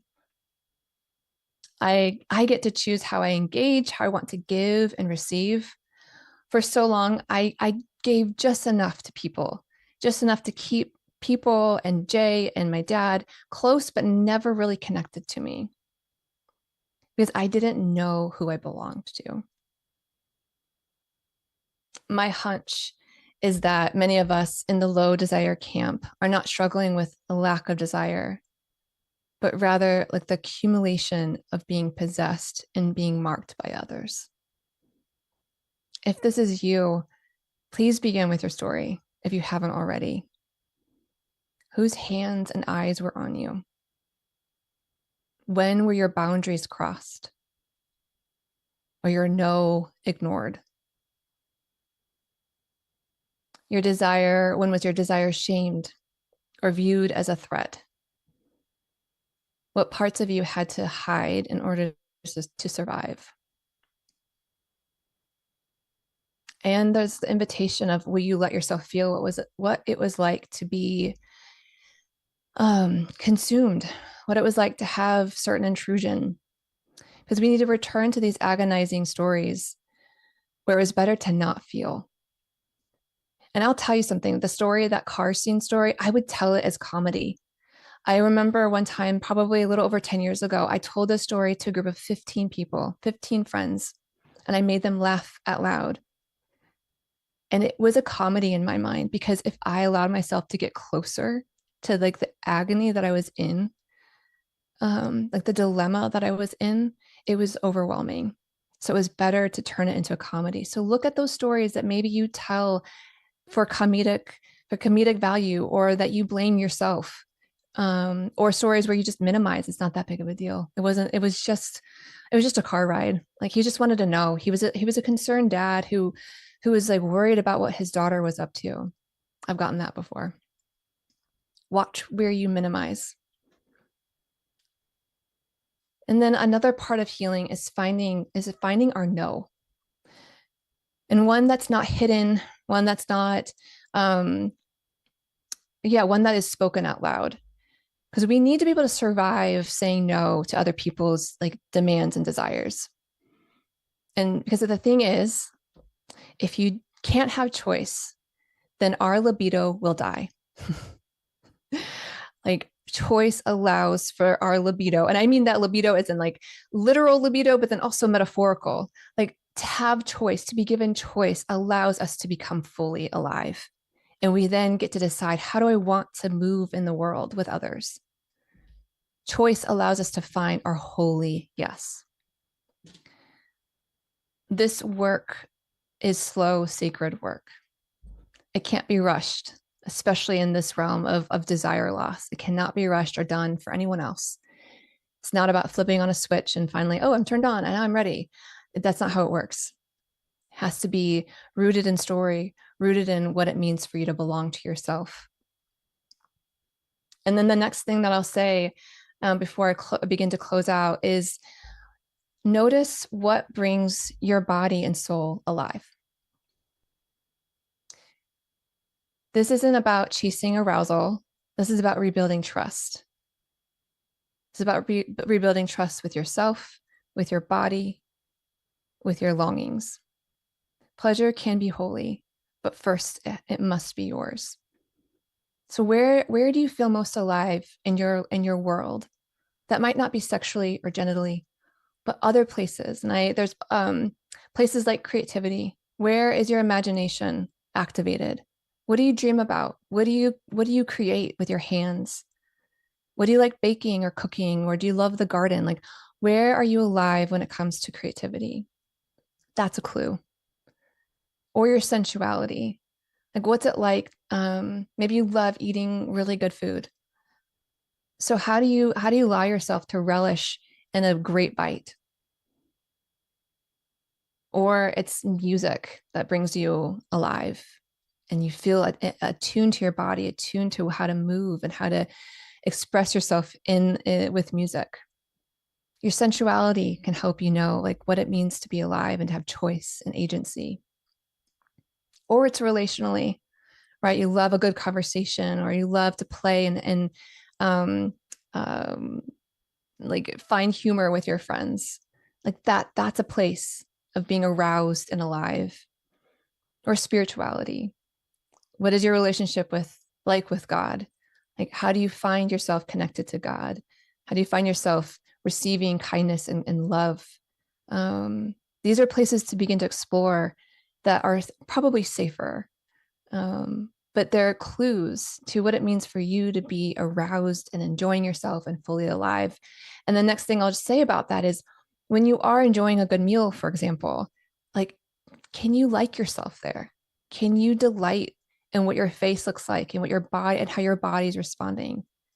If you can't, if you begin to cringe, if you begin to look like, oh, that's like gross, or there's shame, then it's a really good indicator that there's still stories that you're entangled in and stories that have marked you where your body, your pleasure and delight are not yours. These are all good clues. And as we pay attention, as you heard me say earlier, paying attention is the beginning of devotion. And we're making our stories sacred as we pay attention. So I hope you will do the same for those of you who would say that you have a lot of loss of desire, that you will do the courageous work of returning to yourself, not for anyone else, but for you. God gave you a body that belongs to you. God designed us to give and receive love, but that requires choice, not force or ultimatums. I think desire loss is an invitation to knowing where you come from.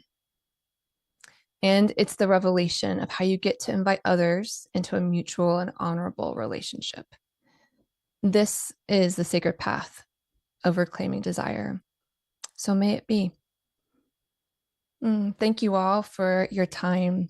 I'm going to set you free for about 5-10 minutes for a bathroom break, and then you'll return to hear the infamous and wise woman that is Sheila. So take a break and take care.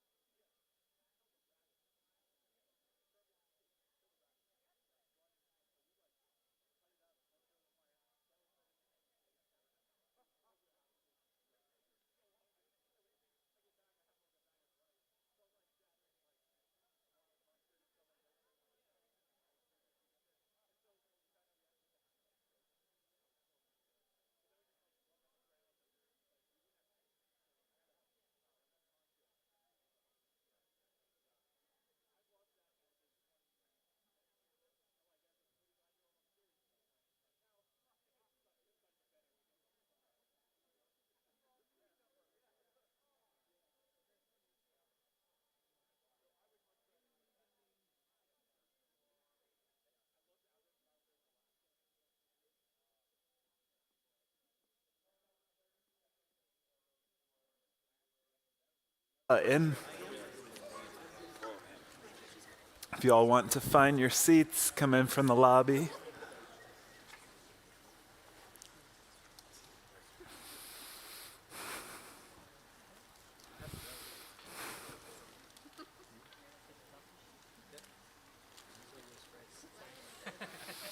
Well, one of the things I'm just like so grateful for, and you all have gotten a taste of this through this conference, but the ability to listen and learn from friends, from spouse, from colleagues. I mean, this is such a meaningful day for me as well, to learn alongside of you.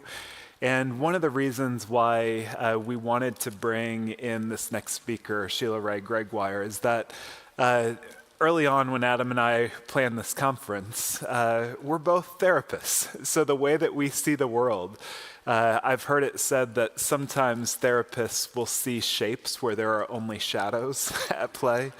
And I think that that's really well said. And so from Heather being a therapist, me being a therapist, Adam being a therapist, we also wanted to bring in other voices that are really leading and changing this conversation through, you know, a heart for the Bible, a heart to understand what does the research say, a heart to really engage what is helpful and what is needed and what needs to be spoken in this time that we find ourselves in. So one of the things that I quickly realized when I read Sheila's Wray Gregoire's book, The Great Sex Rescue, is like, our friend Andrew, I think his endorsement was like, this is an evangelical gut punch or something along those lines. And, you know, if you have studied the prophets in the Old Testament, they often say the things that need to be said. And the purpose is not just to tear down or to expose, but really to begin to build something new. And that is what I have found with so much of Sheila's work, is that there are things that I have felt immensely cornered by with regard to what it means to be a man, what it means to engage sexuality. There are places of entitlement within me. There are things that I have never even thought about or had language to express. So there's a German philosopher who says, the limits of my language are the limits of my world. And one of the gifts that Sheila has given to me is language of there are limits to the world that I inhabit as a male, as a leader. And so just have been so grateful for Sheila's commitment to research, to understand what are the stories that are shaping arousal and desire. And we know that it's disruptive at times, and we also know that this is some of the best stuff out there with regard to this material. So Sheila, I cannot quite see you yet. There she is. But welcome to the Sexual Attachment Conference. We are so thrilled that you are here. The floor is yours. Thanks, Jay. Yeah. Can y'all hear me? Everyone We can. nod if you can hear me. I can see you. Okay, excellent. Awesome. This is very strange for me presenting while I'm sitting down in my study, and I'm not there with you because I like pacing around the room and being animated. So I will try to be animated as I speak into the camera, and then I have some slides to show you as well. But I am jealous. Hi, Jay. I can't see you, but hi, Jay and Adam. Adam, I'm loving your book. My husband and I are reading through it at night together, and we're having some great conversations. So yes, I really wish I could be there with you. But I want to introduce a little bit more about myself and what I do. So I am just going to turn on my slides. Jay is correct in that I am not a therapist. I am very far from a therapist. I am an author and a researcher, and my team and I have been involved in some of the largest research projects that have gone into looking at evangelical, especially women's marital and sexual satisfaction, but more recently also men's, and how the different messaging that we are given in the church and in evangelical circles actually does influence our sexual story and our sexual journey and ultimately our sexual satisfaction. And so today what I want to talk to you about is this whole concept of desire. Where does it come come from? What influences it? How can we ignite it? And how can we figure out why sometimes it seems to be turned off? So let me tell you some of the data that I'm going to be using. So first of all, we surveyed 20,000 women for our original book, The Great Sex Rescue, which Jay was talking about. We followed that up with several other studies, including most recently a 1,500 matched pair couple survey for our newest book, The Marriage You Want, as well as an additional 5,000 people for that, and then another 10,000 in other surveys. So we've surveyed pretty almost close to 40,000 people, again, looking specifically at evangelical messaging and just what is the state of the bedroom in evangelicalism. So what I want to start with is, what is desire? Because when you talk to people about what is the main sexual problem that you're having, almost always the answer that I hear is something about, I'm just not enjoying sex and I just don't want it enough, or my partner isn't enjoying sex and isn't wanting it enough. And so if that is our main problem, or at least if that's how we are interpreting our main problem, then we need to unpack what it actually means to want sex. So what is desire? And the heart of it is actually connection. So let's talk about God's purpose for intimacy, because I think we think that desire simply means that you are hot to get into bed and to actually do the physical act. But it's so much more than that. There's this funny verse, Genesis 4, verse 1. And I remember when I was in junior high, here sitting on a pew with all of my junior high friends, and the pastor turns to Genesis 4, verse 1, and he reads that verse, Adam knew his wife Eve, and they conceived a son. And of course, we all start giggling because that is so funny. Like, God is embarrassed of using the real word or something. But as I got older, I realized that the root word to know from Genesis is the same word that David uses in the Psalms when he says, search me and know me, O God. So God is telling us that desire isn't just for orgasm, it's actually for connection. It's this deep intimacy, this deep longing to be known, to be completely known, and yet still loved and still accepted. We also know from scripture that desire is physical, right? Song of Solomon is mostly a book about sex. She is saying more words than he does. She is having a good time. So they are both enjoying sex. And then from 1 Corinthians 7, we see that sex desire is something which is supposed to be mutual. You are both supposed to be wanting sex. And so desire is something for intimate connection, which is fun and pleasurable and which brings you together and which is about both of you as a couple. So the heart of desire is connection. It's kind of like sexuality, I think, is intimacy without masks, because we have to be vulnerable. You know, when we're naked before each other, not just physically, but also spiritually, also emotionally, because we have to tell each other what we like, what we want, and that's a scary thing to do. How do you even have those conversations? So sex is like all the masks are coming off. And this is just who I am, and this is who you are, and we are doing this together. But the problem is, even though sex is supposed to be intimate, intimacy is not guaranteed just because you are naked and the body parts are doing the thing. It isn't guaranteed that you are going to feel close. So just because that's the design does not mean that we're hitting the mark. And it doesn't mean that that is what we're experiencing. And so that's what I want to unpack is, how can we experience that? How can we have intimacy without masks? And how can we feel close when that may not be what we've experienced in the past? We often think about libido absent intimacy. So when we talk about libido and desire, and often we use those words interchangeably, I don't think they're completely interchangeable, but let's just leave it for a minute. But when we talk about libido, we often do it absent the idea of intimacy. So we talk about someone having a spontaneous libido where they want sex just automatically, and someone having a more responsive libido where they may not want sex right now, but they might be able to be convinced into it, or once you start kissing, you warm up, etc. And so we think some people are raring to go and some people aren't. You know, some people are crock pot, some people are microwaves, and that has its uses in thinking about it that way.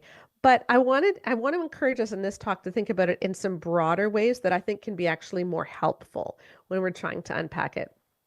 But there is one thing that I do like about this idea of spontaneous versus responsive, which is that often we assume that libido looks the same way. I don't know what just happened to my screen. Let's just go back to this. I don't know what happened.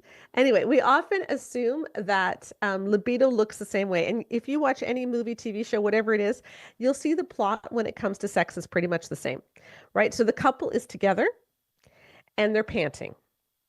And so they take off their clothes and they end up in bed. And that's what we think that libido is, right? You pant, you kiss, the clothes come off and you end up in bed. So it's pant, kiss, close, bed. That's desire, that's libido. But then what can happen is that you're sitting at home and you're waiting to pant. And nothing's happening, so you figure that you're just not in the mood. But what if libido can look different for different people? So sometimes it's pant, kiss, close, bed, but it could also be like brush your teeth, close, bed, kiss, pant. It can be all kinds of different orders, but as long as you are panting at the end, as long as you are enjoying yourself at the end, and as long as you feel close at the end, that is what matters. So it isn't how you get there isn't as important as where you end up at the end. But as we are trying to unpack how you do get there, I want us to get away from this question. Because we often do ask this. If someone has a really low libido or they seem that they don't really want sex very much, we'll get them to try to say, well, what does turn you on? What can I do that turns you on? And the problem is that almost sees libido as existing in a vacuum, right? So, because when we ask what turns you on, we're usually thinking about specific sex acts, maybe specific clothing, maybe even watching something on TV, but it's something absent the relationship, even absent who we are, that we are adding on. And that isn't really how we unpack or build desire, because desire does not exist in a vacuum. Desire actually has two different elements. Solo desire, which is how we feel about sex ourselves. So what is our base level of interest in sex, how we physically feel about sex in general.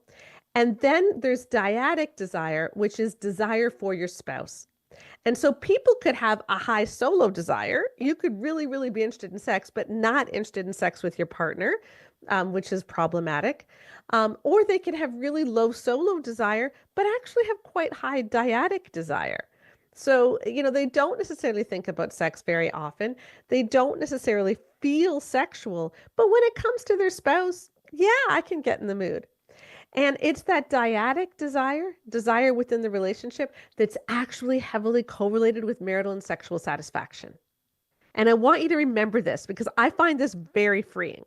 Okay. So even if you are not going through your day panting, even if you are not going through your day thinking of all these different sexual scenarios, if when you are with your spouse, you actually do enjoy sex with them, then your chance of having high marital and sexual satisfaction is really good. It's even greater than if you have high solo desire. And we often judge how sexual someone is by how high solo desire they have. So how high their just base level of wanting sex is. And that's not actually the key to having fun as a couple. Now, solo desire is important, and I do want to talk about the different elements in this. So I'm going to stop sharing so that you can see me for a bit. I want to go back and forth a little bit here. Let's talk about what constitutes solo desire, because even though the dyadic desire is more important, if we have no interest in sex at all, it is going to be hard to build dyadic desire. And we all do need to feel like we are sexual beings to some extent. I've gone through menopause a couple of years ago. And so hormone levels are all over the place. And you do lose some of that base interest in sex that perhaps you had when you were younger. But, it doesn't necessarily have to influence your sex life with your spouse if the dyadic desire is still there. So the solo desire, while it's important, does not tell the whole story. But it is important. And so let's go over a few things before we get into dyadic desire. So what is your base level of sexual interest? Lots of things can influence this. Hormone levels, like I said, menopause plays a huge hit for this. Breastfeeding means that your level of solo desire takes a huge hit. Anything that affects your hormone levels can really cause your interest in sex to just bottom out. Mental health, your physical health, certain medications, especially antidepressant medications, diabetes, certain heart medications, all of those things can cause, just your base interest in sex to fall. And if that's something that you're experiencing and you are on several medications, it's worth talking to your physician about, because it could just be that they can switch you to something that will help you that will just help you enjoy sex again. But especially our own stories and our own relationship with sex and can influence our solo desire. Emily Nagoski, in her book Come As You Are, talks about the idea that we all have accelerators and brakes when it comes to sex. So think about a car, and you push on the accelerator and that makes the car go faster. We all have certain things in our lives which, make your solo desire higher. Maybe for you, it's candles, or maybe for you, it's having going out for a movie, or going out for dinner, or just cuddling, whatever it is. And some of us have accelerators that are really, really sensitive. So it doesn't take very much for your car to just go zooming. And some of us have really, really sticky accelerators where it's really hard to press that thing down, because we don't necessarily want sex very much. And it is really hard to get us to start thinking about sex. But we also have brakes. So maybe you are thinking about sex, like you're doing really well, this is going amazing, but you might have really sensitive brakes. So like, I'm thinking about sex, I'm raring to go, but oh my gosh, the phone rings and it's my mom, and I'm just done. Like, you cannot get me interested again, no matter what you do, I am done for the night. Or maybe you hear the baby cry, or the kids won't go to sleep, and it doesn't matter what your spouse does, you are done for the night. You can't get back in the mood. So you might have really sensitive breaks. And so a fun activity to do is just to talk to your spouse, if you're married, what are my breaks? Like, let's figure this out. What are my breaks and what are my accelerators? What makes me think about sex more, and what makes me go, no, I'm just totally not interested. I'm totally turned off today. It could even be certain types of food. You never know. But start looking at these things. And you can ask yourself, when was the last time that I was seriously ready to go? And then say, okay, what happened during the day leading up to that? Are there some commonalities that we can find? Or remember a time when you really thought things were going in a certain direction. Like, you really thought we are totally going to get in bed together. We are totally going to have fun tonight. And then, nope, did not happen. What happened? What happened to make you say, nope, totally not going to happen? What was the switch? And when we can start realizing that there's patterns, these things aren't random. It's not that you necessarily make a decision to say, you know what, I'm going to get you all hot and bothered, but then I'm going to say, nah, forget it, not interested. You're not consciously making that decision, but something is happening. And so, talk about it. See if you can figure out what are the commonalities. A good test to see if you have base solo desire is whether or not you ever have sex dreams. Because most of us, both men and women, have sex dreams. Men, we hear about it because men have wet dreams, but women can reach orgasm in our sleep as well. And women are most likely to, if you wake up like around 4:30 or 5 in the morning, sort of 2 hours before you tend to wake up, and then you fall back asleep in that 2-hour period, or the very early morning before you wake up, that's often when sex dreams happen. And so if this never happens with you, you could have a hormonal problem that it is worth talking to a physician about. All right, there's another bit about solo desire that I think is really important, and I'm going to turn my slides back on so that I can show you, since it's a visual thing. And it is what I call the marriage hierarchy of needs. So some of you may have heard of Maslow's hierarchy of needs. He was a psychologist, and he came up with this idea that our needs exist in a pyramid, and our base needs are at the bottom of this pyramid. So in Maslow's hierarchy of needs, he had it as, food, shelter, water, just the basic things that you need to survive. And then you move into things that you need in order to feel good about yourself. So friendship, etc. And then finally, you're at the top of the pyramid is self-actualization, things that make you feel like you have a purpose in life. And what he said is that you can't move up the pyramid until the base needs are met. So nobody cares about sex if you're being chased by a bear. Okay, that's what you want to remember. That's the point. And in our newest book, The Marriage You Want, we talked about how marriage actually has a hierarchy of needs too. So at the bottom is when all of your energy is going into just surviving. Okay, you're just trying to pay the bills, get food on the table, make sure the kids get their homework done, that they get out the door to school, that you get to work, that dinner gets made, that the laundry gets done. So everything is just about survival, and you really don't have any bandwidth other than that.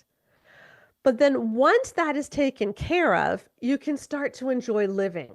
So this is when we start putting our emphasis on maybe finding a job that we actually enjoy, creating a life we like, maybe getting into a church that we enjoy. So we're starting to make decisions based on what we want to do, not just on what we need to do. And then finally, hopefully one day, you can pursue your passions, your callings. You can feel like I am doing the things that God put me on earth to do. So if you think of marriage being like this, so our own individual lives have that hierarchy of needs that Maslow's talking about, food, water, shelter, etc. first. And so does marriage, whether we're just surviving or whether we're up to living. Here's the thing. Human beings were created with that fight, flight, or freeze response. That response that triggers when we feel like we are under threat. And it's a survival mechanism. God made it so that when we feel stressed, when we feel like there is something wrong and I am under threat and I am in danger, then our bodies literally focus on that threat. That is all that we are responding to. Because when we are under threat, our brains say, okay, hold on a second, forget everything else. You need to make sure that you're okay. And so if in your life you are constantly under stress and feel like you're under threat, your desire for sex is not going to have room to grow. And this is actually a physiological thing. Because if you think about being chased by a bear, one of the first things that happens when you are literally being chased by a bear is that your pelvic floor tightens up. And this happens for both men and women. Your pelvic floor tightens up. So the urge to urinate goes away. The urge to defecate goes away. The urge to everything tightens up, and you're certainly not thinking about sex. Why? Because right now your main focus has to be on getting away from the bear. But even though most of us are no longer being chased by bears, even though that's not the life we are living anymore, we live in a completely different society that's far more advanced, our bodies still react the same way when it feels under stress and when it feels under threat. And so for a lot of people who may otherwise have a lot of solo desire, they are not experiencing any of it because the majority of their life is spent feeling like they're under threat. And that could just simply be because you are spending your life in your marriage in that survival tier where all of your emphasis is going on just getting through the day. You feel tremendous pressure. And especially if you're having marriage issues where you just don't feel safe with your spouse, you don't feel like you can share your heart and that your spouse is going to treat that well, then your interest in sex is going to go through the floor. Because your body is telling you you are not safe right now. And so if your interest in sex is totally gone, a good thing to ask yourself is, am I under a lot of stress? Because biologically, we were not made to be super interested in sex when we are under stress. There can be exceptions to that, and we'll come to that in a minute too. Because some people end up feeling, when they are under stress, sex can become their way of coping. Because sex has become a coping mechanism rather than a connection mechanism.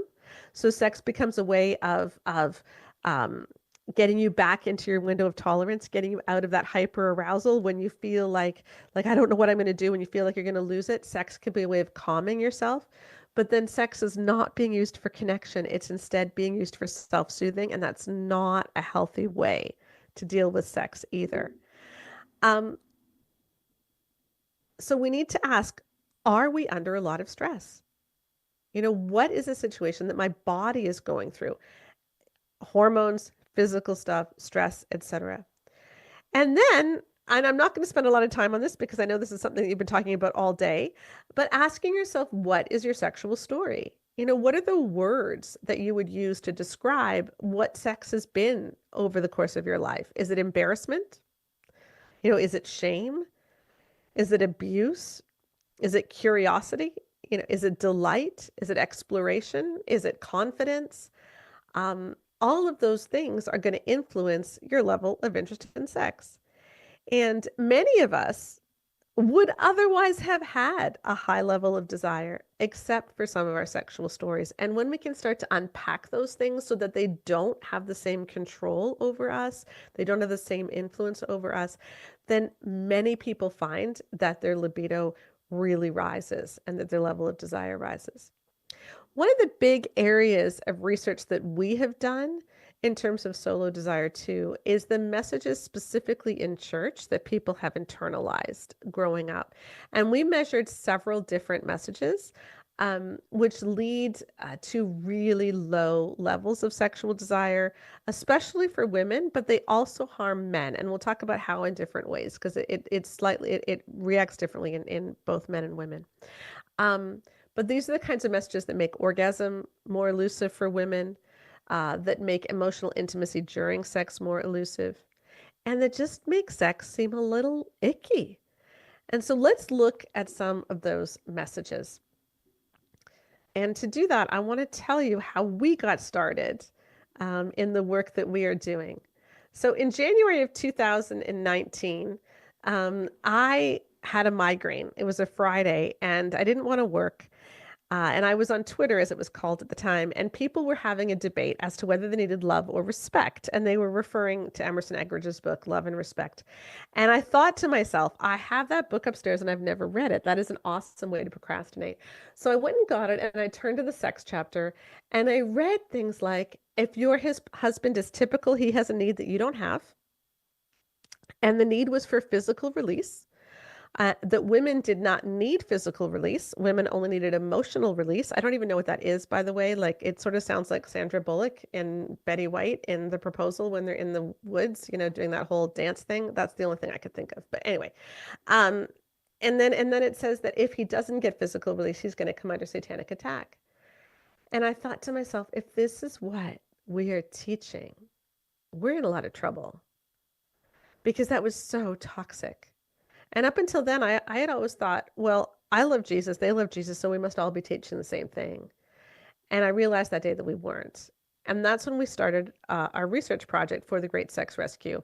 And what we did was we presented people with a whole bunch of different messages, and we wanted to see how that impacted them long term. And I want to show you some of the ones that really hurt. And the first was the modesty message. And we measured this in several of our surveys. But when girls especially grow up hearing that you need to be careful that you're not a stumbling block to the boys around you, that boys can't help but lust if you're dressed like you're trying to entice them. When girls grow up hearing these types of messages, they are 52% more likely to experience sexual pain when they get married, and they are 67% more likely to marry abusers, because girls have been taught that you can't expect men to act honorably. And that is so destructive. It also tells your body that your body is a threat to you, because your body can cause men to get out of control. And so when your body is a threat, then you can react to sex as a threat too. And your body can say, I need to protect you from this thing which can harm you. And that is why we see more sexual pain disorders in women who grew up with the modesty message. Interestingly, girls who grow up in churches that teach modesty are more likely to be sexually abused within those churches than girls who grew up in churches that don't teach modesty. So if you grew up in a church that had that policy where you couldn't wear two-piece swimsuits to camp, but boys could wear whatever they wanted, the girls in your church were more likely to be sexually assaulted than the girls in the church next door. They really didn't care. And And I think that's because we hyper focused on girls' bodies and we didn't focus on expecting boys and men to respect the women around them. And that just led to a lot of toxicity and toxic relationships. The next one that's closely related is the gatekeeping message. And this is the idea that boys can reach a point of no return. And so boys can get so turned on that you need to be the gatekeeper because they won't be able to. And a lot of girls grew up believing that. And we found that this was highly correlated with difficulty with orgasm and arousal later. Because what happens is that, you know, you're let's say you're 16 years old, you're making out with your boyfriend, and what's going through his head is, this is great, this is fun, and he's just enjoying himself. And what's going through her head is it getting too excited yet? Do I need to stop it yet? Do I need to stop it yet? Do I need to stop it yet? And so instead of being embodied and understanding what she's feeling, she's thinking about what he's feeling. And when you get married, that doesn't stop. And so many women are unable to just inhabit their bodies and experience what their bodies are experiencing because they have so learned to dissociate. And so that's a toxic message too. Then there's the obligation message, which of all of them was probably the most toxic that we measured. And it's the idea that a woman is obligated to give her husband sex when he wants it. And about 40% of evangelical women report believing this when they got married. This message, especially tied with the modesty message, is largely responsible for the fact that evangelical women have about 2.5 times the rate of sexual pain disorders as the general population. And probably if I were to ask you how many of you have ever heard of erectile dysfunction, I'm sure how many of you have heard of erectile dysfunction? I can see it. Let me see the hands. Yeah. Okay. So everybody has, right? But how many of you have heard of vaginismus? A few of you, probably you all follow me, but anyway, but you know, we haven't heard of that in the same degree. And yet 23% of evangelical women will experience sexual pain disorders where the muscles of the vaginal wall contract and become super tight, 7% to the point that penetration is impossible. And it's, when you look statistically at it, there really is no difference between those who believe the obligation message and sexual assault victims. They experience vaginismus in about the same rates. And in fact, women who grew up in the church who believed the obligation message are actually more likely to have obstructed penetration than women who were sexually assaulted. So it's very damaging because what it says to women is you have no sexual autonomy. You don't matter. All that matters is what he wants. And our bodies interpret that message as trauma. Because if sex is supposed to be a deep knowing, as God says, and instead we turn it into an owing, where she has to deliver no matter what, then it is erasing her as a person.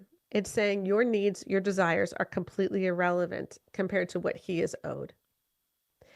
And that message is dangerous to women. And what I want you to understand is that all of these things impact her desire, her solo desire, even if her husband doesn't buy any of them. And we interviewed many women who believed the obligation message and many who experienced vaginismus, who were finally able to find freedom from it when they talked to their husband about their assumptions and they realized he didn't believe it. And he said, look, I never want you to do something that you don't want to do. Like if we're in the middle of something and you're like, no, this isn't working for me tonight, you need to tell me. And when he showed her that he meant that over time, then suddenly her libido, her level of desire grew, her ability to orgasm grew, and things really changed. Because no longer was sex an obligation, suddenly it became a choice. And that's a huge, huge thing. Sex needs to be a choice because if you can't freely say no, then you can't freely say yes either. And a lot of women grew up feeling like you can't freely say no, even if your husband says it's okay. And finally, there's the lust message, which is really prevalent as well. The idea that lust is every man's battle and all men struggle with it. And when women believe that, their libidos plummet. It's one of the, and again, this happens this is the one message that does this to you, even if you never believed it, but were merely taught it. So if you grew up in a church that teaches this, your libido sees the repercussions of that, even if you never even bought into the belief. Just being in a community that teaches this about men causes women to feel like this is not something that I want because this is so ugly, even if you don't believe that all men struggle with lust. Now, how do these messages affect men? Because we've measured that as well.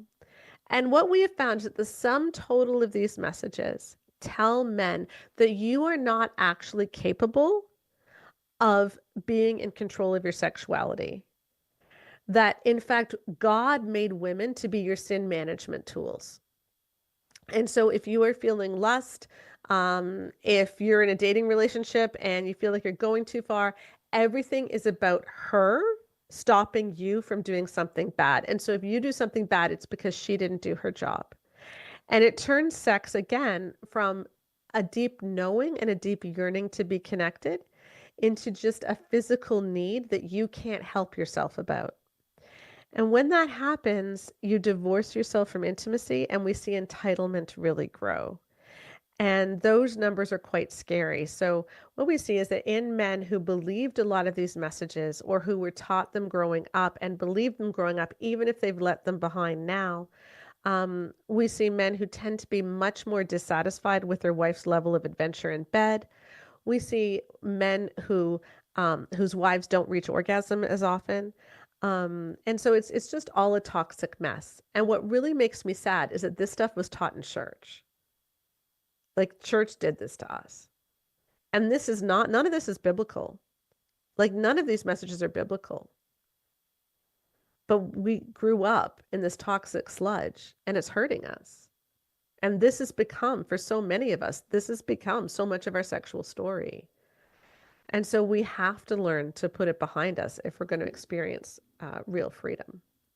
And see sex as something which, instead of being about a sin management tool, instead of being something that is just a base need, but is instead a choice where I get to enjoy something which is mutual, intimate, and pleasurable for both. All right. So let's, and then I want to talk about, yes. And then, of course, there's what were your first experiences like? And I have some stats for you on this as well. This is fun. We got this from our latest book, In the Marriage You Want. We asked people to talk about their honeymoons. And here's what we found. So in 41.1% of couples, when we looked at couples who waited for their honeymoon to have sex and had never had sex with anybody else, so just those couples, in 41.1%, neither partner had brought the other to orgasm before trying penis and vagina sex. In 25.5%, both had brought the other to orgasm. In 24.9%, only the husband had. And in 8.5%, only the wife had. So when you add that together, so before these couples tried penis and vagina intercourse, 50% of the men versus 34% of the women had been brought to orgasm. And then when we look at the actual first intercourse, in 14.2% of couples, both climaxed. In 11.6%, neither did. In 1.2%, only the wife did. And in 73%, only the husband did. Add that up, and 87% of men orgasmed the first time they had intercourse versus 15% of women. Here's why that matters. There was a study out of the University of Toronto last year that found that when women orgasm during their first sexual encounter that was consensual, their level of desire years down the road is pretty much the same as their partners. But when they don't, their level of desire tends to be much lower. And so it could be that the way that you were introduced to sex taught your body that sex isn't for me. And so how do we unpack that?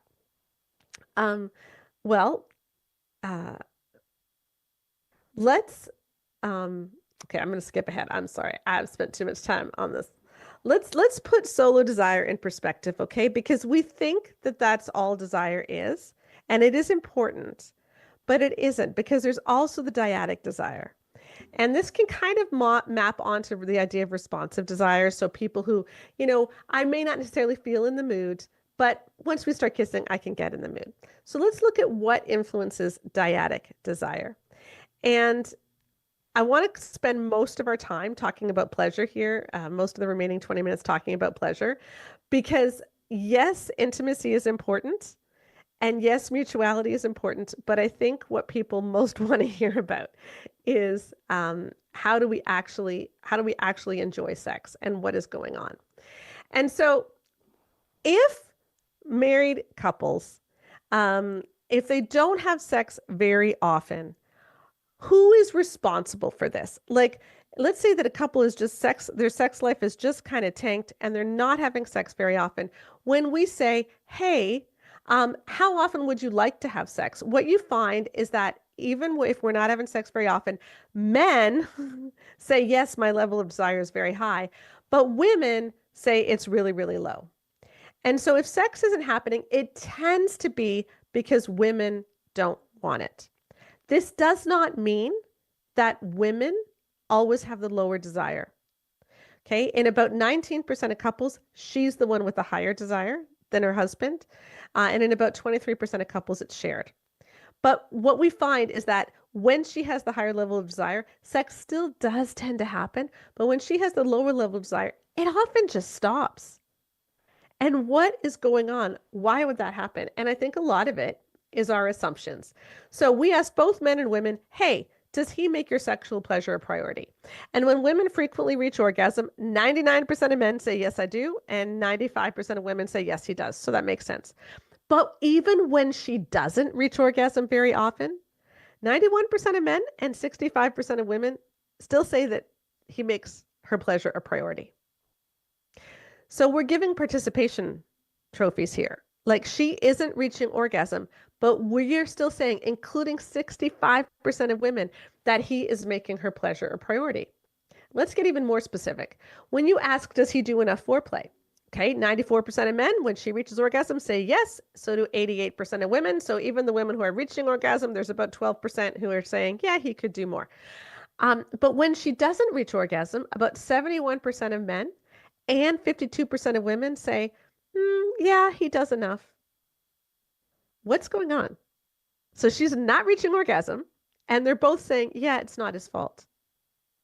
Because a whole lot of women feel like, I am broken. There's something fundamentally wrong with me. Instead of understanding, my body just doesn't work the same way as his, and we just need to figure this out. We need to stop seeing the male orgasm as necessary and the female orgasm as optional, because there is no reason why women can't orgasm too. We have a 47-point orgasm gap in the evangelical church, where 95% of men reach orgasm compared to just 48% of women. And we got to bridge that gap.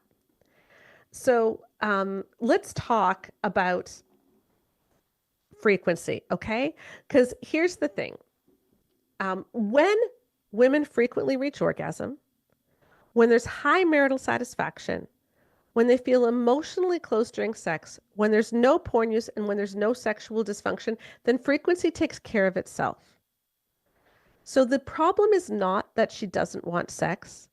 The problem is that we haven't figured out how to have sex that she wants. Or if he's the one with lower desire, then we haven't figured out how to have sex that he wants. And so instead of approaching this with a blame, what's wrong with her that she can't reach orgasm? What's wrong with her that she doesn't want sex? We need to start reacting with curiosity. What is going on that it's just not that great? And which of these elements is really missing?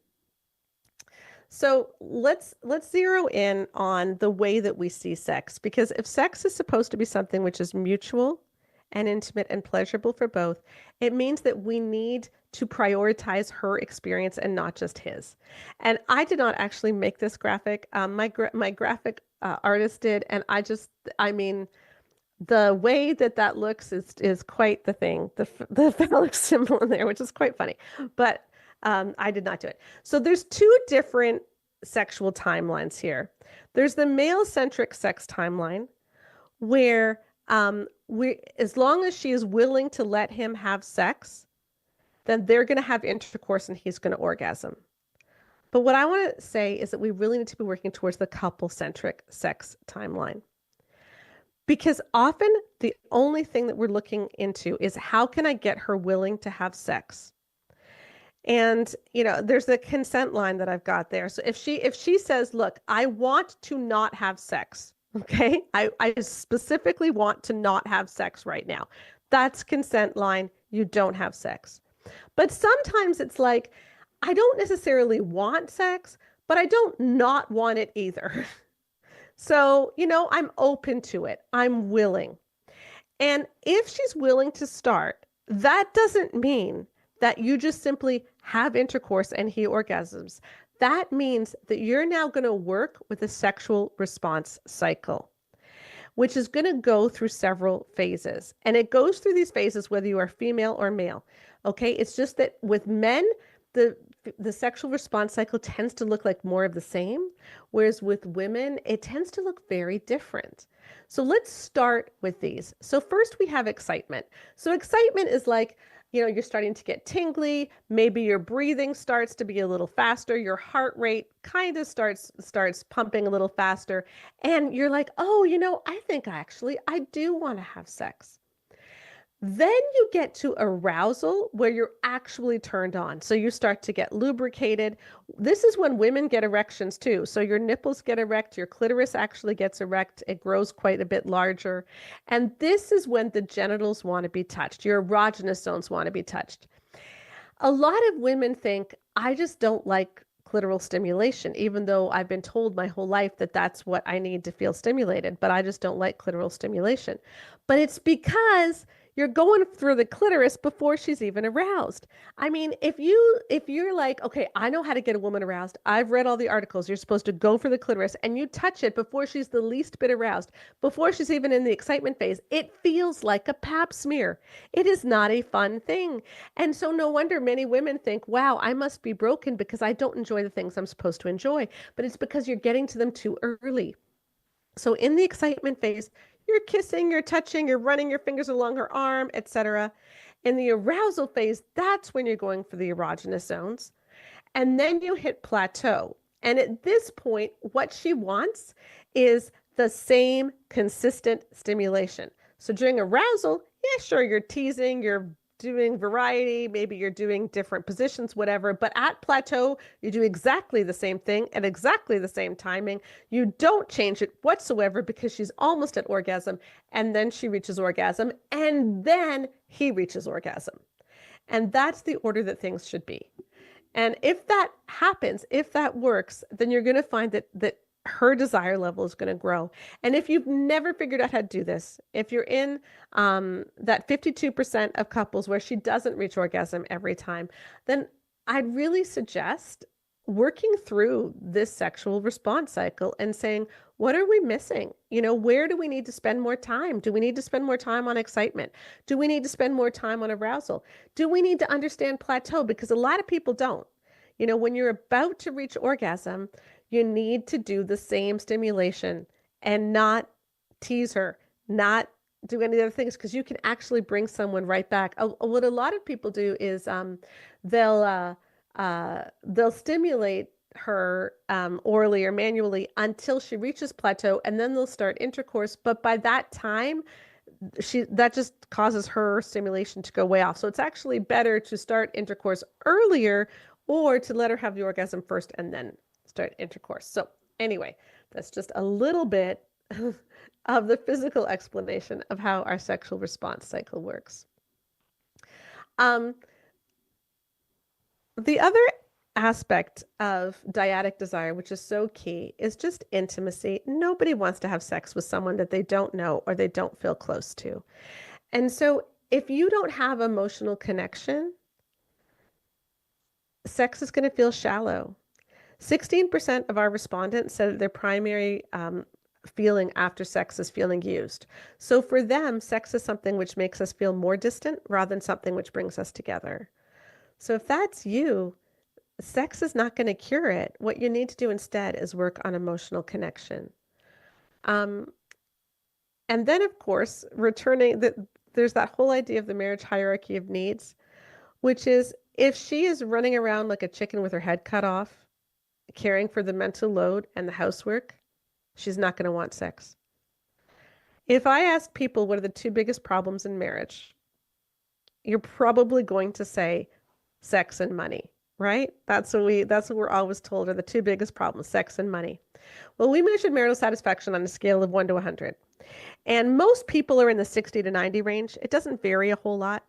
And certainly sex and money make a big difference. So if you have money problems, that's a 5-point hit on marital satisfaction. If you go from having sex several times a week to just once a month, that's a 10-point hit. So that's actually quite significant when most people are just in quite a narrow window. But if you go from doing 50% of the housework to 90% of the housework, that's a 30-point hit. And that's true whether or not someone is a stay-at-home parent. So if you're in a relationship where one person is carrying the majority of the mental load in the housework, sex is going to take a huge hit. And one of the best things that women and that the couples can do for their sex life is figure out the mental load. Because if she's sitting there in that survival tier of the marriage hierarchy of needs, it's very difficult for desire to grow. Okay, so how do we ignite dyadic desire? Give it room to grow. So think of it like a flame and it needs oxygen. So take care of the mental load, share the mental load, get out of that survival tier. Just give her something to think about that isn't that. And if it's him, if he's the one who's under a lot of stress, remember that the key to the sex life might actually be decreasing stress in other areas of your life rather than thinking that sex is going to fix everything. So deal with the underlying problems. Certainly learn skills and techniques. And of course, you need to communicate and tell people what you want. But I want to give a little bit of a caution here, because women have been told in so many of our resources that men cannot handle feeling like they're not wanted or that they're not good lovers. And there's actually Christian books, like For Women Only, for instance, that says that it's vitally important for your husband to feel like you want him, even if you aren't that interested. So make him know that he's wanted no matter what. I mean, they basically tell women to fake it. And so often women have trouble communicating what they want because they feel like to do that is going to make him question his manhood. And he may also feel like, well, this is supposed to be something which is the pinnacle of manhood. And so if she says a little to the left, then I must not be a man. But we need to stop all of that and realize that if she just simply wants to communicate and say what she wants, that isn't her critiquing. That is her doing a bid for connection and saying, hey, I want to have a great sex life with you. Let's figure this out. Let's make this the most fun research project we're ever going to do.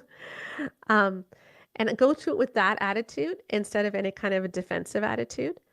But ladies, you also need to learn to speak up because so many of us have been conditioned not to. And I have talked to so many men who say, I just wish my wife would tell me what to do. And I don't know how to make her, like how to get her aroused. And a lot of us don't know what to do. We don't know what to tell them because we're not sure ourselves. But if you can start paying attention to what your body's feeling, just asking yourself, instead of asking yourself, am I doing this right? Ask yourself what's feeling good right now. What wants to be touched right now? And then tell him. And you might be like, oh, that actually does want to be touched. But so we're so much in our head so often that we just can't let go. All right. Now, some pitfalls to avoid with dyadic desire. I got a message from a woman this week who said that, they had read The Great Sex Rescue. They really want to get away from obligation and they want to feel a lot of freedom in the bedroom, but her husband feels like she still can't let go and she still has all these hangups because she really doesn't enjoy oral sex. And she's done everything that she can to like it, but she really doesn't like it. And he's getting increasingly frustrated and wanting her to read more books. And he's like, is this ever going to get any better? And I'm looking at this woman's letter and she's just heartbroken and she feels so empty. But she was talking about how triggering oral sex was for her because she had abuse in her past. And he was making her feel like she wasn't enough because she wouldn't give him an orgasm that way. And that's not okay. Yeah, it's wonderful to spice things up. It's wonderful to have fun. You know, like marriage is supposed to be fun. You're allowed to explore and you're allowed to have fun. But what they found, and what we've found too, is that the people who are the most likely to explore, the people who are the most likely to let go in the bedroom, are those who have the most emotional security and those who feel the safest. And if you are pressuring your spouse to do something that they do not want to do, that is coercive, and that is the opposite of safety. And that will be experienced as a rejection, because what you're really telling your spouse is, I don't want to know you. I want to use your body in the way that I want to. And your needs and wants don't matter to me. I just want you to fix yourself so that I can get what I want. And you may think, but this is a normal thing to want. And it could be that most people can enjoy that, but maybe you're married to someone who can't. Maybe for whatever reason, they just have triggers in that area, or they just find it distasteful. So find things that you can enjoy together that honor each other, because sex is a knowing, it isn't an owing. Also, try to stop seeing frequency as the goal and try to start seeing connection as the goal. So the more that you can connect in and out of the bedroom, the more that you will see frequency happen.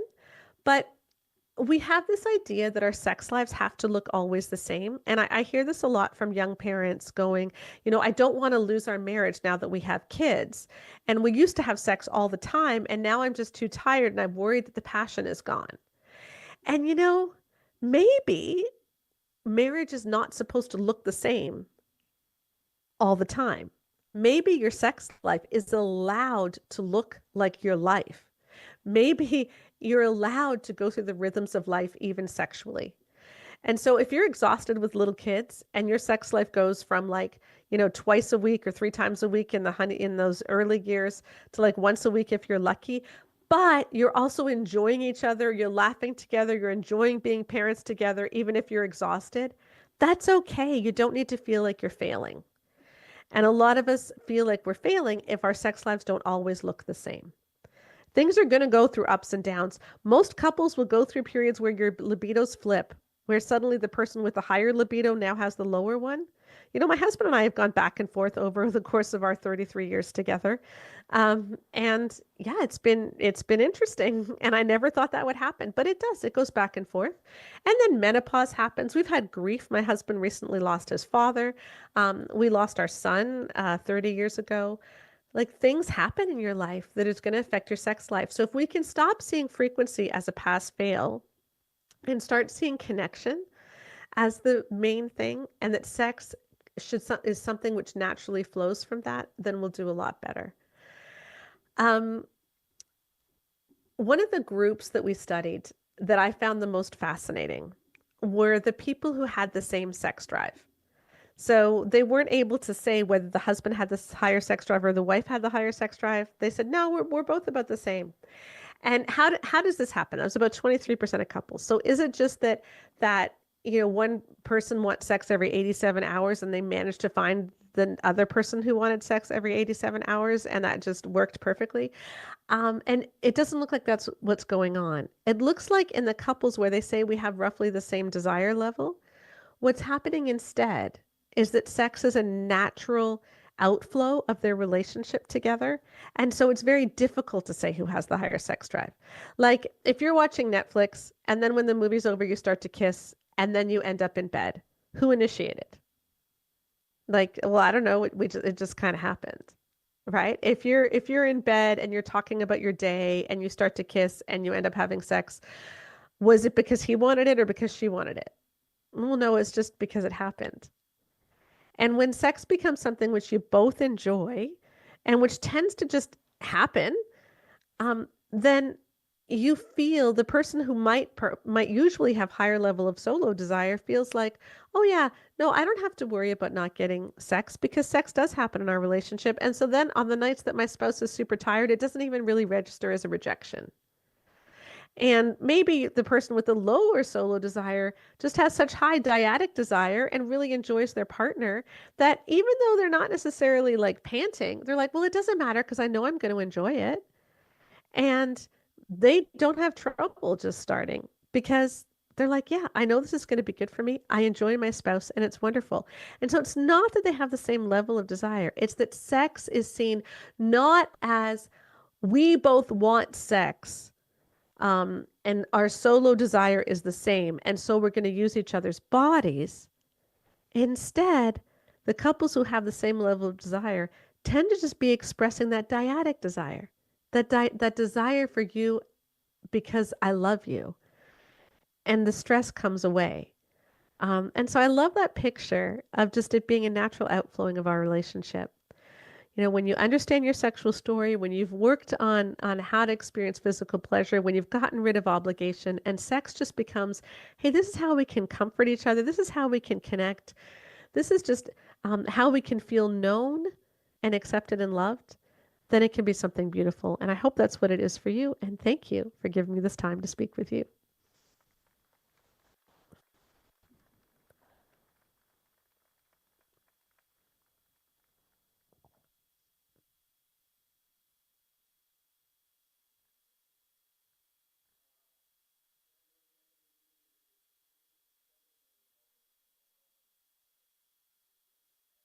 It stresses me out on your behalf. So thank you for the technology.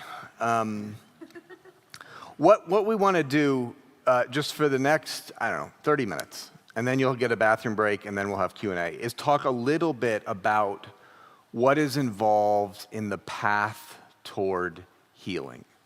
So if you think back to the morning, like there were moments where I'm sure you got a little bit more connected to some of the wounding that you've experienced in your family of origin.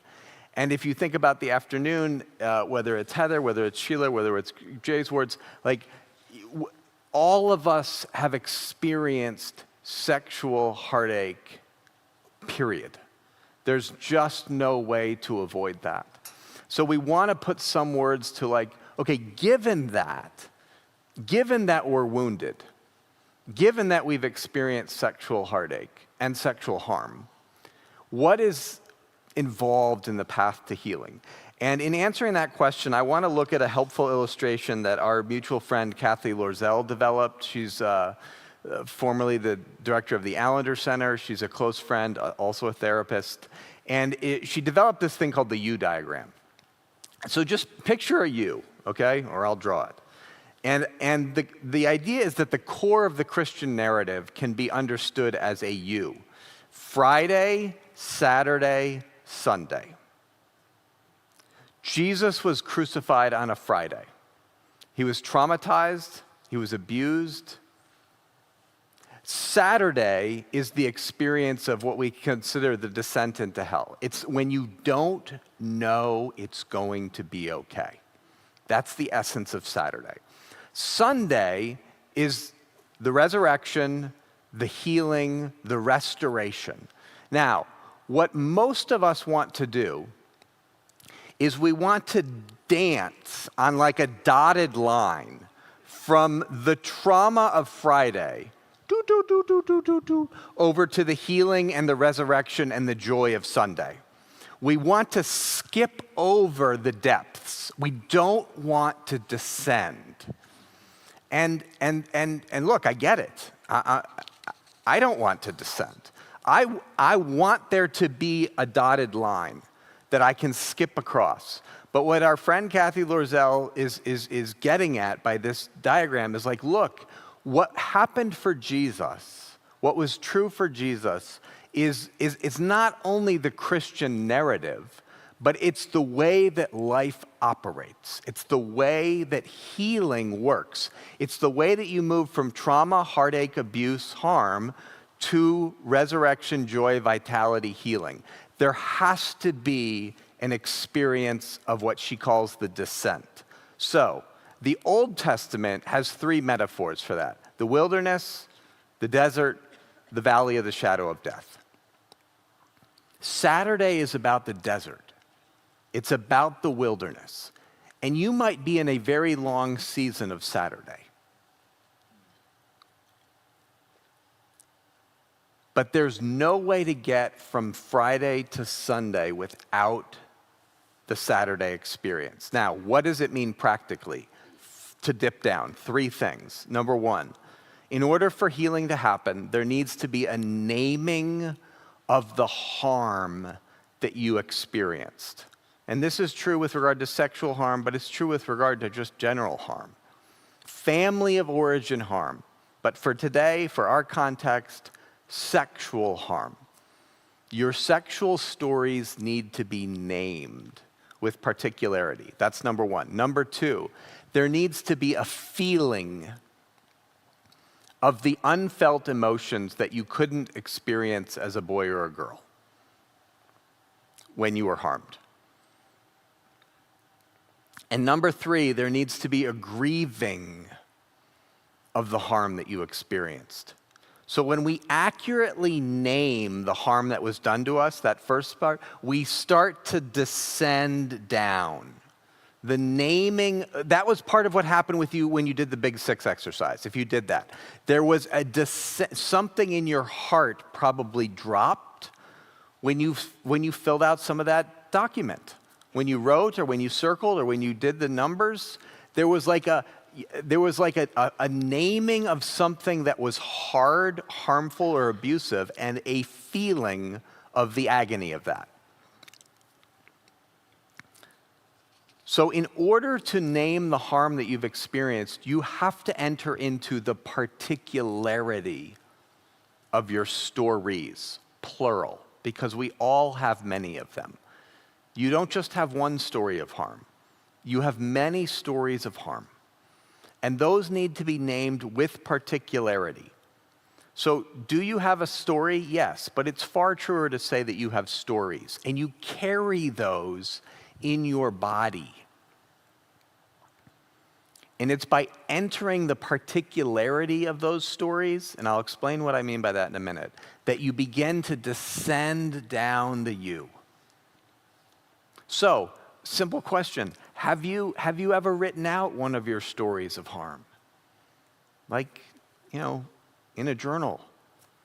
Typed it, handwritten it. Have you ever written out one of your 11th grade birthday party when that bad thing happened? Have you written out one of your stories of harm? One of the invitations that I hope you leave with today is to over the next 90 days, to write out one of your stories of sexual harm. Now, when I say particularity, here's what I mean. On the ground level, with details. So, suppose a woman says to you, I was sexually abused by my stepfather. It happened for 6 years, usually in my bedroom in the morning before he went to work. Has she told you a story? Well, yes and no, but mostly no. She's told you it at 30,000 feet. She has not told you the color of the bedspread. She has not told you that he would bring a crossword puzzle book in and they would do a crossword puzzle together first. These are the things that she sees in her mind when she says, I was sexually abused by my stepfather. When I said color of the bedspread, couldn't you feel something in your body shift? When you get the details, the feelings start to emerge.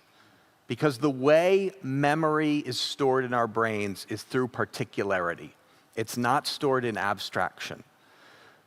So even when you think about Heather, when she shared the story of the forest preserve, like when she got there, like I got uncomfortable because she's getting to details, and she told it with particularity, and there was like I don't want to be in that forest preserve with you. That's too awful for me to feel. But that's what I mean when I say you've got, and that's what Heather was bearing witness to, is she had to enter that story not as comedy, as she said. but as agony.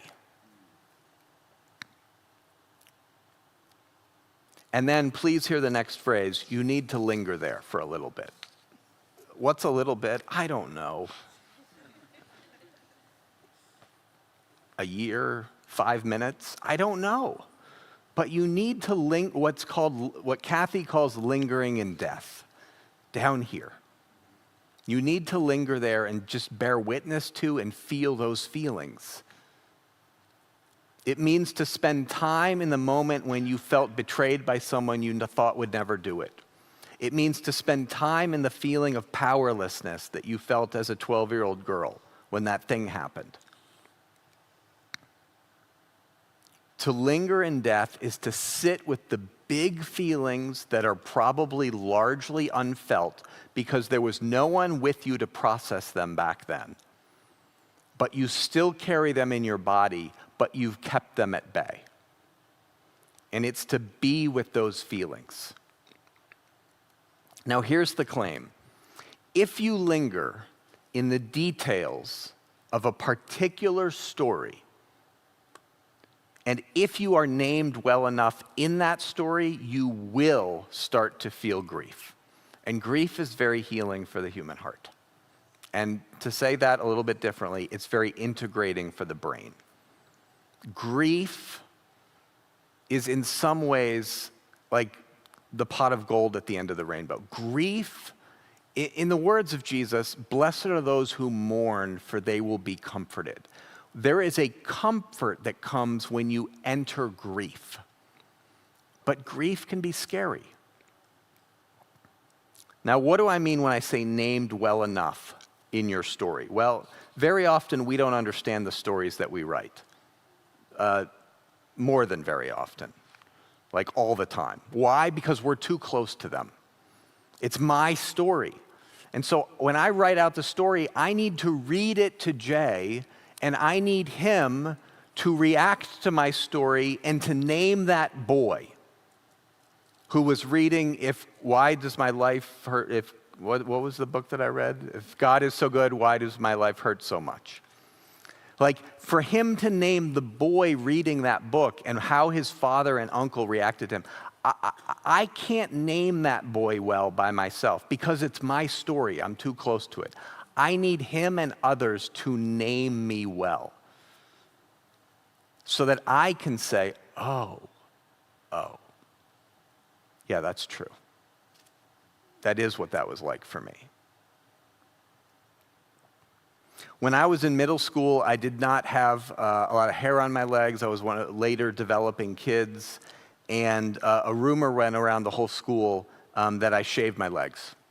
And I felt emasculated, I felt humiliated, I couldn't stop the rumor. And as I began to engage that story and the bullying that resulted and all of that, I was able to name like what I've just shared with you, the humiliation, the bullying, the powerlessness. What I wasn't able to name without the help of others was that my father and mother did not in any way help me through that agony. And it lasted for years, multiple years. I could not name that the reason my father refused to help me during that season in any way was because of the envy that I named this morning. Because he wasn't fond of the fact that I was so emotionally close to his wife. So my story never made sense. The school humiliation part made sense, but what people ask me about is, well, what happened when you told your dad or your mom? And I had no word. I'd never pondered that question. I had tried to talk about it, but they were never any help to me. They abandoned me in that season. And I never understood why until other people spoke into that boy's story and named that boy well. So to grieve is to remember what happened with your full self, your thoughts as well as your emotions. It's calling the wound to mind and sitting with it and being with it, bearing witness to it. Emmanuel, God with us, there is a witness that you need to be with your younger versions of you who experienced harm. There is you need God to be with you, and you need to bear witness to that boy or girl also. Now, a lot of people ask me, Adam, how do I learn to grieve? And what I want to say is, good news, you do not need to learn, okay? You know how to grieve. A better question is, what are you doing to refuse feeling your feelings? It's not that you need to learn how to grieve. Grief is the body's natural response to seeing the heartache of your story. The question is, what are you doing, understandably, but what are you doing to refuse to feel some very big emotions from your growing up years, related to your sexuality and related to all the other areas of your life where you've experienced harm? Again, Kathy taught, when she was teaching me this material, I'll never forget her saying this. She said, true grief is when you are captured by your story. It is this sense of, oh yes, that happened. And when she said that, I realized I needed to stop conjuring up grief and simply become curious about my own stories of heartache and harm and agony and pain. So you can't enter the grief that is yours until you are captured by your story. To be captured, what do I mean to be captured by your story? It is to have your mouth hanging open at what you endured as a boy or a girl. You have experienced something of the death of Christ. When Paul writes the fellowship of sharing in his sufferings, he is saying that you know something of the death of Christ. You know something of death. What do I mean by that? You know something of betrayal. You know something of powerlessness. You know something of heartache, harm, agony. Whatever your stories are, you have stories of death. Do you have awe about what you endured and what you suffered and what you survived? The invitation is to awe at what you experienced as a boy or a girl. And very often, especially Christian folks, are very reluctant to enter into a posture of awe at the harm that they experience, particularly in their families of origin. And this goes back to Jay's point about honor and honesty. You will not be captured by your story until you are willing to name the fullness of the harm you experienced. And that can take time. By fullness, I mean, it took me years to go from my mom is the gift God gave me to compensate for a violent father. It took years for me to go from there to I was triangulated and sexually abused by my mother, and my father envied and had a lot of contempt for me as a result. And I didn't get there by myself. I needed other people to speak into my stories to help me make sense of them. There's no way to make sense of your own story by yourself. Now, last thing I want to say, Saturday, the bottom of the U, the nature of Saturday is that you don't know it's going to be okay. You might have the feeling of, all right, Adam, if I do what you're inviting me to do, I will start crying and I will never stop. Or Adam, it will put me on the floor in the fetal position and I may never get up and I have to go to work and I have to parent and I have to be a partner. The nature of Saturday is that you don't know it's going to be okay.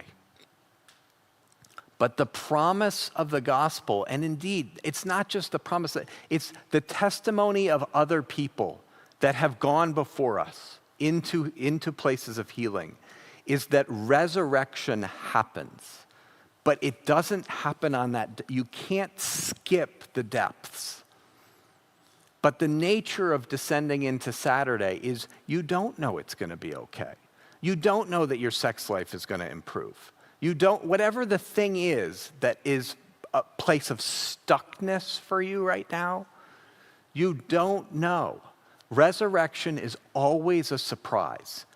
The comfort of God when you are deep in grief, even if you believe in it, when it happens, it's a surprise that God came through for you, even with regard to this heartache, this disappointment, this agony.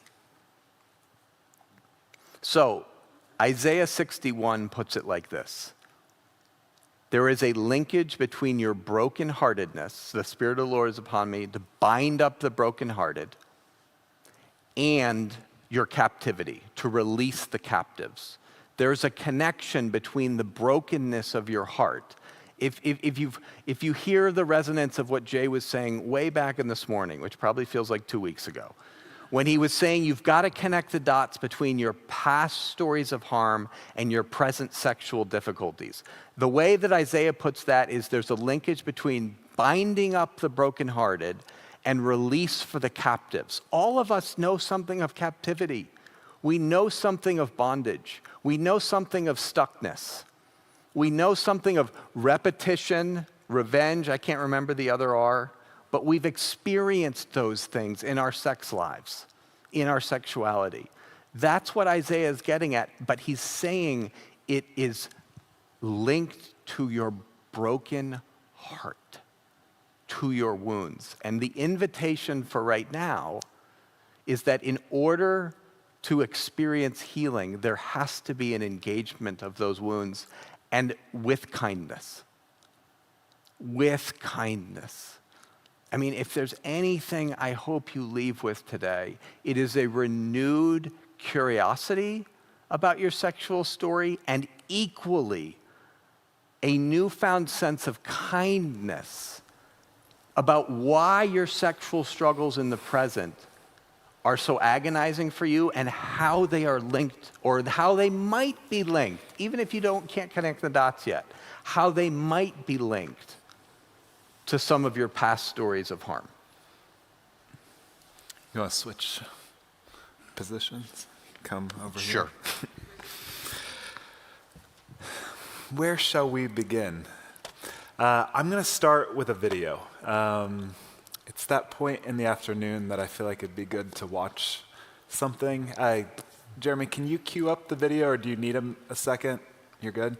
Let me talk a little bit about this video. So I have this reference to Andy Casagrande in my book, who is the videographer of the show Shark Week. And essentially, it's like, what do you do when you're in the waters with a great white shark? And so Andy talks about it. But then when I had written that, someone had forwarded me a video from Patagonia's film Fish People. Has anyone seen that? It's essentially a story, like 6 people's stories that have been transformed by the sea. And so who you're about to meet is a woman by the name of Kimmy Werner, who is a spearfisher. And she will go into the depths of like 100, 120 feet on one breath and start spearfishing. And she's my new hero. But I want you to see just how does she begin to engage difficulty. Because I think that there's something that I have learned a lot about being a therapist, about being a husband, about, as Adam said, entering into the particularity and swimming towards the particularity. I don't know of too many people that do this better than Kimmy. So if you could play that, it's about 2 minutes. I wish I had popcorn for you all. You all have earned it, but let's watch it. I never really been like afraid of sharks. This is her dad. When I would see one, I would just act like, earlier I went here, I'm doing one thing, but I pull my fish in so I couldn't get them. And then if they come at me, I would push them away. With Kimmy, as soon as she sees one, she'll swim right towards it. I never got to that point, you know. When I first started spearfishing on my own as an adult, I would get pretty terrified if I saw a shark.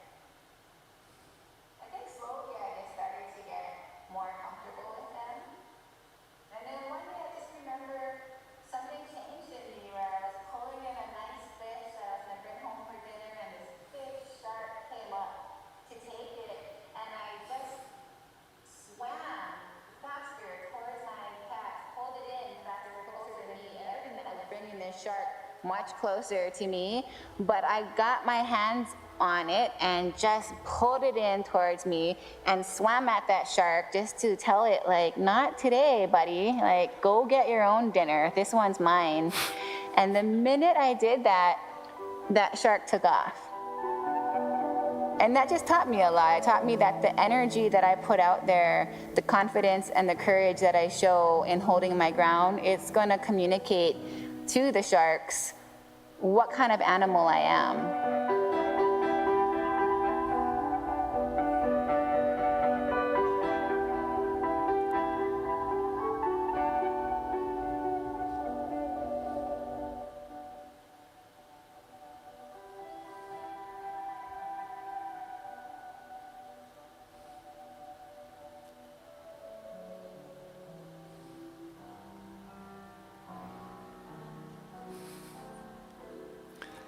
Free taxi.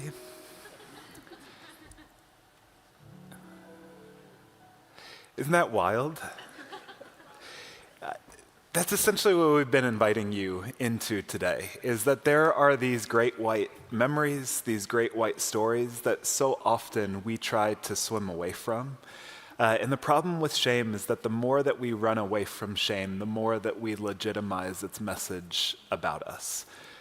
And yet what we are asking for you to do is to swim directly at these stories. Not to do so alone, but what she said is really true, that once you swim at it, you kind of remind evil. You remind shame, what kind of creature, what kind of person you are.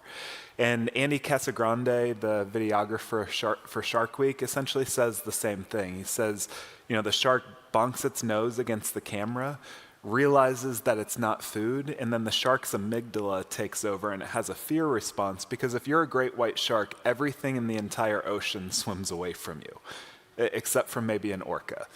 And what happens there is the shark gets really intimidated and begins to swim off. And so often that is the path to healing and growth, is that there has to be this sense of like, no, hell no. This is my sexual story. This does not belong to evil. It doesn't belong to my abuser. It doesn't belong to a family system that did not honor and bless desire. I am going to co-author a new future for myself. And you have to have that defiance that Kimmy showed. So that would be, one tip. Is you have to become more comfortable at swimming in the direction of shame. And it's always a bit difficult. You can't see. I loved Adam's point. We can't see our own face without a selfie, without a Zoom screen. I need Adam. I need you all to reflect back to me my face. And so we don't just swim at sharks alone. We do so in the presence of other empathetic witnesses. So the first thing would just be to face shame. The second category would be, we've talked a lot about a window of tolerance, and I know some people are familiar with it, some people are not familiar with it. So I want to show this slide. Dan Siegel, who Adam and I have mentioned multiple times today, he has great parenting books as well. He came up with this back in 1999, and this is essentially self-state. So all of us have a window of tolerance, and that window of tolerance is what's referred to as the green zone. You all have mostly been in the green zone that I've seen. There's been moments where you've gone into blue and red from what I can see up on stage. But green zone is like when you feel flexible. When I walked outside this morning, didn't get a great night of sleep, but like I saw the sun coming up over, would it be the superstitions? Yeah. And it was just beautiful. And like immediately, sunlight, some sense of, 67 degrees at 5:30, something in the morning. I'm on East Coast time. It was just lovely. And that brought me from a place of kind of being in the red zone to just being in a green zone where I'm flexible, I'm adaptive. Well, what inevitably happens is that we are going to go into the red zone. And especially as kids, that's what we've been inviting you to. These are all normal processes that you will eventually go into the red zone, which is fight or flight. Your blood pressure is going to go up, your heart rate's going to go up, anger, cortisol, adrenaline, things that you say to your friends, to your partner. You send that email because you're just so upset and pissed off, and then you're like, why did I send that? That just created so much debris. Those are all red zone moments, right? And as Adam put, we need a parent that's big enough to contain that. One of the best examples that I read of that in grad school was this guy named Winnicott, who compared good parenting to what we see Jesus doing on the cross, which I know is a very high standard. But essentially, he said humanity had to give its worst to Jesus, had to bring all their scapegoating, all their rage, all of their sin, and see that Jesus is vulnerable enough to be impacted by it, dies, but then he is bigger and stronger than even the worst thing that we can bring. And when you have someone that's able to do that for you, you can come back into the green zone and be restored. And that's the point that I heard very clear from Adam is like, I hate you. What's wrong with you, mom and dad? I don't like this. I don't like this family. Were you permitted to be able to say that? Could you get into the red zone and be soothed? Most likely not. And then we have the blue zone, and that's what I said, the prototype of hell of middle school. Like, I was in the blue zone constantly, which is shutting down, some level of depression. I don't want to go to school today. I eventually, because of a lot of the bullying I was experiencing in 8th grade, withdrew from that middle school, got homeschooled. I was in a place of barrenness, the desert, the wilderness, the valley of the shadow of death. And that's what the blue zone is for a lot of us. So I want you to kind of, again, make those bridges between family of origin, early childhood experiences, to how your window of tolerance is today. Because a lot of men that I know are trying to outgrow their use of porn, but their window of tolerance for distress, stress, someone saying no to them is about this small. And if you have a very small window of tolerance and you're going to go into the red zone, you're going to set up obligation, entitlement, anger. And so one of the best things that you can do for yourself and also your marriage is to increase your window of tolerance for distress, for anxiety, a lot of premature ejaculation, erectile dysfunction issues. There's some sense of sometimes, again, stereotype, but if like a man were to experience some level of premature ejaculation, there's a sense of if my wife gets going or she's enjoying herself, then all of a sudden I can't hold on to myself. And so therefore, there's a lot of anxiety in the midst of being embodied with sex. And so we have to increase our window of tolerance physiologically, emotionally, sexually, to be able to kind of deal with a lot of the difficulties that we find ourselves in. Also, if you find yourself consistently in the blue zone, constantly in depression, you have to get a sense of, again, is your depression speaking to you about something that you have come from? Is it a condition that you're experiencing in your marriage? Is there some grief from long ago that you have never explored? And so that's part of why your body is experiencing depression. And so that would be kind of just a goal that I would have for every marriage is, sometimes when I am in the red zone, what I'm trying to do is bring Heather into the red zone as well. And then once she's in the red zone, I blame her for being in the red zone and what she said to me, and then I can come back into the green zone. It's so wildly manipulative. Or a sense of, I can just act blue and be blue legitimately, but I know that if I'm blue, then she might be more attuned to me instead of actually stating my needs and desires and what I want and what would be good for the family. There's just a sense of, you need to see me and pull me out of the blue zone. And that's the dilemma, is that all of us need the ability to auto-regulate, to self-soothe. You have to find the patterns, the self-care, the experiences where your body feels good and lovely and beautiful, but you also, whether you have a dear friend or you're married or whatever your relationship status is, co-regulation is so central to being human as well. But a lot of times, a lot of the difficulties that I experience when I'm doing marital work is that they only want to co-regulate. And so there are leading books out there in the mainstream space as well that says, essentially nothing else will do. And your partner needs to come through for you. And if they can't hold you tight, nothing else will do. That's a bit of a hostage situation if you don't know how to calm your own body down. So that's the heart of, I've used this category of differentiation. It's taken from a guy by the name of Murray Bowen. And essentially what I want you to think about is differentiation and connection. And Dan Siegel, again, says that those are the best systems in the world. The strongest systems in the world are those that are highly differentiated and those that are linked. Well, what does that mean? Differentiation is taken from cell biology, that for a plant like an ironwood tree to grow, you need to be able to kind of allow the cells to divide. And so that sense of the transgression happens, and then the shoot goes down in order for the root goes down in order for the shoot to come up. All of that is the process of growth, of differentiation, that cells begin to continue to divide. But the magic of differentiation is not just that you become individuated and good, it's the sense of how does all this work together. So two of the best examples for me of differentiation and linkage are like an airplane. You want your wings to be your wings. I'm going to go so basic for all those aeronautical people in here, but you want wings to be fully developed. You want engines. You want a control panel. You want every dimension of an airplane to be highly differentiated.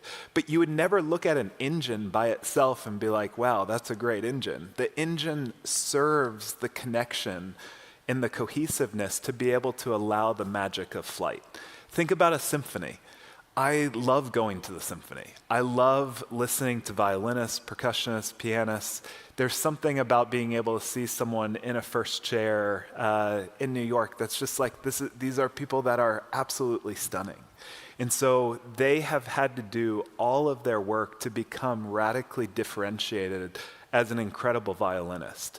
But the magic of a symphony, you don't go there just because it's like, wow, that guy really understands a drum beat. It's like, no, it's somehow the flourishing of creation is all this coming together. And that's what a good marriage is like. A good marriage is a symphony, that you and your spouse are wildly differentiated, so different from one another. And yet somehow you've been able to come together to be able to make music that nothing else could have been created without your unique pairing. But the problem that most of us are going to run into is that we lack differentiation, meaning we look to the other person to soothe us, to validate us.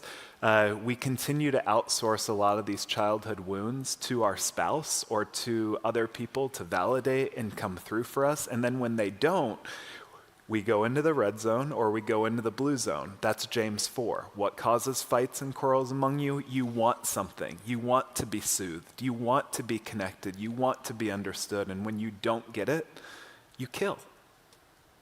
You're going into the red zone. Or you just fall off the planet and go into the blue. You have to learn how to move towards your difficult emotions as an adult. So many of the ways that childhood wounds are healed is in our adult commitment and integrity to address them, to care for them. The sad news is that there is no father left for us. Had to wake up to that. The mother that I have wanted and needed does not exist. There's so much grief in that. But if I'm so busy holding on to my spouse needs to do this, God needs to do this, my mom needs to do this, my dad needs to do this, my hands are clenched and they're not open to receive something of what God and the Spirit might want to bring to me. And so all of that is the process of differentiation, that you have to know who you are. Do you have a reflected sense of self? Is it, do your career accomplishments or how much your kids love you or enjoy you or how many kids you have or how many books you've sold or how successful you've been at your company, all of that is a reflected sense of self that actually shows a lack of differentiation. Last thing I'll say about differentiation is it's not avoidant personality. It's not an avoidant attachment. People who are differentiated understand who they are. They are able to self-regulate, but they're also able to be in close proximity to people who are different than them.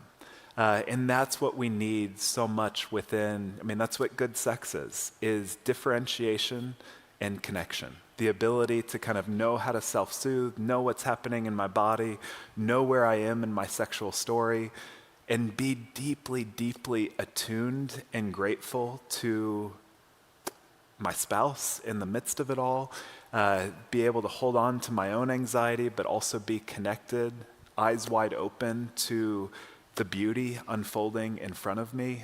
Good sex is about differentiation and connection. And the danger that I often experience in couples counseling and in these dynamics is that we often want connection so much more than we want to be able to experience differentiation and growth. But the more that you become that violin player, I promise you, the better music you will play. So let's take a 5-minute break. Bathroom break. And then we're going to take questions. If you all have questions, reminder to write them down up here. And we'll have a microphone for you to stand up, I think.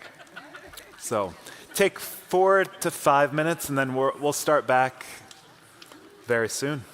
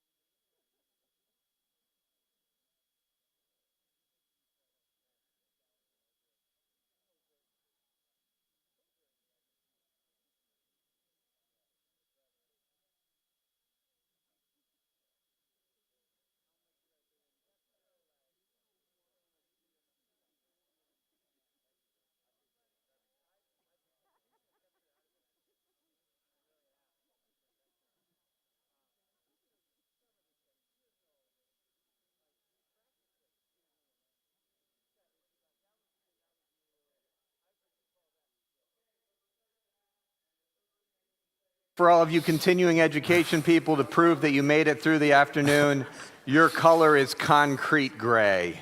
Concrete gray is your I've code forgotten word. the first one. Beige red, Beige, traffic green, concrete gray. Okay. We're gonna take some questions from the note cards, and then we've got 2 microphones. Yes. So if you want to stand up and ask a question, we've got mic options. We're obviously, look, Jay confessed earlier. We are aware that this creates more disruption, more questions than it does answers. Questions are good. It means you're grappling with the material and it's moving you in a direction. Your questions tell me something about the core desires of your heart, even reading through them. It's like there's the spirit behind so many of these questions is, here's where I'm stuck. How do I get unstuck? And implicit in that is a desire, a holy desire for more freedom. And so I just want to say that at the beginning, like I bless the goodness of the longings that are contained in these questions. And we're not going to be able to address all of them. But let me start with this one. Because I came from a physically and emotionally disconnected family, being physically and emotionally connected with my own kids sometimes scares me. It almost feels wrong. This is complicated by ongoing struggles with maintaining connection with my husband. How do I provide what my kids need while guarding against triangulation? Okay, look, the fact that you're aware that you're asking this question tells me something about your heart.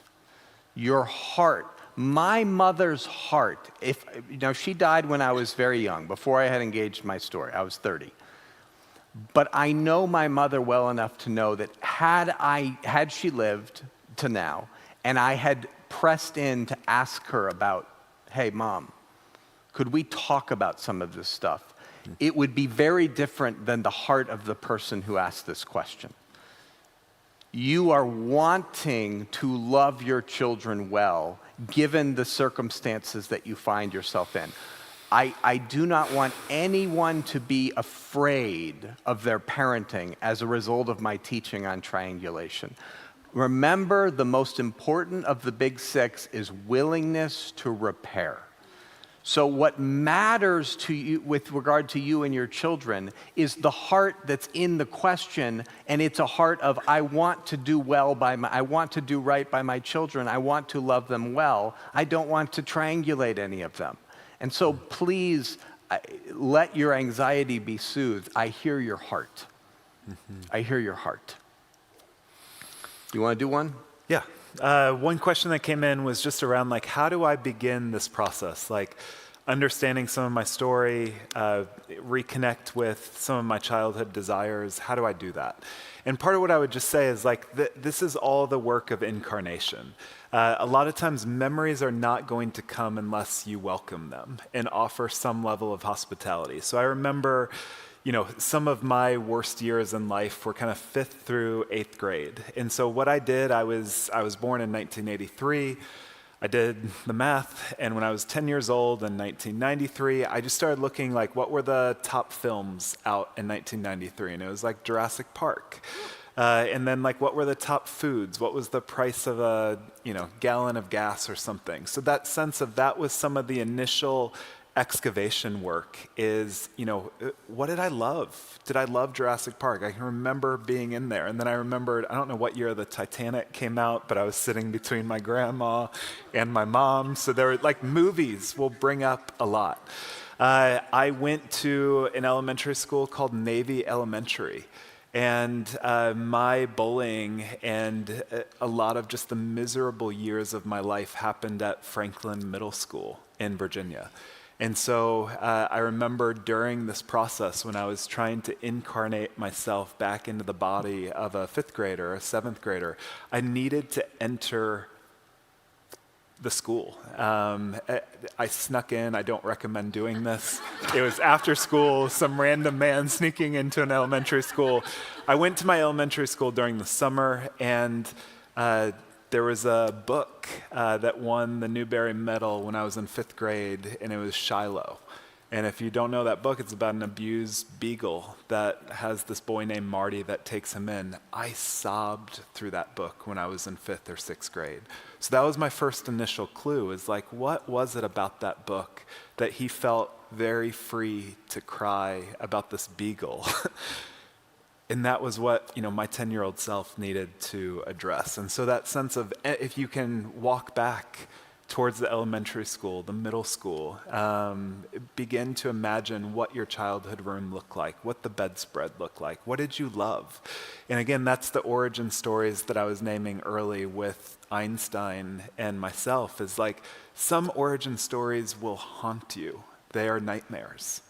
But there are also other origin stories that will profoundly shape the trajectory of your life if you tap back into them. There's so much beauty in that background as well. But what we learned from the neuroscience is that once you begin to suppress heartache and grief, you're actually blocking your capacity to experience joy. And so part of the work of this is that as you begin to enter into the you, into the death, you're going to find yourself in experiences of joy and memories of joy that you hadn't thought about in years either. On triangulation, can you experience the consuming part and actually not like it?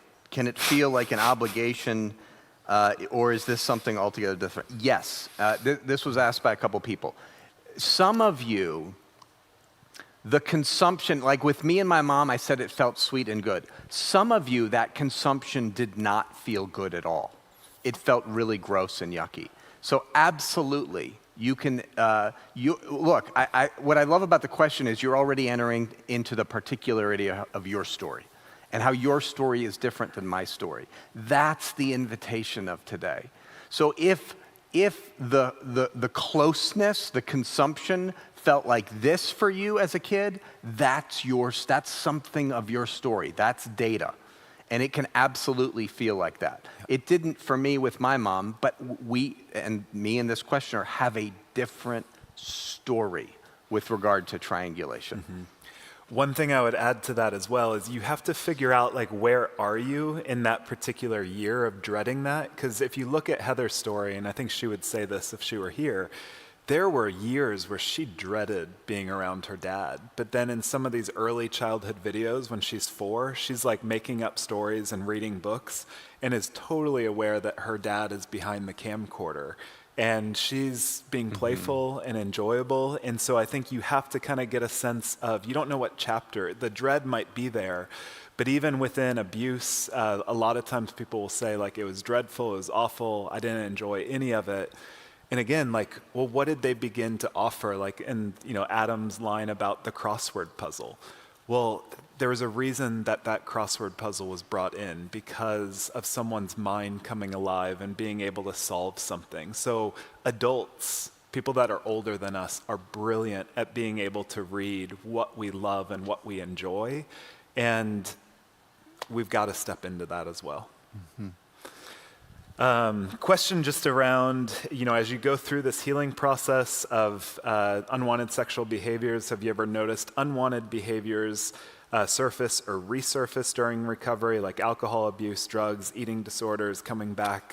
Oh, yes, it's true. Part of what I always try and focus on here is, this is from Robert Augustus Masters' language, but he would say, don't try and stop an unwanted behavior, try and outgrow it. And so what does that mean? Like, if I could go to bed without needing to have an orgasm to porn, what would that look like?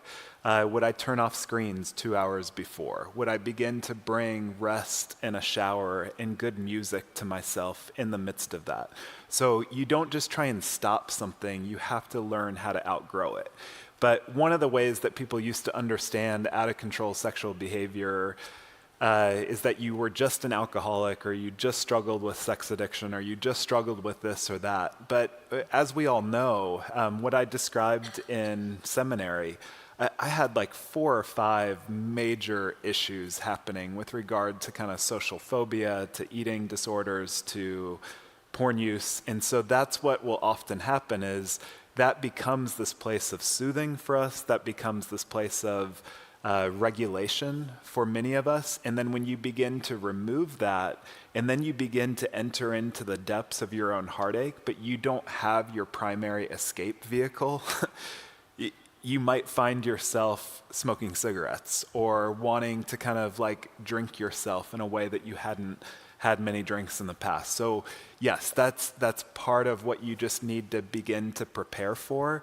And Michael Phelps, most decorated Olympian of all time, back in the 2008 Olympics in Beijing, got in the water, and as the story goes, he got water inside of his goggles, which is just a disaster for an Olympic swimmer.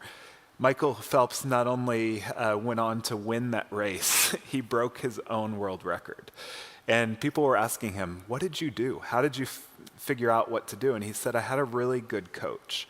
And my coach used to put me in the water with water in the goggles and have me swim like kind of blind or covered, so I knew where my body was. And that's kind of the invitation, that as you begin to step into some of this heartache and difficulty, you have to predict that things that you haven't struggled with in 5, 10 years, 20 years might begin to resurface. Part of the dilemma about any form of change is that we are ambivalent about it. When I wanted my wife to address her high desire and she started doing her own work and seeing a therapist, she would see her therapist on Wednesdays. And on Tuesdays, I was on very good behavior of like, I don't want to disrupt this. Is she going to talk about me? Because I knew that the moment that she began to change and really engage this stuff, I was going to have to change. And that was really difficult for me, is that as Heather came up with far more of a voice and far more life and far more of just dignified protest, my red zone, I went into the red zone really consistently. So please know that like change, healing are beautiful, but you are going to be back in waters and in terrain that you haven't really navigated without contempt or without dissociation. And that's what you need to really have an eye for, is how do I turn to contempt and how do I turn to some level of dissociation? Why contempt? When I'm angry, I feel solid ground underneath my feet. It's just easier to be angry than to feel disillusion. So, or it's easier to just dissociate and disconnect from the painful reality. So, great question, and yes, it will happen. How much of our sexual story background should be shared with our spouse? Whew. Okay, good question. I don't know. I don't know. Here's what I would say. Here's what Jesus says. Jesus says, don't cast your pearls before swine. Oh, Jesus. In other words, what is a pearl? A pearl is sharing something of your heart. And the spirit behind the question is, hey, I want to share something of my heart with regard to my sexual story with my spouse, and I want to do that like well, judiciously, with care, with prudence. So what I would say is give them a pearl and see what they do with it. Don't tell the whole kit and caboodle, but share a pearl. That requires a level of vulnerability and honesty that requires risk and courage. And then you're going to see what your spouse does with it. And look, if they blow it, whatever that means, that doesn't necessarily mean you don't ever give a pearl again. But it does mean that you have some data and that you can talk about how that went for you. So, honey, when I shared that with you, this is how you responded, and this is what that was like for me. Those kinds of conversations are so important. This is what it was like for me. And it's not shaming, it's saying, hey, that was hard for me to hear you respond that way, and here's why. And then you keep risking when it feels not safe, but wise and honoring. Yeah. Because there's nothing safe about it. Not fully. But also, if every time you share a pearl, you're dismissed or you're shamed or you're rejected or you're misattuned to or then you got to say to yourself, okay, this is not wise and it's not honoring to me and it's not honoring to the marriage. Yeah. I'm going to tie some of this question into another question about betrayal trauma and just kind of what to do in the midst of that. So, yes, what is wise? When I first started sharing my sexual story with Heather, also had to disclose use of pornography, right? So there's that sense of she's going to feel betrayed within that. There's going to be a sense of, am I just using my story to evade responsibility for what I'm going through? And that's, what people will often kind of say is like, are you excusing people from having to really own integrity with what they're doing? But what I needed to do with Heather was to kind of tell her, there's some stuff that I need to tell you, but you need to understand my relationship to my mom. None of this is random. And so that sense of being able to kind of build some of the scaffolding in place for her to understand, like, this isn't about like me not desiring you. This isn't about like me. This isn't about whatever you might be making meaning out of. This is, I come with a certain story. And I want to begin to kind of share some of that story and connect some of those dots. And that's what we want to see. We want to see integrity begin to grow and the ability to talk honestly about that. So it should always be a sense of, I'm not entering my story to excuse responsibility. I'm taking greater responsibility for my past because that's how I want to show up in the present as well. So that's scaffolding. That's, great language of pearls and wisdom. This isn't about secrecy. It's really a category of wisdom. So as I have gotten to know Heather more, I've shared more. She has also shared way more with me as our marriage has grown in trust. Would I say that she was keeping secrets from me? I mean, I don't know, maybe. But that's, again, back to that category of differentiation. If I can't hold on to myself and I don't have a tolerance for truth and for reality and the reality that Heather has her own sexual story and her own sexual fantasies and her own sexual mind, like, again, that is normal behavior. So when I was in grad school, my dad came out to the Seattle school and was in Heather's class. And so I listened to Dan Allender lecture about this topic, and he said essentially the bedroom is the noisiest room in the entire house. Like, your porn history is there, your ex-lovers are there, and what are you going to do with how noisy the bedroom space is? And so that would just be a sense of, that's the wisdom piece of working with a good counselor. So the betrayal process that I bring a lot of couples through in my intensive process would be, I don't have time to go into too much detail, but the first is always crisis and triage stage. We want to get, physical affair, we want to get sexually transmitted infections, we want to assess for safety. There's something called a full disclosure versus a partial disclosure. A partial disclosure would be like, oh, I had an affair 10 years ago. And then 6 months later, it's like, I actually had an affair with your brother or your sister. And so more stuff begins to come out. That wreaks so much havoc. And so if you are in this kind of crisis triage stage, hopefully before you get there, there's a commitment to kind of make a full disclosure. And then you're assessing for safety, for reality testing, but that's crisis and triage stage. Then, and most clinicians don't always move to the meaning-making phase, but that's a lot of the work that we've been doing around story. So some betrayed partners develop an external locus of control, meaning I don't want to be betrayed again. I trusted you with something and I never want to experience that again. And thank God.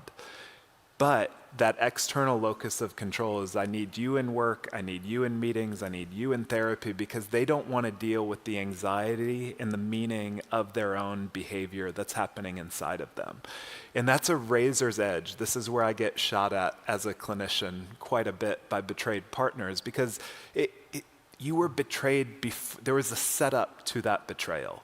And so I work with a lot of betrayed partners that would say, I knew something was off with my husband or wife, but I went mind blind to it. Interesting. What's your history of turning off what you know to be true inside your body? That didn't start with your husband or your wife. There's also kind of meaning that can be made of like, my body is not good enough, or I'm not desirable enough. And then you begin to go back into their story, and they were not the triangulated ones. So they lived with envy of their older brother or their older sister, who was always the good, athletic one. Or they had a best friend growing up that was always chosen, always got the guy, always got the girl in high school, and they never did. And so the wounding that they're experiencing and the way that they're making meaning of that is unique to them. So I want you to hear clearly, betrayal trauma is a real trauma. Broca's area goes offline. It is legitimate, 100% true. And there is a context for how you are making meaning out of that particular betrayal. And it's essential that you find that out as well, because that's the third stage that I walk couples through, is like, what does the revisioning of a marriage look like? That a lot of times we think about divorcing ourselves from the person, which sometimes needs to happen, before we begin to think about how do we divorce ourselves from the patterns that have set this whole thing up. And we've got to divorce ourselves from unhealthy patterns consistently as well. But this is the most difficult razor's edge work, is working with couples through betrayal, through meaning, through accountability, through disclosure. It's all so important, but it's full of nuance. And so to Adam's point, you need to find a wise guide to help you through this, multiple wise guides. Do you have a recommended way to find a good storywork therapist? That's a good transition to our closing few minutes. We have 8 minutes left, and what we want to do is, as I answer that question, is talk about next steps and like where to go from here. No, I do not have a good recommendation. Here's what I can offer. The Allender Center is a place where Jay and I have both done work and received some training and lead groups. And the AllenderCenter.org, it's theallendercenter.org, has a directory of storywork clinicians. You can go there and find one in your area or find one that works over Zoom. Read about them, see which one you click with. I have a list on my website, adamyoungcounseling.com, of recommended therapists that may or may not have openings. The reality is that the demand far outstrips the supply of good storywork people that can really step into, Jay's words, a trained wise guide, that can really be a trained wise guide for you as you explore the particularities of your sexual story. So those are the places that I know of. Is there anything you want to add to that list? No. Do you want to talk about the journey at all? Sure. So one of the things that my organization does is we have something called an unwanted guide training, and that's essentially for coaches, lay leaders that are helping men and women to outgrow unwanted behaviors, to understand their sexual story. So if you are interested in leading a group like this, I know Vicky from Ironwood has been through that. Austin has been through that. So there are some unwanted guides that have been through this. So if you're interested in kind of like learning, there's this kind of quote from Carl Jung that's really popular in the spaces that we inhabit. That's like, you can't take anyone further than you have been yourself. And so that's what the guide training is you're going to dive into your family of origin with, I think, some of the most exceptionally trained clinicians that I know of. That's why I assembled them. And you're going to dive into your story, but then you're also going to get into your arousal, desire in a way that it probably is unlike anything that you've experienced before, because we want you to enter your story deeply so that you're really well trained and comfortable in engaging this stuff with others. So if you want to do that, we have that guide training. We also have something called the Journey course, which I know some of you are familiar with, but that's like a program that if you're looking to outgrow an unwanted sexual behavior, understand your sexual story, it's kind of a companion resource to Unwanted, but it's going to dive you into your story and intensives. I mean, there's so much out there. For me, it's always that healing is like a river, and there's a lot of tributaries to it. So the story work component to me is like if you think about the Mississippi is so powerful because there's 200 something tributaries, but they have a couple main ones, and the Missouri is the headwaters of that. And so in our estimation, we might say, your story is the headwaters. And then you would have other pastors and theologians that would say, no, like our understanding of God is the headwaters. So I think once you begin to kind of say it's not just one river of healing, it's not just one course or one methodology, but as you have heard Adam, like Place We Find Ourselves, or you read his book, Make Sense of Your Story. Can you hold that up? Yes. That's going to resonate. And then you're going to read The Great Sex Rescue or The Marriage You Want, and that's going to resonate. And that's what I would love more than anything, is don't think like it's one methodology, it's just what Jay said or Adam said or Sheila said or Heather. It's like, no, like pay attention to what your body loves and enjoys. And some people are going to highlight trauma and heartache and story for you. Other people are going to highlight creativity and desire and something that you're like, I want to seize life and create and bake and play guitar. And I'm like, all of that are tributaries to healing and growth. So they're all needed. If you have a history of sexual abuse, the other thing that I would highly recommend is recovery weeks that Dan Allender does. Jay and I are involved in those. They have 2 for women, 1 for men every year. And again, you can go to theallendercenter.org and sign up for Recovery Week, apply to it. It's a week-long group experience that dives you with great intensity into your story of sexual abuse. I want to say just a few words as we close, and then I'll turn it over to you, Jay, for closing remarks. First, a word about barrenness. Some of you have lost hope for your sexual lives. The Old Testament language for that is barrenness. Barrenness in the Old Testament is a metaphor for hopelessness. It's the sense of desolation. It's the sense of there's so much damage there. There's so much desolation that I just don't see how any green can come. I don't see how this can ever be redeemed. I don't see how, in the words of Joel, that the years that the locusts have eaten can be restored with regard to my sexual life. And that's the place that some of you find yourselves right now. And what I want to say is that that is not uncommon for people that have experienced sexual harm. To have seasons, sometimes a long season, where it feels like just barren landscape in your sexual heart. Here's what my favorite Old Testament scholar, Walter Brueggemann, says about this. He says, the marvel of biblical faith is that barrenness is the arena of God's life-giving action. And what he means by that is whether it's Sarah, Rachel, I mean, in Isaiah 54, it says Israel is barren. Whatever matriarch that has barrenness, and there are a lot of them, Brueggemann's point is that God tends to show up in the barren places of our lives. And the New Testament answer to the barrenness, of course, is the resurrection of Jesus Christ. So if Jesus rose from the dead, I want to, at least as hard as it may be to believe this, kind of put a stake in the ground that what if the world, this is Brueggemann's words again, what if the world is ordered by gifts? What if there is a surprise for you around the corner?